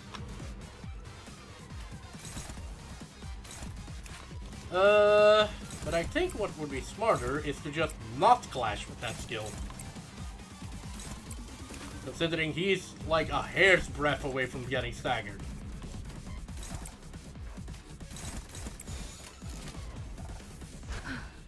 전투에 임하겠습니다. 이 거리는 충분해. 너한텐 조금 멀겠지만.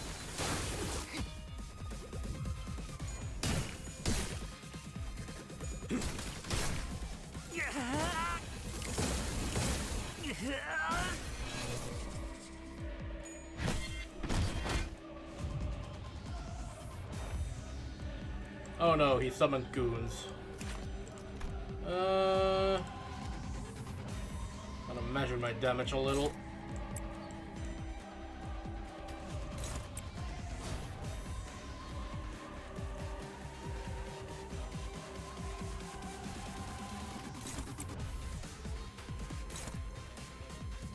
Don't do the relentless. That should be fine. 집속불 내가 충전.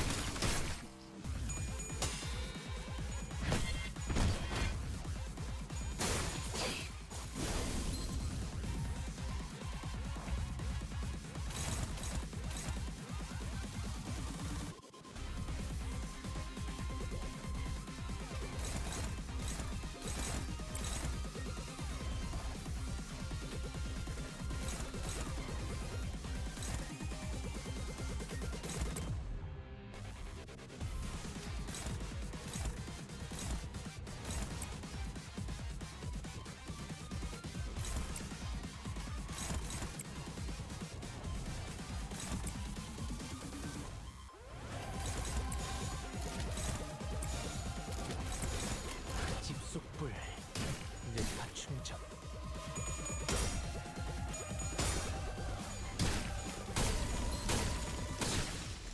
기름도 나오지 않는 놈이구려. 이 거리는 충분해. 너한텐 멀겠지만.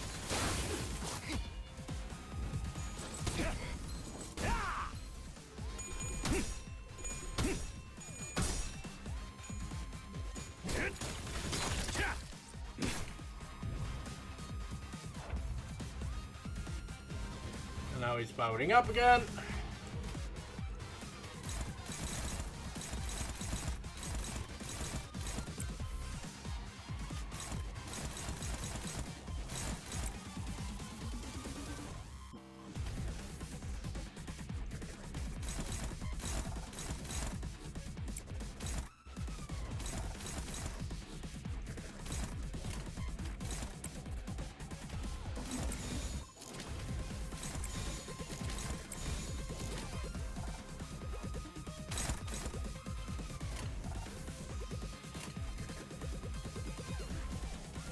보잖아.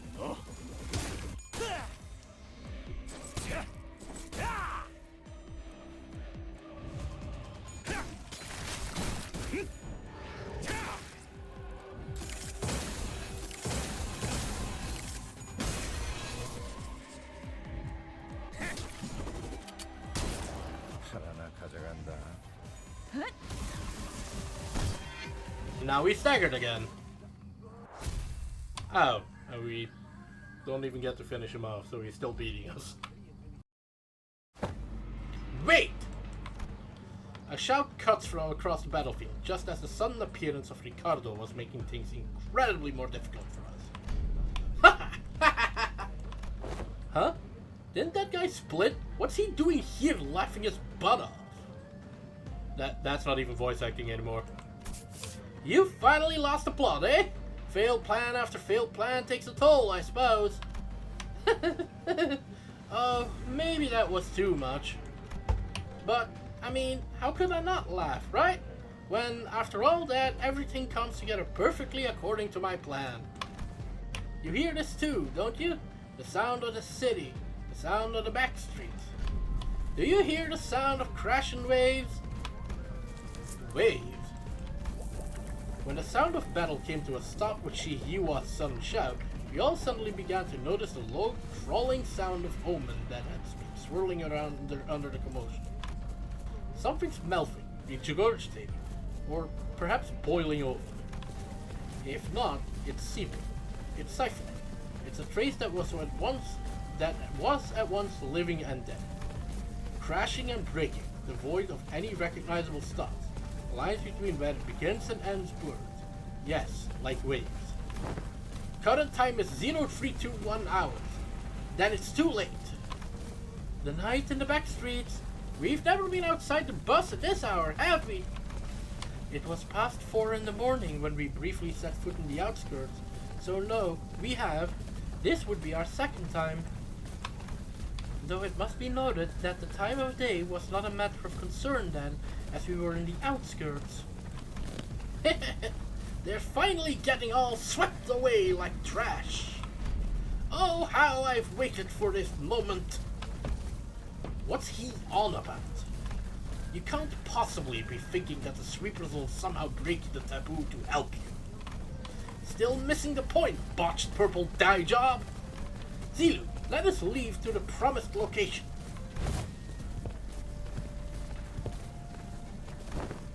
Huh? Did he actually scamper all the way here just to gloat at us and run away? Indeed, Yihua gloated at us with a confident boast as though he was finally ready to face us, only to turn tail again with an unmistakable look of relief. I don't get it. Does he actually believe that the sweepers will help him? Faust? Indeed, sweepers do not invade residential areas.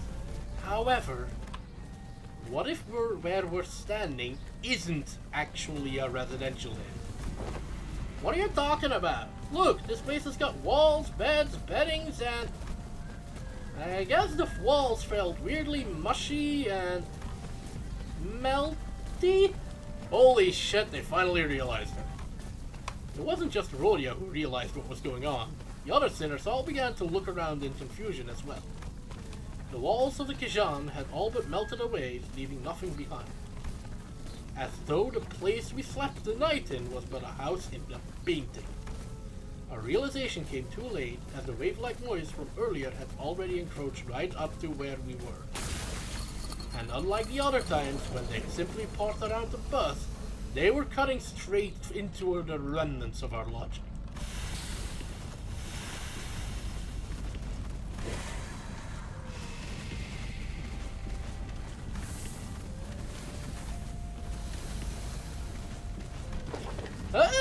What's going on? Why? There! This is ridiculous! Sweepers! How dare they break the taboo so brazenly? Looks like I'll be facing the waves tonight. But why do you sound excited about this? I mean, we've got to... Let's make some things clear. It's clear that if we do nothing but stand around, they'll sweep us all away.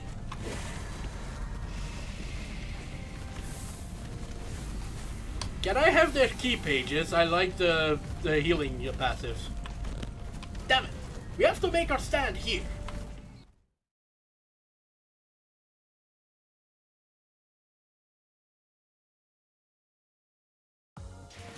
저번에 약속한 거 안 잊었지, 죽은?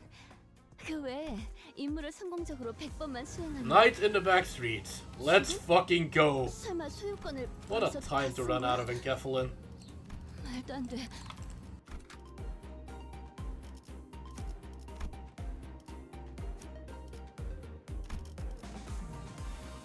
작살. 놓치지 I 말게. feel like the reindeers aren't as useful here, but... Unfortunately, I know what's going to happen, because I've done this so many times during the event.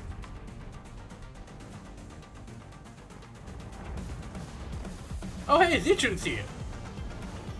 Who are the middle fighting in the background? Oh, they're just...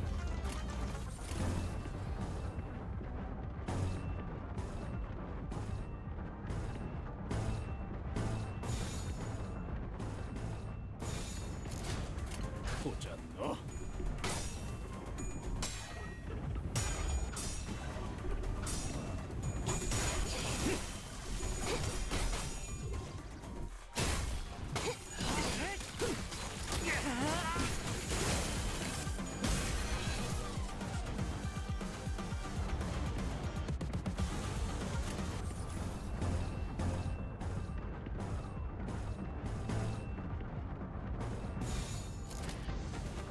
I do like the unfocused volley thing. It's kind of AoE light. 이 거리는 충분해. 너한텐 조금 멀겠지만.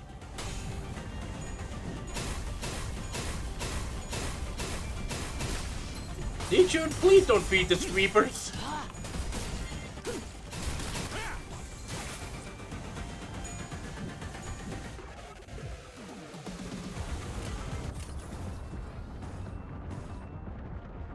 I can't see my charge levels.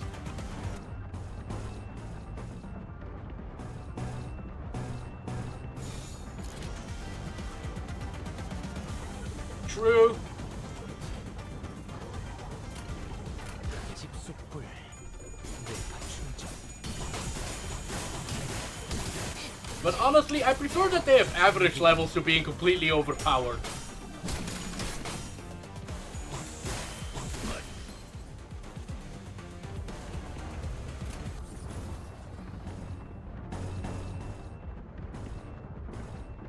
Because at least that means that power creep is being kept at bay. Okay, I like the sweepers, but can I please see my status effects? 내가 충전. 힘만 있으면 비켜.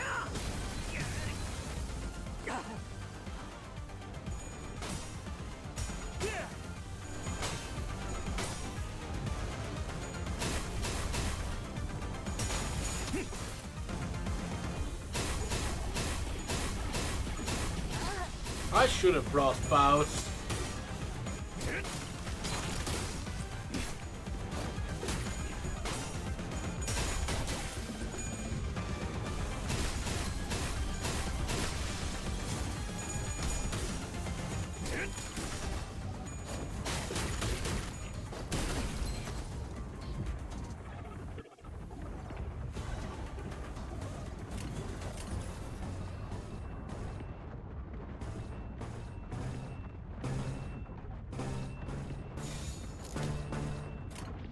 내가 시범을 보이지.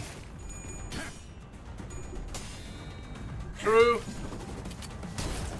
하나 가져간다. 기름도 나오죠. The downside is that you don't really control where the damage goes.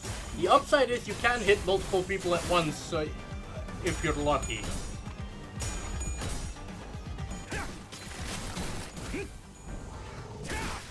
심장 멈춰.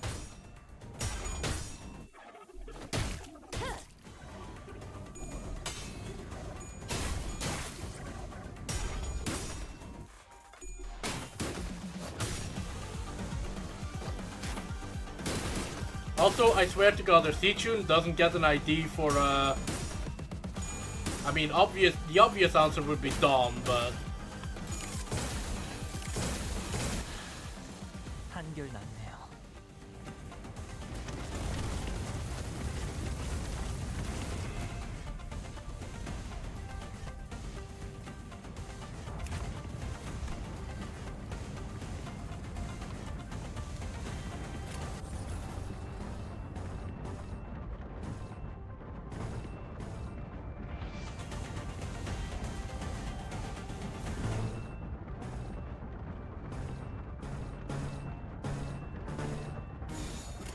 두드려 패고 터뜨려 주지.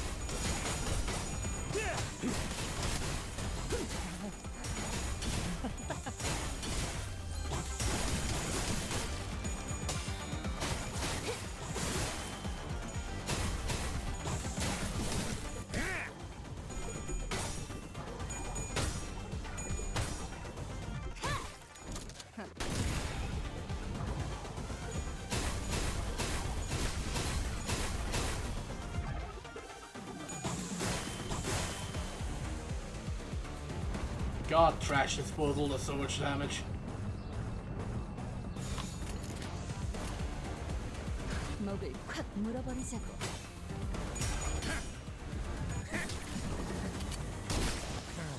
별것도 아니네.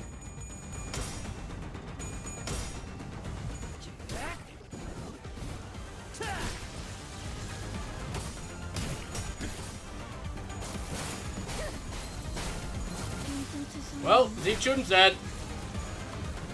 I don't know where you're retreating to, Missy. 나중에 또 보자고요. 물은 다시 몰려올 테니까.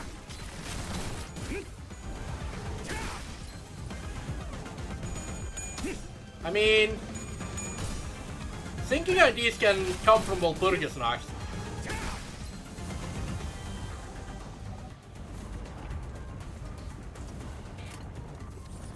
That's a good point, Phelan. Where's Dante in all this? You can't... They've gotta be... Dante's gotta be in the middle of this, right? Because there's no way they're wave breaking for him. 보잖노. Like, there's no way this wave doesn't reassemble behind the sinners.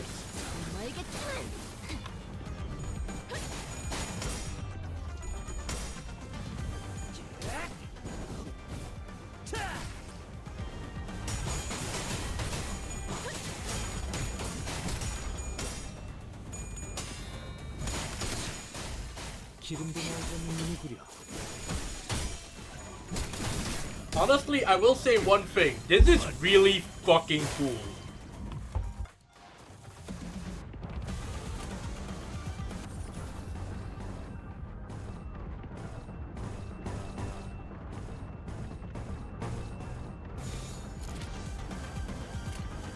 즐겁겠군.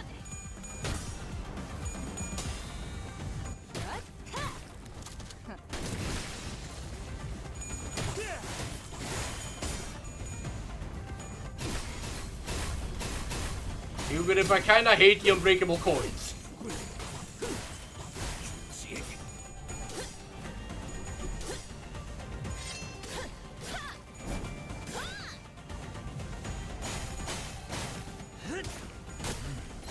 제법 지쳤나 보.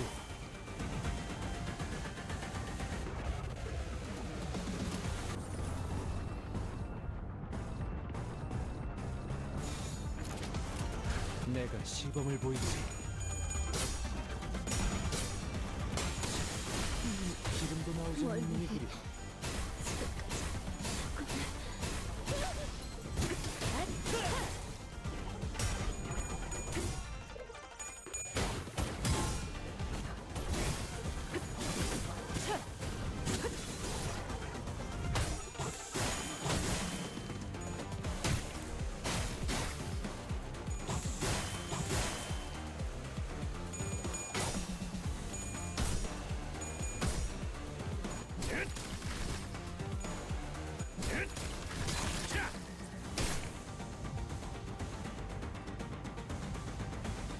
Wave 2 complete.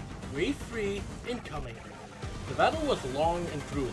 Even Ricardo and his henchmen appeared visibly exhausted after the second wave. Big bro, we messed up.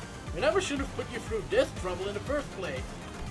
Don't worry about it, kid. You've taken a brother who came all the way from the south and guided him safely through the labyrinth that is H-Core. I'd say you've done more than enough. No one could have expected that we'd be fighting the sweepers of all things.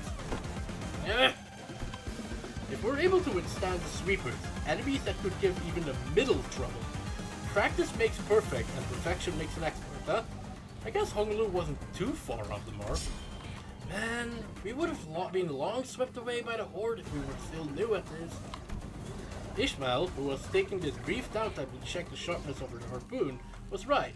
We've been through something like this before. Fighting against an endless horde of enemies, long battles of attrition, wasn't new. The Wild Hunt! And that very experience was definitely an edge we had against these enemies. Of course. Ew!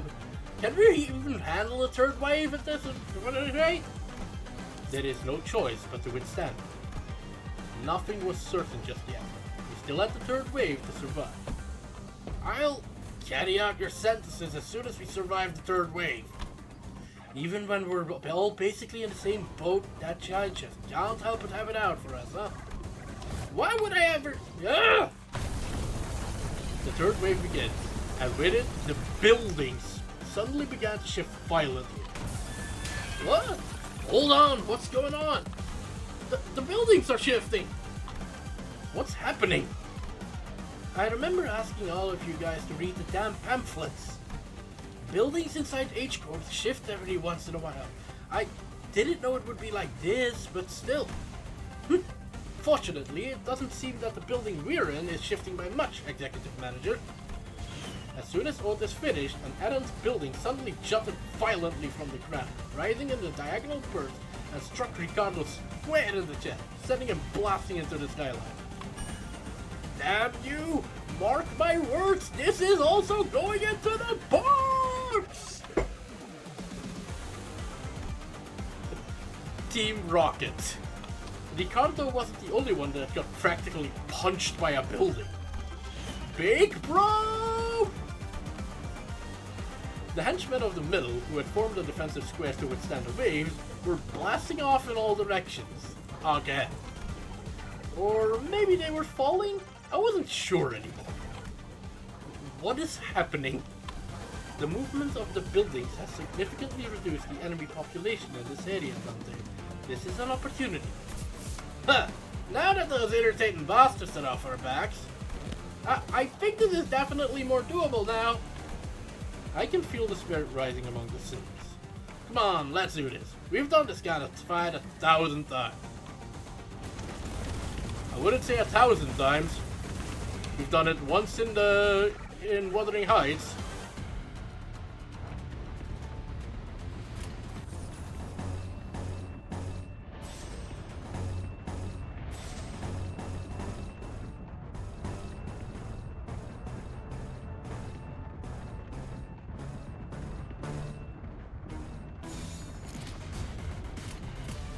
내가 시범을 보이지.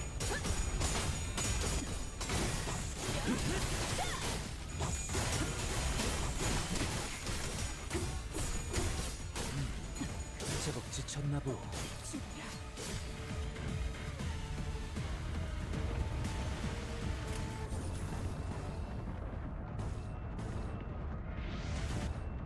Well, Emil's not helping.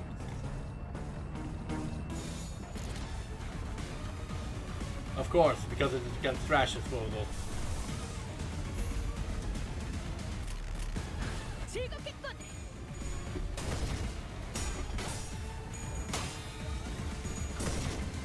떼어내주지.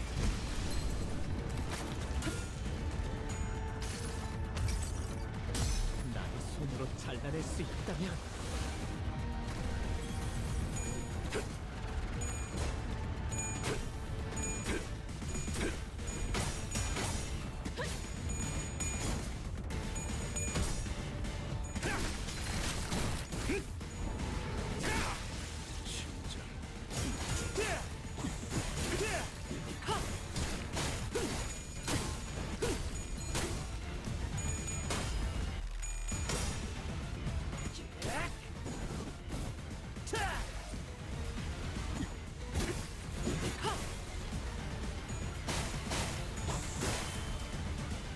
늘어져 가까워진다. 항해 끝. Why did I put Faust so far back in the queue?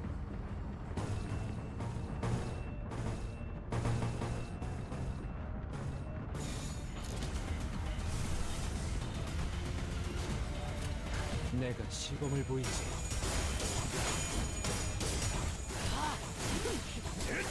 갈라지는 감각이었네.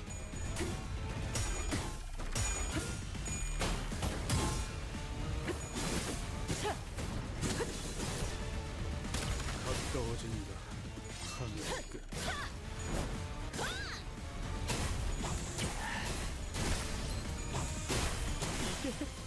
답이 아니었다고?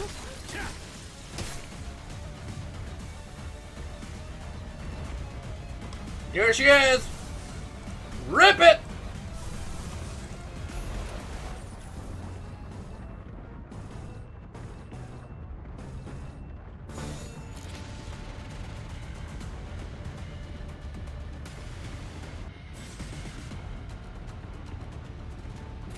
이쪽으로.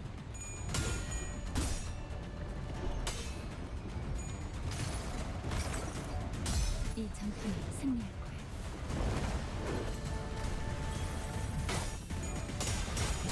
가까워진다. 항해 끝.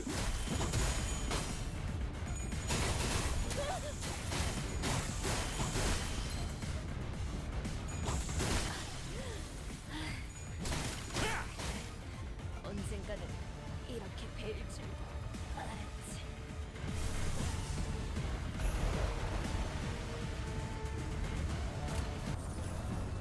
I don't think I can actually lose because the fight ends next turn. 이쪽으로.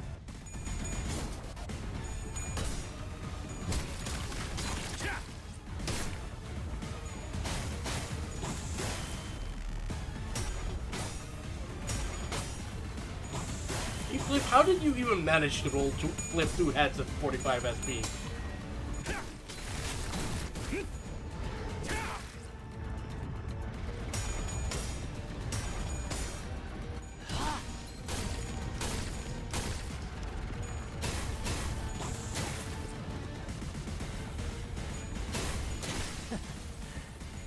내 하루가 여기서 끝난 건가?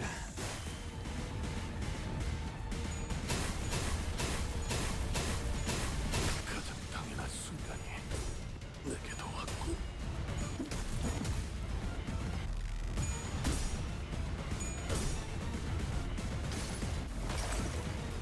이 전투는 승리할 거예요.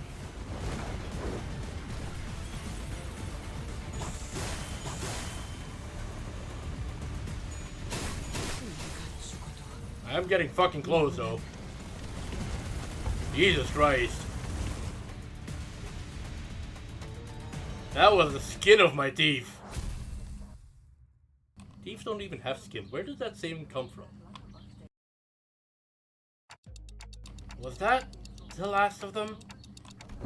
Current time is 0424 hours. About 10 minutes until the Night of the Backstreets ends. But we can relax now, given that we survived the third wave. The buildings are also no longer shifting. Stability has been restored.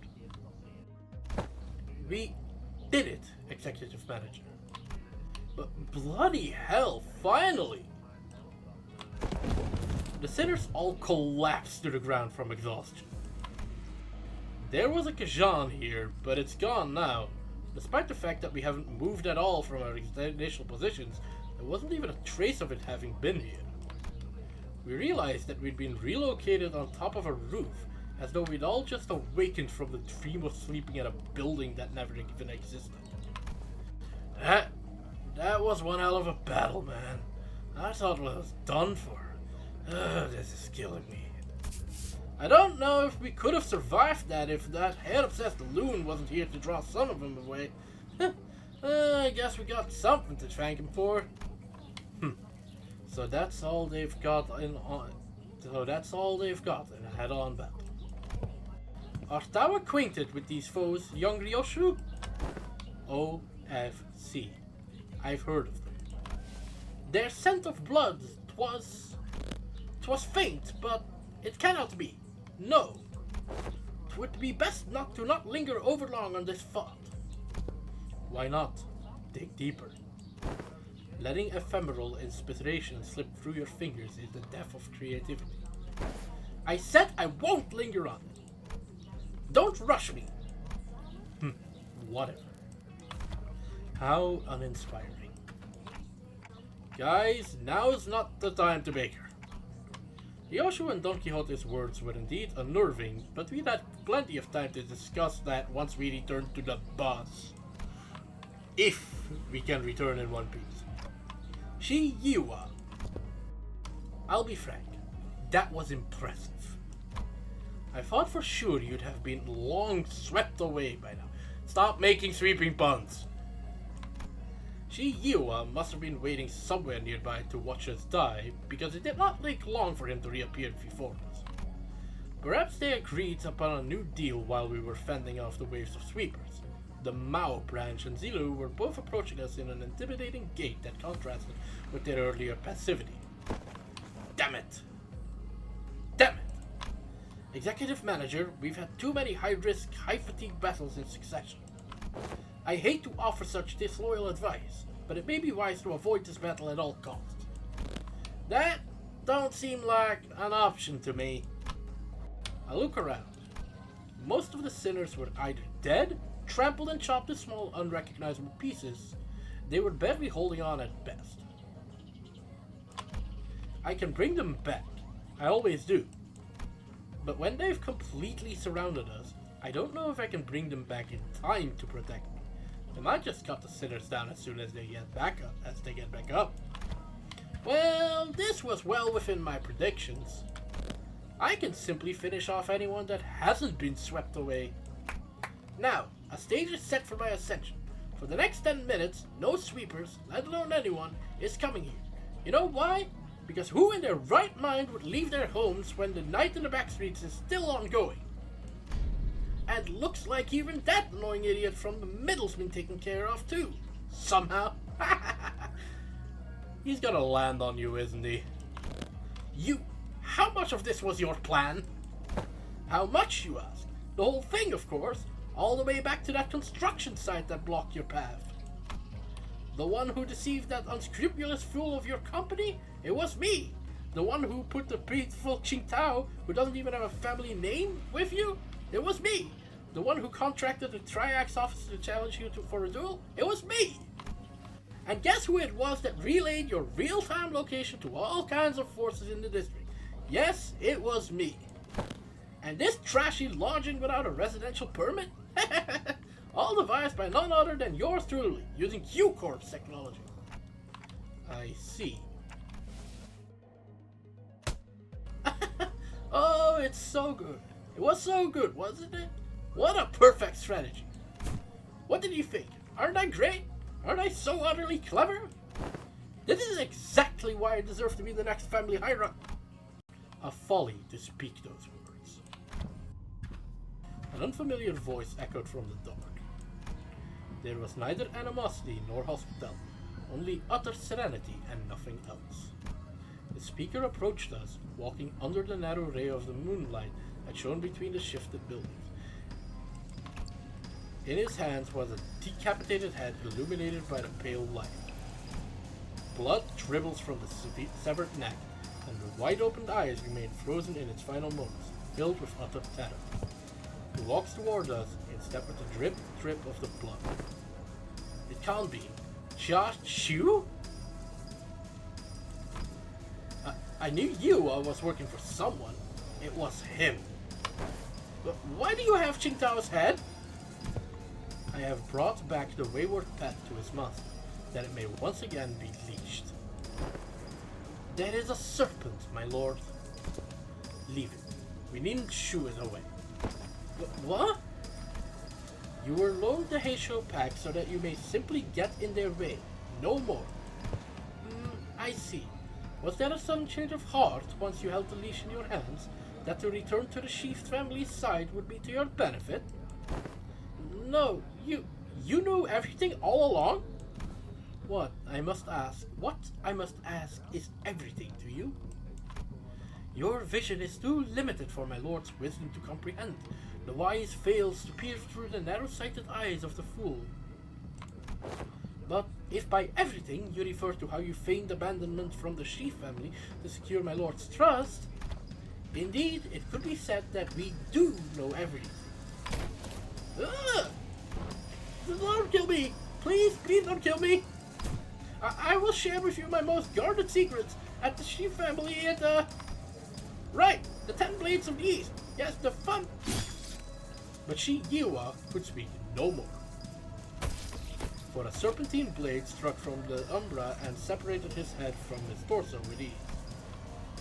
Little Yiwa, have I not warned you time and again to guard your tongue against a creeping desperation?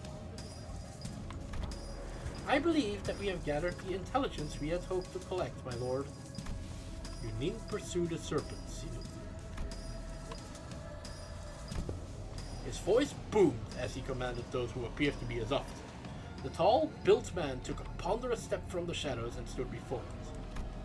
With an enigmatic expression, he wordlessly looked at Yuwa's decapitated head, now lying on the ground, then at us. It was as though he was gazing upon the clouds or blades of grass. I shall take them with me. He picked up Yuwa's decapitated head before gesturing at his officer with a nod. Ah, here it is, my lord. Wrap their heads with stasis wraps and decomposition won't set in anytime soon. And with those bandages, he begins to wrap them up in a practiced motion. He does not pay us any heed, as though we weren't even worth the attention. Return to me once you are finished. Yes, my lord. Hold on. You can't just show up out of nowhere and... He did not reply, his eyes gazing, yet reflecting nothing but hollow emptiness. And just as he had emerged from the darkness, he vanished into the shadows, carrying 2 decapitated heads. Alright then. 들리지 않네. 심장 고동 소리. He's not the brother that we saw with Encore, is he? 심장 소리. 멈춰도 있을까? 돌아갈 것. 내가.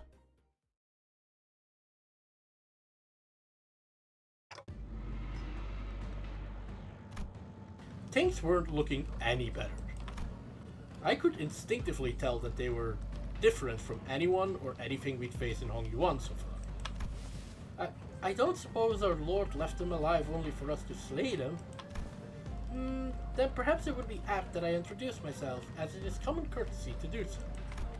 Call me Zigong. I am but a humble student of my Lord, Master Chiu's teachings. My Lord, Master Chiu. Somehow I was reminded of the disgusting Qingtao refused to finish. For when the far one comes, betwixt the burnt door shall a star fall astray. As for the song, it's a song that's become rather popular in backstreets in the recent months. This is not the place to discuss such matters. I will share the tale in a more appropriate setting later, should we come across it. Name's Dante. I'm the manager. I decided to speak up, struggling through the pressure. I instinctively knew that we had to find out as much as I could about that man from earlier. They introduced themselves as Manager Dante. I see. Your candidness is appreciated. Zilu, with Radomao, it seems that we need not contend with them at the moment. Very well. It seemed that they had the very same thought about us. Now, is that sufficient proof of our intent to engage in a brief discourse? To discuss some matters with you to mark a courtly ending to this encounter should be of benefit to us for the prospects of our future. So ask away, as they say. So... That's when Jia Zichun stepped forward after having retreated from the domineering presence. So that's what those suspicious songs I heard in the backstreets were about. It's about you guys, wasn't it? So are those lyrics true? Ah, so that is what you wish to know.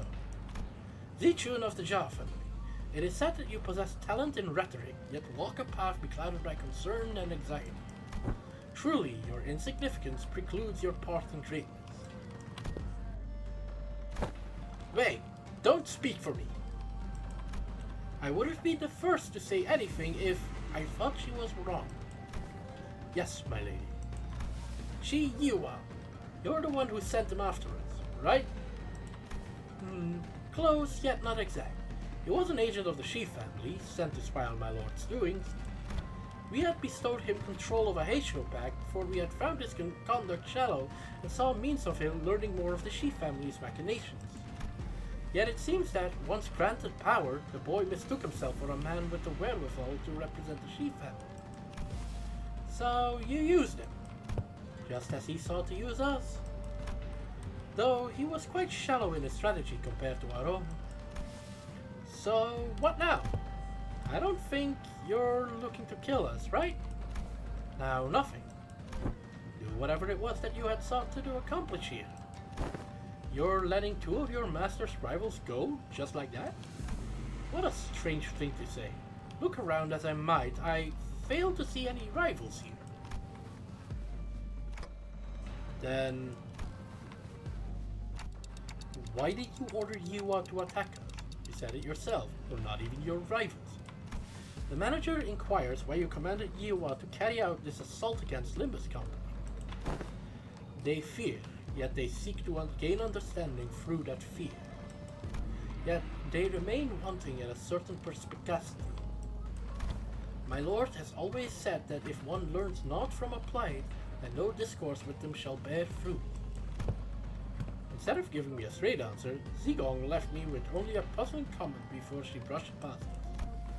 I have given you courtesy enough. This is a good time for us to depart. Now, do stay nicely within your borders, as you have remained there thus far. I would greatly despise an odd splash of ink marring the great painting. With that, Zigong walked into the shadows cast beneath the forest of buildings. Zilu and the countless Heisho that had surrounded us also disappeared with them. Finally! I looked around just in time to see Otis collapse while the rest of the sinners lay dead or barely clinging to life. And there was Jazichu, who had collapsed through the floor as well, and Wei, who was tending to her wounds. And me, who somehow survived through all that without getting decapitated. And the night that had put us through multiple brushes with death came to an end. The day breaks. Yeah, and that's pretty much everything that's happened. That big brother Shiu? I see. Once the day broke, we decided to take a quick walk outside to recover a little from the exhaustion of the night. It was also to decide our course of action from here on, and we also had to decide if we wanted to travel with Jiazichu, with whom we shared our destination. Hello? Did you forget how to make a concerned face or something? How are you maintaining that irritating poker face through the whole conversation? Haha, of course not. Classic Jia family secrecy, huh? Always hiding something, and I bet you are too. If you are, you better spit it out now. I don't have the time to casually stroll about it with my to-be enemy. Zichun, as I have always said, the seat of the family hierarchy is of no... Fine. Even if you're lying, I do know that you haven't prepared anything for your assignment anyway. Changing the subject. Jia Zichun, who was chatting with Hong Yi, methodically slowed down enough to walk right next to me as though she was executing steps of a plan. You lead my brother's faction, don't you? About what I wanted to talk to you about earlier. I guess I do. For now, I guess. Earlier? Oh, is this about our conversation back at the Kejan? Brother, translations, please. Of course, Dante is, unquestionably, our manager. Great. Let me make a proposal then. Become my faction for the duration of the family hierarchy evaluations. Help me out. I was wondering if that's where this was going, where we're actually helping her to the position of hierarchy. What? It's can we do that? Can we do that? Why not? You guys managed to stall even the sweepers. That means you command a formidable force. Besides, you're headed to the family mansion anyway, aren't you? You just don't know what to do once you get there. And as for competition, well, my brother doesn't care about the whole thing anyway. So why don't you join me?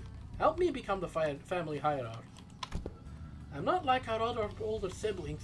I always pay my debts, whether that's for a favor or a grudge. If you can't trust me, I'm happy to make a written. Can we do that? Can we do that, Faust?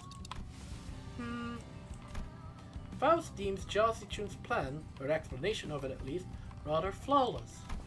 Having such an ally at the apex of a wing will be a great boon to Olympus Company as well.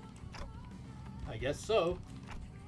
Then I don't see any reason to refuse her offer.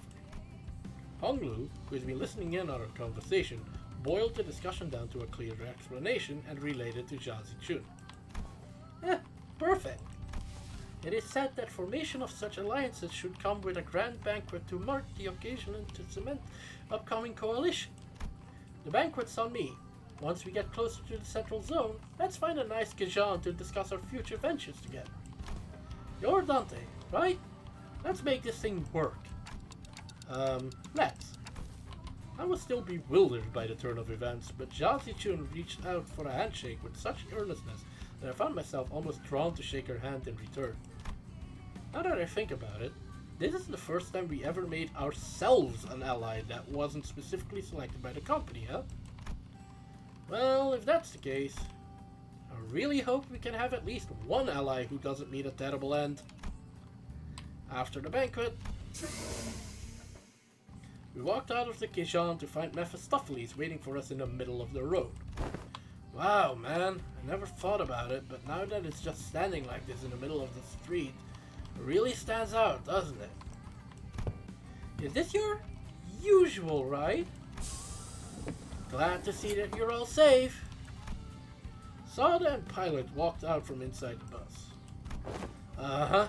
So, did you guys take care of the business? I have some more pressing things to talk about. Listen well. Do you have any idea how much trouble you're supporting this little connection? Yes, Miss Faust already gave me a report. Pilot? Oh boy. Yes, ma'am. By the way, he's awkwardly stepping forward. He probably already got a hell of a talking to from Sada. Real mighty sorry about that, y'all. I've only ever been a part of an eradication missions, never in this espionage business, so... Pilot, what did I say about mixing excuses into an apology? Forget what I said. Real mighty sorry, for real. This Chick Tao guy approached me and sweet-talked me into going along with that plan of his. So I got too cocky, assuming that I knew better than my seniors. I'm sorry, too. I forgot that he's still a new guy in the business. Of course he'd be prone to making these mistakes. Looks like we'll both be writing letters to explain our failures together, huh? You're both getting disciplined for this? The disciplinary action is unlikely to be anything of significance. The LCB team came out unscathed, all things considered. However, it is likely that they may have to work for half a year without pay. Jesus Christ! I'd consider it a win if all we're getting is docked pay. Next time, I do promise. Next time I'm gonna get real good at this job. I'm gonna become someone who can actually provide good assistance to y'all. Of course, pilot. You really should. In fact, you will have no choice but to become a contributing member of the team when I'm done with you. Let's really get to it, huh? No one's dying or getting fired under my watch as long as I'm the manager. I'll make sure of that. Yeah. Oh, right. Almost forgot to tell you so. It's real important business stuff. Going forward, we're gonna... Oh yeah, we're going to bring that up sooner or later. We just got the orders from the LCA. Sada produced a small device from her pockets and began reading from it. Upon arrival at the central zone of H Corp, the LCB will participate in the family hierarchy evaluation with a candidate.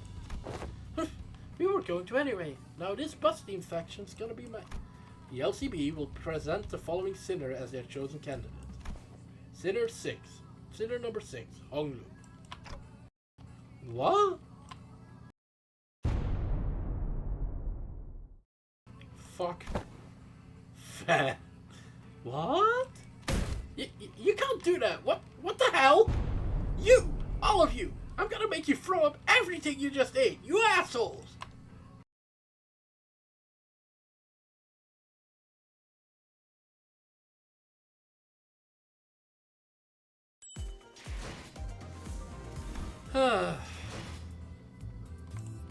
Give me my fucking lunacy. And try to buy out my script, please.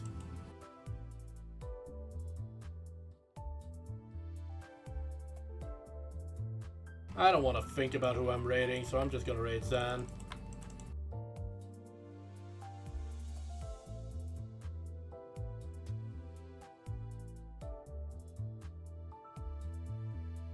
Zan's doing Final Fantasy IX. Go have fun with her. I would like to thank everyone who came and watched me today. I would like to thank Elusive Aubergine Man and Valiant for keeping me company today. Have a nice night, and as always, don't be a stranger, because it's my job. I'll see you next time when I actually start the raid.